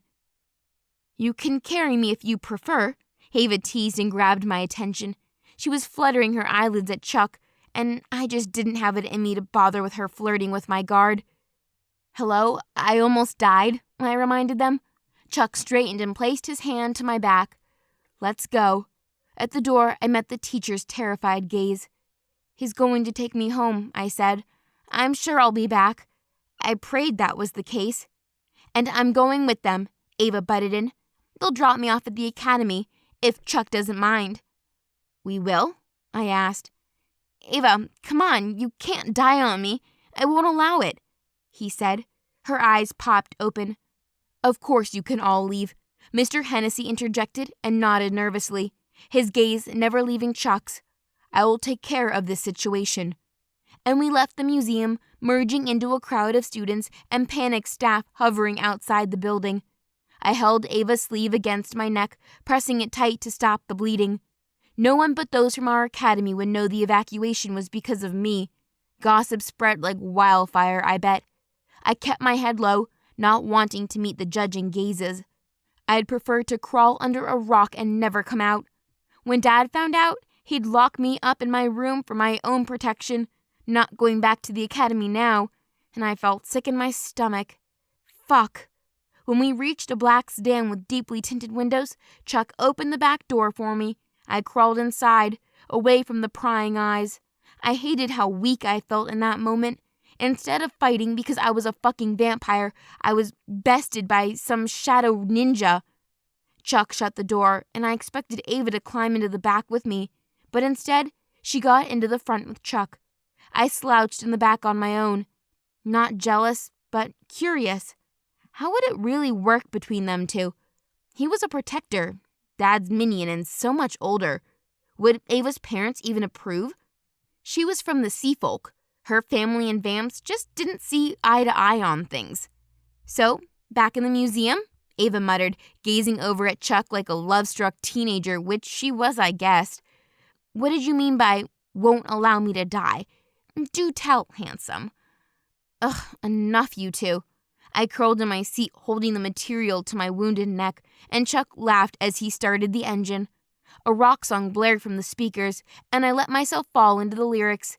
They sang about the world coming to end. Yep, it suited my situation perfectly. By the time we pulled up into the academy driveway, throbbing police lights had me jerking upright in my seat. What the hell? Stay in the car, both of you, Chuck demanded and got out. He strolled toward Principal Stone, who stood still as a statue, arms folded over her chest, staring out at the authorities. What do you think happened? Ava asked. I stared out as the students across the field, police and even firemen near our dorm. And my stomach dropped. Ava and I exchanged terrified glances. Do you think? We asked in unison. Chuck was running back to the car and climbed him, the car groaning under his strength. Probably a good thing you're coming home. He glanced over his shoulder at me. But I couldn't move as my thoughts swam to Drew in the basement. I couldn't even let myself think the worst. Wouldn't, or I'd burst out crying with fear. A main water pipe burst in your building and the whole ground floor is flooded. They found a body in the basement. His voice hardened with the last part. Not in the kind where he glared at us for being responsible, but the kind that reiterated why Dad would never let me return to the academy in a million years. My veins turned to ice. Who was it? I murmured, while Ava bit her nails, blinking so fast I worried she might pop an eye. Chuck shrugged. Who knows? They'll probably want to interview everyone, but not today. You're coming home. He glanced over to Ava. Are your parents nearby? I can drive you home. She shook her head and reached for the door handle. No, they're nowhere close. Half stepping out of the car, she looked back at me with fear in her eyes. When will I see you again? I choked on my response, hating the pain in her gaze because it reflected how shattered I felt inside, how scared, how lost, and I was leaving her alone in this mess. I'll message you, was all I could offer. She shut the door, then we were reversing and leaving behind the academy. I had no idea what came next, when I'd see my friend again, or the wolf guys who had me melting in their presence. But most of all, I prayed I wouldn't be facing the firing squad any time. Chapter 14. The assignment from an ancient is a sacred duty. You awake? I opened my eyes to find my father's voice. He hardly ever came into my room, and never to wake me. I shoved up against the mattress and felt agony tear along my neck from my attack. Yeah, you okay? What's wrong? Is it Mom? He reached out to touch the bandage. Pain filled his eyes. We're fine. Just worried about you is all. I wanted to talk to you about that school. Oh, Dad, I groaned and flopped back against the pillows a little too hard. A wave of nausea swallowed me as the room spun. I fisted the sheets and closed my eyes, waiting for the sickening feeling to leave me. But it wouldn't. It was here to stay. You'll be off studying in some foreign land soon, all the different supernatural creatures. I opened my eyes. I don't want to do this right now. If you bend me your will any more, I swear one day I'll snap. He flinched at the sting of my tone. Have you ever thought about what I wanted to do? Just once? Just one small second where you thought, hey, I wonder what Moore wanted to do with the rest of her existence? I swallowed and rolled away, shoving the sheet aside and stumbled out of bed. I have put you first all these years. I went to this party and that party. I met this vampire and that vampire. And embarrassed us. I turned, my long night dress billowing. Because I hated it. I hated the parties. I hated being the daughter of a murderer. Of someone who never put my needs above his own. I'd never seen Dad in pain. Never seen him anything other than rock fucking steady. But now his shoulders slumped, head bowed. A shudder passed through his body before he clenched his fist, swallowing the tremor. You think I was that selfish? I only thought of you. Thought how your life would be if you followed in my footsteps. I want better for you. Not this life of violence, of always watching over your shoulder." He lifted his gaze. "Terrified those you love will be taken from you." I flinched with his words. "So, if you felt like I was pushing you into something you didn't want, then I'm sorry, but I was. I want you to be away from here and away from me. I wanted you someplace to be safe, and if that's nose deep in the ancient texts of our kind, then that makes me happy." "Daddy," I started. He rose from the bed and closed the distance between us. "I love you with all my heart, and even though I might have my doubts about this Pistias Academy, I have no doubts about a certain someone." "That someone being me, dog?" Ava sauntered into my room, staring around at the walk-in wardrobe in the expansive bathroom. "Holy shit, Moore, you live in a fucking palace." I winced. Dad just smiled and shook his head. "Teenagers." "I'm almost 100, I retorted as I threw open my arms and stumbled toward the gawking weirdo in the middle of my room. I hit her like a linebacker, throwing my arms around her middle. "God, I missed you."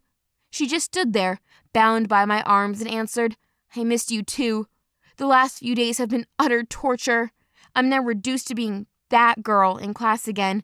They just don't appreciate my unique qualities like you do." I pulled away, smiling. "No, they don't." "Right? I'll just leave you to fuss and scream and get ready for the big celebration. Thanks, Mr. Mr. Livingstone." I could hear my father still laughing as he walked out of my bedroom and down the hall. Ava burned bright red as I grabbed her hand and pulled her toward the king-size bed. "Tell me everything." "It was a bloody nightmare," she muttered. "We could hear Principal Stone screaming from our new dorm." "New dorm?" She nodded. "They moved us. All of us. Nezrin and the cat gang were pissed, until she realized that the dorm is the same as Judas and the Wolves. We have a full-time guard to make sure there's no funny stuff.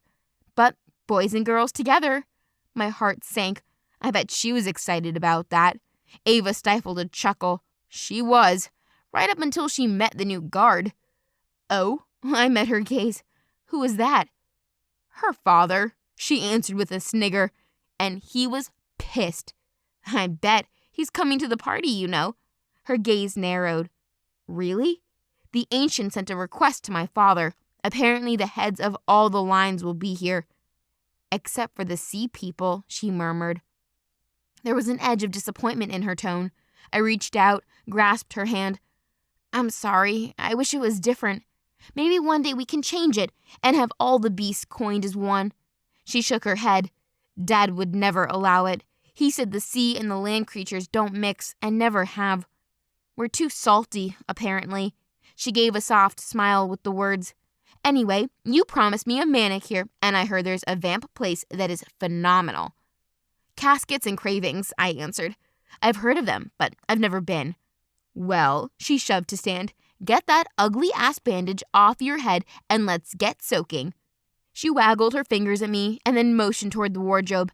"And FYI, I'm touching all your stuff." I shoved away from the bed and laughed. The old me would have been mortified. All those bags, all those bracelets, all those diamonds. I strode toward the bathroom. "Have at it. But you stretch my jeans and I'll stab you with my freshly painted nails." With an ass like that, there is no fear of stretching. "Hey!" I spun and gave her a wink. "It's not that big." She lifted a hand, smothered her mouth, and pretended to cough. "Bullshit." I just shook my head and walked into the bathroom. It was quiet in here without Helene fussing, but I didn't want her picking up after me. Not anymore. It felt strange returning home, like I couldn't quite fall into step. The things I once took for granted now sat uneasy. I didn't want a maid. I didn't want this life. I reached up and unwrapped the bandage from around my neck, staring at the fading mark on my flesh. Blood-soaked bandages now lay in the bottom of the sink. Fragments came to me, and deafening sounds of shattering glass. The black blur before pain savaged the back of my head. Human scents and screams all around me. And I was back there, in the panic and the terror. A tortured sound escaped from my lips. I reached up to grasp my throat and closed my eyes. "You okay in there?" Ava murmured. I jerked my gaze to the doorway as I slipped from the past. Yes, I'm all good. Excellent. This Hermes red leather jacket is so damn soft. I tried to smile, but the happiness just wasn't there. Not like it used to be. I stepped into the marble shower and hit the taps. The warm stream cascaded like a waterfall from the wall. I sank into the warmth, letting it run all over me until the ache melted away. I washed and scrubbed, lathered my skin with familiar scents of white lily and pear, and then rinsed the bubbles out. I could hear Ava talking as I hit the taps and ended the flow of water. Soft murmurs piqued my interest. I grabbed a towel, dried quickly, and then wrapped my robe around my body. Oh, Chuck, you shouldn't say things like that. You'll make me blush. What the fuck? Chuck was in my room? With my best friend? Oh, don't be silly, you big goof. Say, how old are you anyway? Ava murmured, trying to sound seductive. I leaned closer to the door, craning to hear his deep growl, but I heard nothing. Not from him, at least. Oh, Chuck, she murmured. I gripped the handle and eased open the door just a crack. Ava stood in front of my mirror, kissing the damn thing. I stifled a giggle. She wasn't talking to the towering undead lump himself. She was pretending to. What's going on? I asked quietly. Ava jumped, let out a squeak, and stumbled backwards, leaving lipstick smeared across the once gleaming surface. Nothing. Her face flushed. Just looking at something. I crossed my arms. There was a long sigh before she turned and, in a soft voice, Look, I have something to tell you. She met my gaze and then looked away. Oh God, this is embarrassing. I like older guys. No shit, I muttered. I can't help it. It's just a thing that happens. I glanced to my mirror. So is leaving a film of kisses over my mirror. She winced, reached up, and attempted to smear the marks even more with the sleeves of my Hermes leather jacket. I just smiled and shook my head. Don't worry. I'm getting dressed and then we're out of here. Manicures and pedicures are calling. I strode into the wardrobe, grabbing a pair of soft black jeans and a red t-shirt with the caption, "Eye roll," printed in the middle, and tugged it over my bra. Okay, I muttered, carrying a pair of heeled boots with me. Ready? Will Chuck be accompanying? She started. No, I muttered. He's helping Dad with the celebration. I can't believe everyone is going to be there, and I get to see it all. She almost beamed, and her smile was infectious, washing away the last of my doubts. We have to go shopping, I yanked on my boots. Get you something nice to wear. Something blue, she murmured. Or green. Or blue and green. I just laughed as we strode toward the door. You sure this is the place?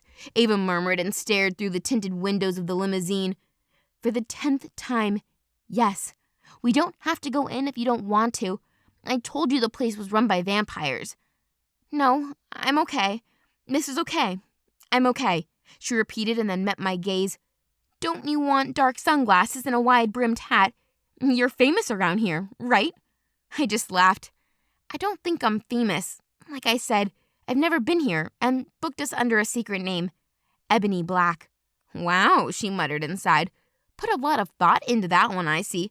May as well announce, I'm really important and shit with names. I actually liked that name. She yanked the handle and the door opened with a rush, making her fall forward. What the fuck? My driver reached out, grasping her hand and catching her fall. She just shook his waiting palm and then climbed out herself. Thanks, buddy. I'm good. He glanced at me with a look of confusion as I accepted his grasp and climbed out a little more gracefully than my guest. She was all arms and legs, stumbling around like a newborn giraffe. I just don't know. She glanced over her shoulder at me. I mean, I've never been to a morgue before. They run the nail business from a room at the back. I headed for the rear of the building. As far as I know, it's perfectly fine. This does not look perfectly fine to me, Ava growled and eyed a covered body on a gurney up against the wall. Oh, I just love this place, Juliet, came a nasal voice behind us. It's so quiet, I can actually have a conversation. I've got so much to tell you. I kept my gaze straight ahead as the receptionist ran a long black pointed nail along the listed names. Oh, Here we are, ebony black. Ava let out a moan until I jabbed her with my elbow. I had met the receptionist's gaze 3 times now, and there wasn't a hint of recognition, not from her or the nattering idiot behind me. Juliet, you need to hurry, girl. I got a party to get ready for. The receptionist smiled and laughed. Raven, you're always got a party to get ready for. This way, ladies. I risked a glance at the vampire over my shoulder. She was busy touching up her lipstick in the shine of the stainless steel mortuary refrigerator door. This party is different, she muttered, staring at herself. This is the party, the one I've been waiting for. Okay, just pop off your shoes, soak your feet in the special formula in the foot spa, and I'll be with you in a jiffy. I turned from the strange vamp and followed Ava as the technician motioned to 2 leather seats and filled foot spas with cloudy, pale blue water. What is this? Ava stared at the water, but the technician was already leaving, hurrying to the loudmouth at the front desk. Giggles and chatter followed. Ava slipped off her shoes, took one look at me, and then rolled up the bottom of her jeans before placing her feet into the liquid. Ooh, that's nice. The chatty vamp was taken to the chairs behind us in the large room. There were 3 other vamps, already getting tended to by the hunched-over nail technicians who buffed and shone. You doing this or what? Ava muttered. I sat on the chair beside her, yanked off my boots, and then pulled up the legs of my jeans. The other vamps chatted and gossiped like she was the only one in the room. Leroy said he's going to get me an invite to the Livingstone party. I'm so excited. I cannot wait to see the moment they finally take that son of a bitch down. Raven, Juliet hissed softly, not so loud. What? The bitch was even louder. We all know what he is. He's a murderer. The worst kind of murderer. He kills his own people. Killed my Erden. He was the kindest man I ever met. If my heart was working, blood would have drained from my face. Ava jerked her gaze toward me, her eyes widening, lips curling. She reached out, grasped the armrest of the chair, and pushed to stand. I knew what she wanted to do. Rage was written all over her face. I reached out, placed my hand over hers, and shook my head. Don't, I warned. It's not worth it. Anger burned Ava's face. She was going red enough for the both of us. I heard the Ancient is going to do it in the celebration, dethrone the king. I feel sorry for his family. Heard his daughter's a bit of a stuck-up cow. That's it, Ava growled. Water splashed the floor as she kicked the spa. An eyeball bobbed to the surface, throwing her from her murderous intent. What the fuck is that? All eyes turned to us. I stared at the eyeball as Ava screamed and wailed. Juliet stopped fussing over the big mouth and strode toward us. But it was the big mouth I watched as she lifted her gaze and for the first time saw me. The Ancients were taking down the most dangerous vampire in the city, and they were doing it on my birthday. Somehow, I knew this was all connected to the dead body in my room. I had no idea how, but it felt too much of a coincidence that someone had tried to kill me, no doubt in an attempt to make my dad suffer. I reached out, grasped Ava's hand, and snatched my boots from the floor and pulled my feet from the water. Come on, we're leaving. You're fucking lucky. Ava grabbed her shoes and roared at the backstabbing bitch. I'ma knock those fangs out of your head. God, you're embarrassing, I muttered, towing her behind me. But I loved her more than ever before. No one had ever stood up for me, not like that, with fire and rage in her eyes. I softened my grasp, storming through the morgue toward the rear of the building. Miss Black? Juliet called behind me, but we were already gone, punching through the door and striding out into the open where the limousine waited. My bare feet slapped against the pavement, but I couldn't feel the burn. I was livid, and more than that, I was desperate. If the Ancients were planning something for my birthday tonight, then Dad needed to know, and we needed to prepare not just for my birthday, but to not go down without a fight. We were Livingstones. We were family. Chapter 15. Every action has a consequence. Where's Dad? I cried out to Helene, who flinched in the kitchen while holding a silver tray filled with deviled blood eggs. Those little suckers rolled back and forth, their deep ruby color calling me, looking rather delicious. But I couldn't stomach anything right now. I rushed closer, unable to stand still, unable to forget what I had overheard at the manicure joint. He won't answer his phone. Where is he? I insisted. Mistress, is everything all right? Her brow creased as she studied me with a worry. You've not changed yet. The guests are arriving soon and your father will be furious if you're not ready. Have you seen him?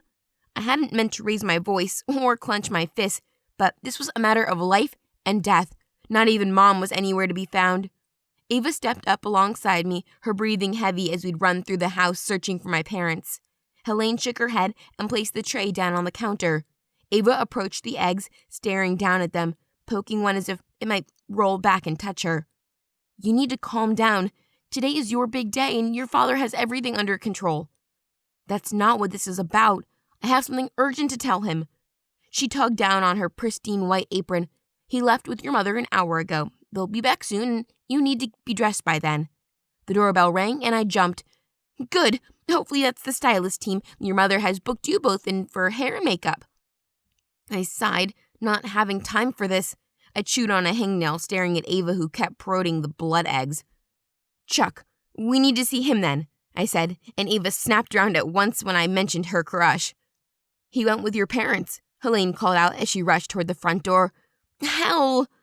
Mistress, Helene sang out from the living room, the stylists are ready for you and Ava.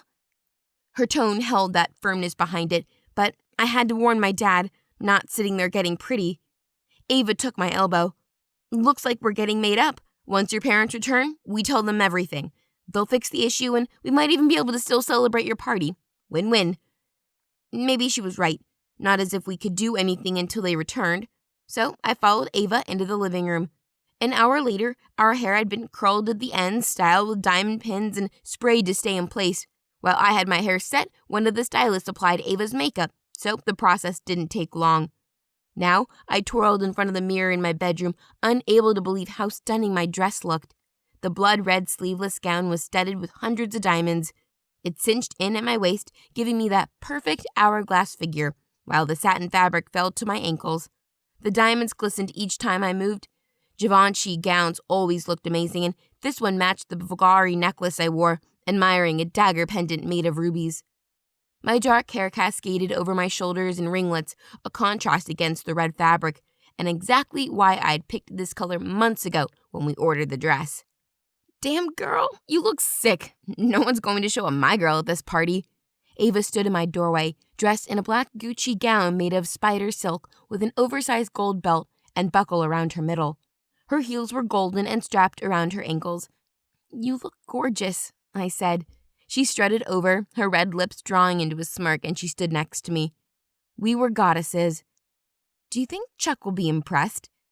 I almost blurted out that she shouldn't get her hopes high for him, but with the way she smiled so brightly, I didn't want to bring her down. There was enough shit to deal with tonight, and if she wanted to daydream about my guard, then I wouldn't stand in her way. Mistress, Helene called out, rushing down the hall to my bedroom in a flurry. Your guests are arriving. Shit, are my parents here?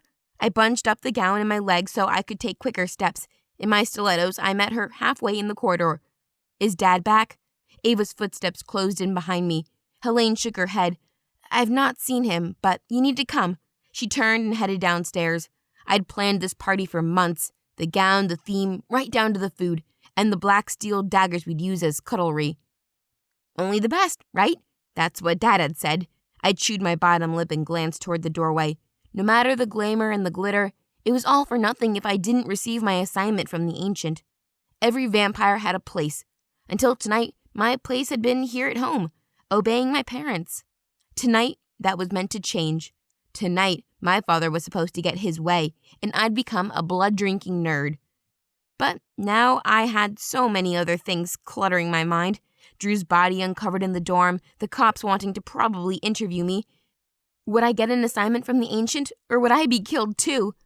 Dread filled me. My life felt out of control, and I tried to keep it all together.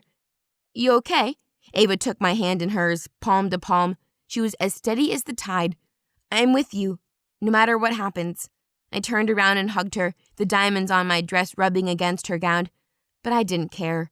I had a friend who understood, who remained by my side, who I'd drag into my mess. Thank you.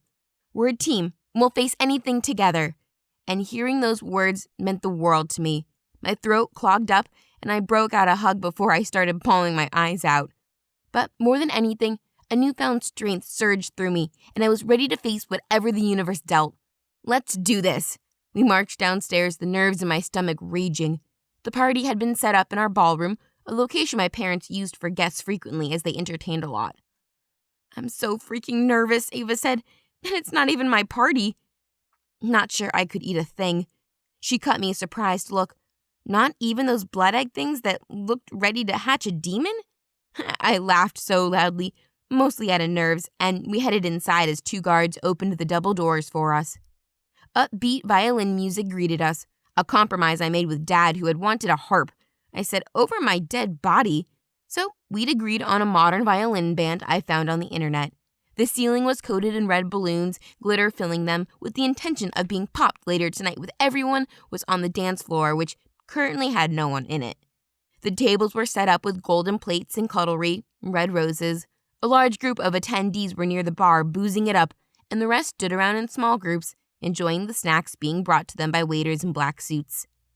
The table in the far corner was already overflowing with gifts, and I should be excited, but I was shaking. I froze suddenly. No matter how many functions I attended, I tended to keep to myself. Now I was expected to greet them all. I wanted to turn and run, but Dad was in danger, so I'd mingle and find out what I could.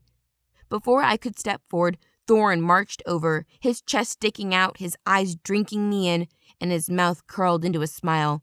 He wore slick, tailored pants with a high-collared black shirt, along with a deep red velvet coat that drew the eye to the lace that pattern running down his sleeves. Yep, he was going for the Dracula look all right. That's what I called those supernatural who adopted the Gothic style. Hair slick off his face, dark makeup around his eyes. The guy tried to fit in with the vamps, I'd give him that. Spunk incoming at 2 o'clock, Ava stated the obvious. I leaned closer and whispered, "He's a demon," she gasped. "Morwena, dear."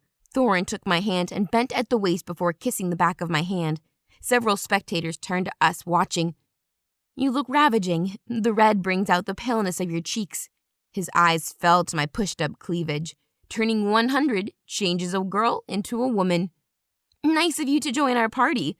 I ripped my hand from his grip, but he snatched it back and placed my palm over his hard chest. "You break my heart with your tone." Ava was clearing her throat loudly, and when I glanced around, I caught Judas's eye on us, intensity behind them as he watched me with Thorin. Despite Dad loathing the wolf packs, they were invited, as were other supernatural and vampire clans.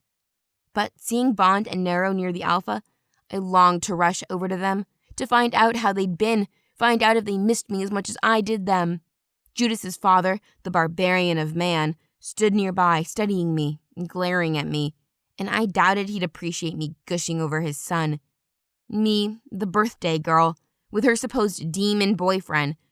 Shit, I had to talk to Judas and explain everything. "Don't think she likes you manhandling her." Ava stepped forward, narrowing her gaze at Thorin, who didn't so much as blink in her direction. He was an arrogant son of a bitch. "You won't push me aside again," he hissed, fire lighting up in his pupils. "After the reckoning, you'll have your new direction, and we'll get married." "Whoa," Ava waved her hands about. "You're moving so fast on this, lover boy. She's not into you."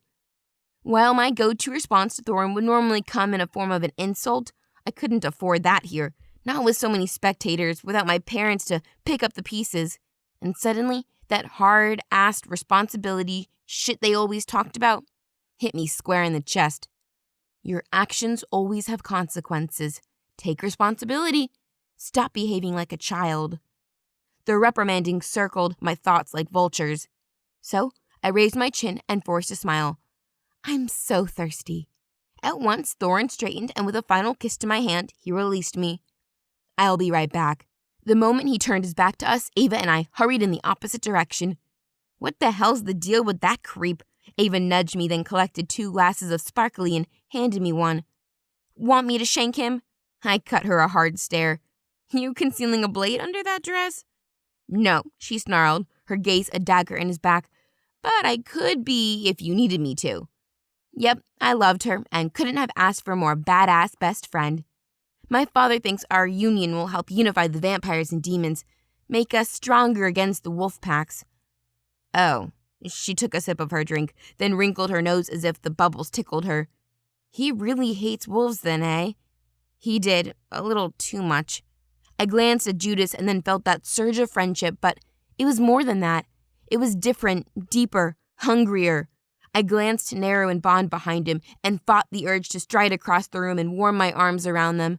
I wanted to be back there, in that moment where the heady scent of wolf invaded my lungs and we'd held each other, protected each other. But in this moment, the academy was a million miles away. The sharp crack of laughter wrenched me from the moment. Nezrin turned to Judas and murmured something. Trust Dad to invite the cats as well. One wrong move tonight and I'd be the laughingstock for all eternity. Her eyes glittered and she acted like she didn't have a care in the world. But she did. There was the small unresolved murder, a mortal hovering in the background. She'd pay, her and her feral friends. Come on. I grabbed Ava's hand and turned to the other guests, pasting a smile on my face to nod and welcome everyone who came. Thorin watched me from the edges of the party. Every time our gaze connected, I felt my stomach harden. Dad might want one thing for me, but I wanted something completely different. Hermond was here. The vamp was kicking it Vlad style again tonight with a black floor-length cap, only this time he had something in tow. The female vamp turned toward me for a second. I couldn't place her until our gazes connected. Dark brown, beady-looking eyes, pasty pale skin. It was the vamp girl from the academy. Their bodyguards stood close, all muscle-bound brutes with that telltale shine of silver in their eyes. You know her muscle men are werewolves, Ava whispered in her ears. I thought vamps and wolves didn't get along. I stared at the towering hulks of canine force and answered, They don't. Okay, can I have your attention, everyone? I turned at Dad's voice. He waltzed in with Mom at his side, carrying a large box wrapped in red ribbon. His black and white tux was stunning, as was the teal, off-the-shoulder gown Mom wore. They both looked stunning. Thank hell, I murmured. If we had to make small talk anymore, I was going to slit my wrists, Ava snarled under her breath. Go see your parents. I'm going to hang here. I nodded as she drifted toward Judas, Bond, and Narrow. Dad smiled as the crowd turned toward him. Dad, I searched his eyes, desperate to draw his gaze. I need to talk to you. He smiled, dark eyes glinting. I hope you've been keeping everyone company. We need to talk. I glanced toward the others. Now. Mom was at my side, drawing me into a hug. Baby, I'm so proud of you turning 100. Thanks, Mom, I muttered and wriggled out of her embrace. Dad turned away from me, placing the gift onto the table. The crowd seemed to spill closer, and I searched frantically over my shoulder for the ancient. Any moment now, he'd be here, and no doubt he'd bring others just as powerful as he was. The guests closed in around us, and the room felt smaller. Too damn small. I reached for Dad's arm, clasping it hard. Please, just give me 5 minutes outside. It's important, I whispered. He looked down at me, his smile never fading. Everything has its time, Rowena. First, he scanned the crowd. My gift to you, he boomed. Pinching my lips together, my chest tightened, and I wanted to scream at him, drag him outside. But that would draw attention. Then I noticed an ancient vampire had sauntered into the room, almost floating rather than walking. He was pale as snow, hair fallen to his shoulders and gaunt. His cape dragged behind him, and he cut us a dark look. He gave me the shivers.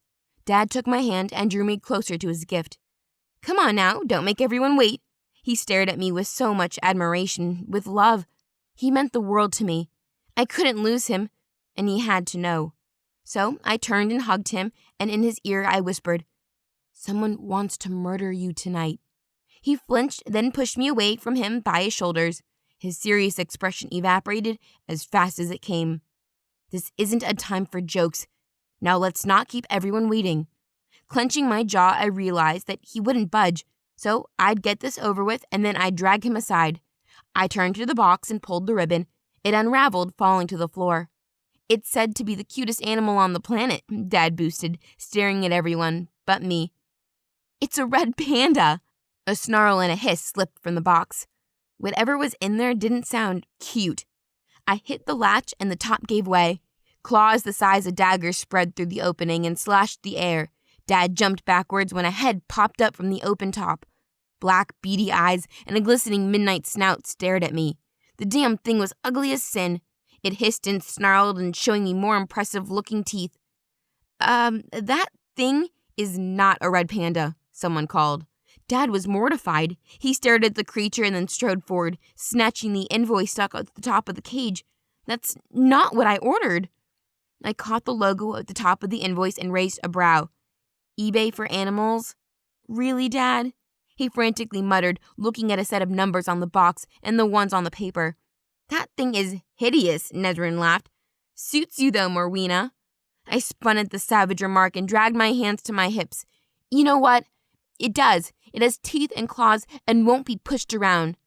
I'm keeping it, Daddy. Thank you for my gift. I love my panda thingy." "Honey badger," Dad corrected. "It's still a baby." "It's perfect." I reached out to scratch its head, but the damn thing screamed and swiped at me. Everyone around us oohed and awed, except Nezrin, who rolled her eyes. "Before we can really start our celebrations," Father announced, "I graciously welcome our very own ancient, Vlad Vasil." The creepy vamp glided forward like a rolling fog, his dark eyes locked on mine. Everyone stepped out of his path. He stood alongside me and pulled out a blade from his belt before clearing his throat. "Child, give me your hand." His voice was like sandpaper, rough and gravelly. I was hypnotized by those ancient eyes. Stars seemed to sparkle inside them for a second. One twinkled brighter than the other, calling me. Pain slashed across my palm. Ouch! I flinched and tried to jerk my hand back, but the ancient gripped tight, holding me still as the bead of blood welled in the cut and crested the meat of my palm. He pressed my hand to his mouth, licking my blood, and shuddered at his cold, slick tongue. Even Ava cringed, her expression tight. But this was a necessity, a part of the ritual. An ancient tasted my blood, and with his foresight dictated where my future lay. A low hiss slipped from his lips. He jerked his gaze to mine, and I was caught by that sparkle again as the stars grew brighter. I waited for the words Dad wanted so desperately to hear. Theologian. And I tried to keep my stomach from dropping to the floor. Understudy, the word slipped from the ancient's lips. There was a hiss from the crowd, and then a moan from Dad. "What did you say?" I murmured. The ancient rose to his full height. Power rippled through the air. "I name you understudy to me. You will report to the Great Hall the day after tomorrow. There we will discuss your position." "Wait," Dad muttered, his frantic gaze finding mine. "There must be some mistake. Sir, you haven't handed out the role of understudy for thousands of years. Not since the last one. Not since the last one went missing." But the ancient never looked away, only held my gaze and murmured, "I think it's time for a little fresh blood, don't you?" I couldn't speak, only nod my head slowly. Understudy. I didn't even know what that was. All I did know was that it wasn't a calling with my head stuck in a book for the rest of my endless life. "Thank you," I finally murmured. "I will dedicate myself to this role." "No," Dad snarled. But there was no undoing what had already been done. The ancient lowered my hand, his pale lips still glistening red with my blood, and in an instant he stepped away, watching Dad with interest. The crowd moved around him, careful not to touch or bump. It didn't matter what breed of immortal you were. When you were in the presence of an ancient, everyone was on edge. "I can't believe it," Dad muttered. Loud, heavy footfalls sounded behind us. "Make way," a male voice cut through the crowd. "Trick City Police coming through." Dad jerked his head toward the sound as two officers pushed through the crowd, heading toward us. The plain-clothed officer gripped a folded piece of paper in his hand. He scanned the crowd, then Dad, and finally stilled on me. "Morwena Livingstone, you are under arrest for suspicion of murder." Chapter 16. One must always chew their food. "What the hell did you say?" I muttered and jerked my gaze to the mortal cop behind me. Panic raced, tearing along my veins. Dad's eyes were wide, shining like glass. It was the kind of look I'd seen once before, long ago, in the eyes of a man close to the killing edge. "Daddy, no," I whispered, searching his eyes, desperate to make him see. "This was what they wanted. This was what they bargained for. You're arrested on suspicion of a mortal's murder." The officer roared beside me, drawing the attention of everyone around us. And because this goes against the code of not killing humans, we have the right to detain you for a period of a year to investigate. A year? Dow growled. I don't think so. Mom was at my side, her expression petrified, and she collected the badger from my arms. Sebastian, the ancient hissed on the other side. I turned to Nezrin and her pack of feline bitches, but I didn't see pride. I didn't see smugness. I saw surprise. I saw confusion and fear. My heart gave a thud, and then I shuddered. It wasn't them. It wasn't them who set me up. My breath seemed to leave my chest, and for a second, none returned. But movement from the vampire at Dad's back caught my eyes. Pale lips curled into a sneer. He glanced at me, thin, white fangs sliding over pale lips. Silver eyes glistened in the bodyguards around Harriman, protecting the young female vamp at his side. The girl from the academy, the one who watched me from the shadows. It all made sense. Wolf bites covering vamp ones. Tainted blood in the vending machines. And the fact they never came near me. Not once. Not in the weeks I'd attended Bastias Academy. They didn't like me. She didn't want me here at all, and neither did her father. Herman didn't just want my father's position in the council. He wanted him dead. Someone screamed in the crowd, and it was like the blast of a starting gun. Herman's lips curled from his fangs, his face distorted with rage before he lunged. Terror drove a fist through my stomach. My eyes dropped to the table in front of me, and the dagger we used for cutlery as I tore out of the mortal's cop's grasp. My hand went around the steel. Instinct took over. I wasn't a vampire in this moment, or someone famous. I was a daughter. I yanked back the blade and whipped it through the air as Herman went for my father's throat. The tip of the steel punctured pale flesh, carving right through one side of his mouth and out the other. Gunshots rang out as the crowd surged forward. I lost sight of Dad in the stampede, but there was Chuck, towering over everyone, screaming, "Get out of the goddamn way!" The vampire bodyguard bent, grasped Dad by the arm, and then lifted his gaze to me. "Protect him!" I roared, but my words were lost to deafening boom of gunshots. Silver eyes flashed. 3 sets as Judas, Nero, and Bond charged through the crowd, leaving their parents behind. Controlled rage lingered in their eyes. Judas lifted his hand and pointed at me. "We're coming!" But the human cop behind me was still screaming, "Get back! Get the hell back! I'm the police!" Did he realize, badge or no badge, we were the predators, and he was the prey? "You okay?" Judas's voice, panicked, rushed in my ear. I looked over my shoulder to the vampire bitch in the shadows. "It's her, Judas. The vampire. Herman's daughter." "Don't worry about that now," Bond snarled as he raced ahead and shoved open the patio door of home. "We need to make sure you're safe." "Morwena!" Dad roared behind me as the crowd surged forward and gunshots followed. "Enough!" An ancient roared, the air rippling with savage hunger. "What is the meaning of this?" Long-standing feuds erupted, vampires and wolves, ghouls and demons. I saw Thorn as he lunged through the air with a dagger on his hand and buried it hilt deep into a massive ghouls' back. "This isn't right," I clung to Judas. "This is not right." But Judas never slowed. He raced through the foyer as Nero followed behind. "Wait for me," Ava roared behind us. Gunshots mingled with screams. The party was filled with mayhem as Judas rushed through the patio door. The others followed, Ava close behind. "I have to go back there," I struggled in Judas' ear. "My mom, my dad." "They can take care of themselves," Judas snapped. "It's you they want. Don't you get that?" "We need to hide," Nero scanned the foyer. "She fucking did this," I muttered and lifted my hands. "All of this. For what? Power? Greed?" "I never liked her," Judas snarled. "That's why the first time I saw you, when we collided in the hallway, I thought you were her." "I can walk. Put me down," I growled. He lowered my feet to the floor, sucking in hard breaths as he turned to the others. "We have to find a way out of here." "We fight," Bond growled. "It's the only way. Whatever comes through those doors, we take on." I glanced at Ava. She was pale and shaking. "There has to be another way." Silver eyes flashed through the window. I stumbled backwards as the vamp girl and her massive wolf goons raced to the door. "Upstairs!" I roared. "Now!"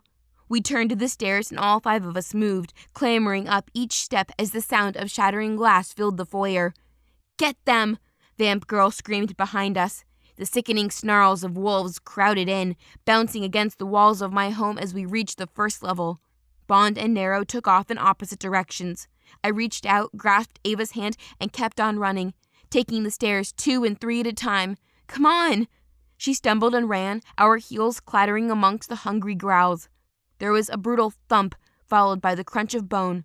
I looked over my shoulder to see Nero and Bond swing at 2 of the bodyguards. But they were dwarfed in size. The towering bodyguards barely flinched as Nero and Bond swung, their fists connecting with jaw and ribs. Muscles rippled along their arms as the powerful shifters turned on my protectors. "Come on," Judas snarled behind me. "They'll hold them off for as long as they can." "But they'll get hurt." The words resounded in my head. Pain lashed my chest, but the alpha at my back kept pushing, driving me upwards past the second and then the third story. I tore left, toward the bedroom as Judas's hand fell from the middle of my back. My hands were slick against Ava's. Still, I grasped her tight and glanced behind me, but Judas wasn't following. He stood in the middle of stairs, taking one last glance at me before he turned. "No, please, no." "Come on," Ava growled. She frantically scanned the hallway before we tore into my room. There were clothes still scattered on the end of the bed, open boxes of Armani, soft and flowing, diamonds glistening like fallen stars. "We have to hide," I roared and looked to my closet.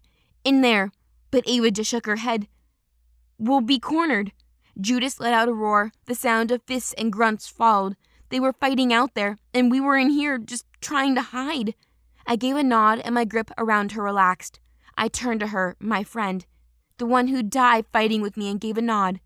And that merciless killer instinct rose within me once more.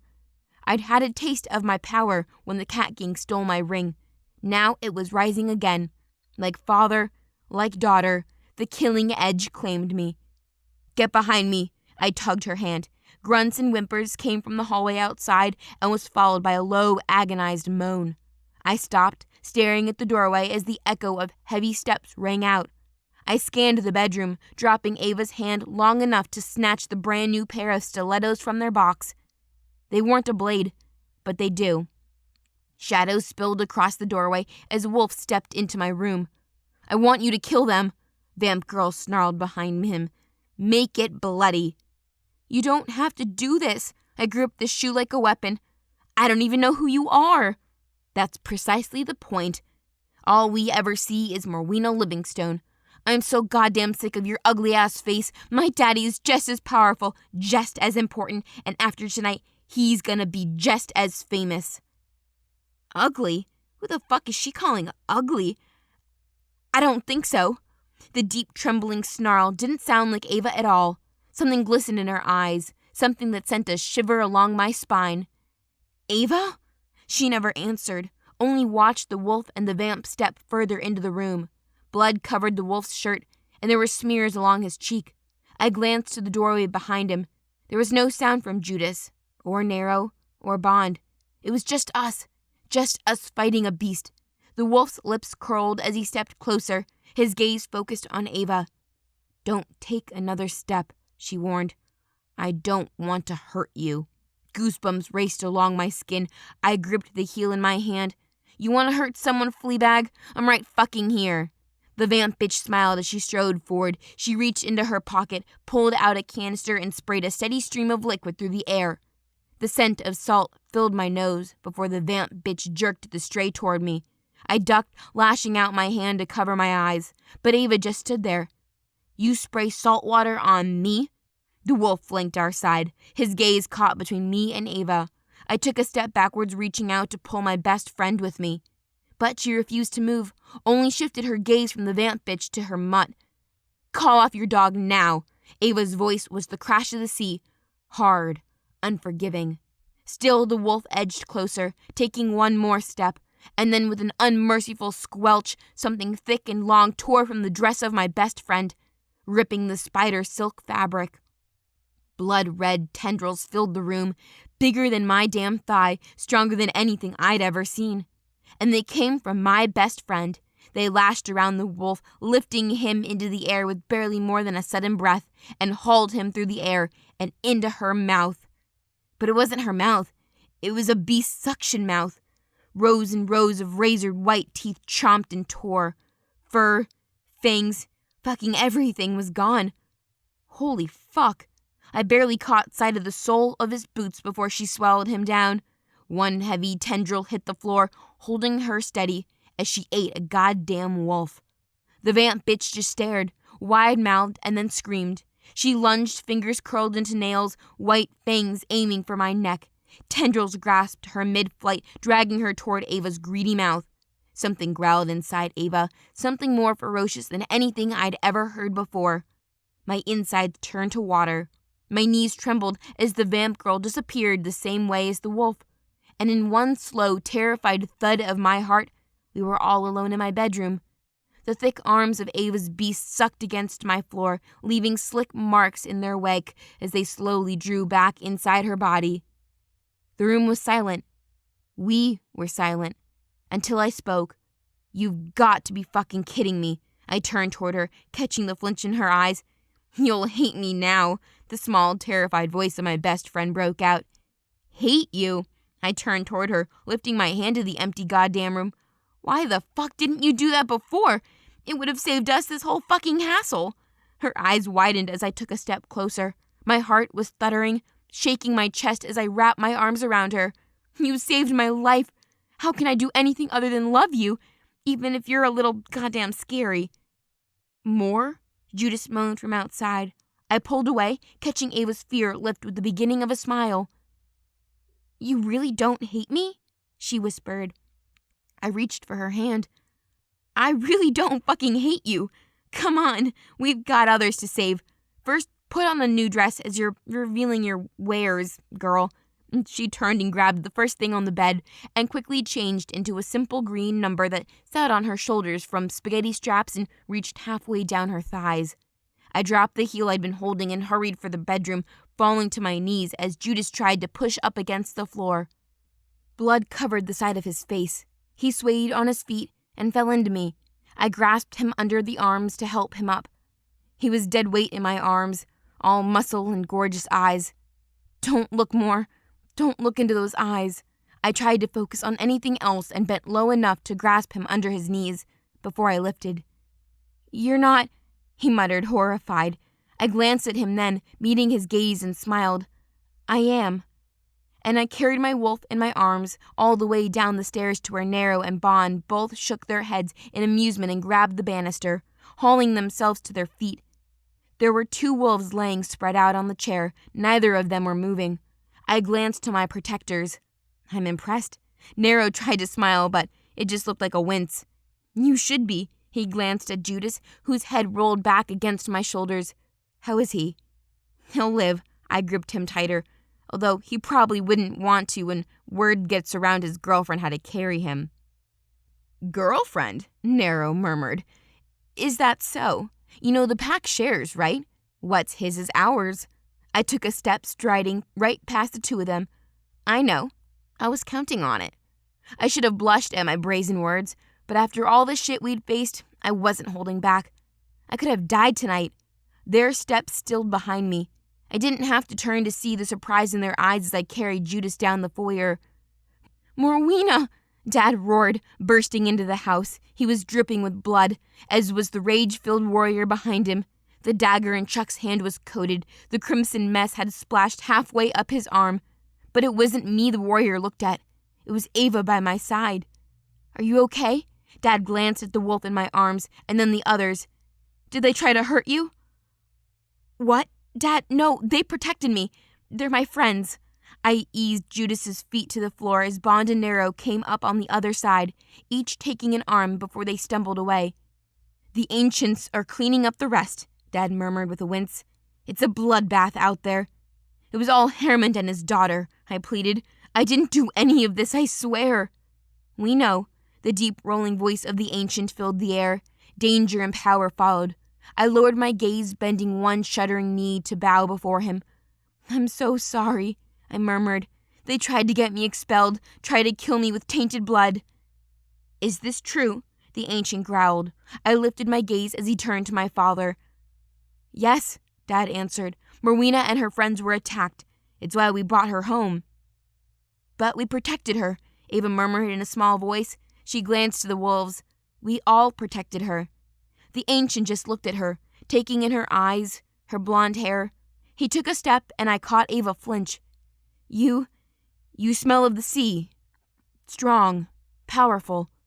You remind me of someone I knew long ago. He stepped backwards, cutting me a careful glance.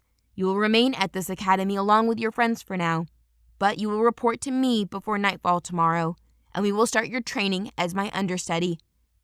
My lord, there was a tremor in my father's voice. I don't think she's strong enough for such a position. The ancient vampire cut him off with a wave of his hand, dark, bottomless eyes searching mine as he answered, Maybe not yet, but she will be. And he turned, sliding along the floor with barely a sound, leaving us standing alone. I will make sure the ancient is safe to leave. Chuck growled as he turned away, striding for the shattered patio door. I think I'll do the same, Ava muttered and hurried after him. Dad just looked at me. There was so much he wanted to say in his gaze, but in the end, all he did was lean close and murmur, Those two are going to be a problem, aren't they? My eyes widened. I glanced at Ava as she called out, Chuck, yoo-hoo, wait up. Yes, I answered, watching my awkward, weird-ass, best goddamn friend run after the warrior. Yes, they are.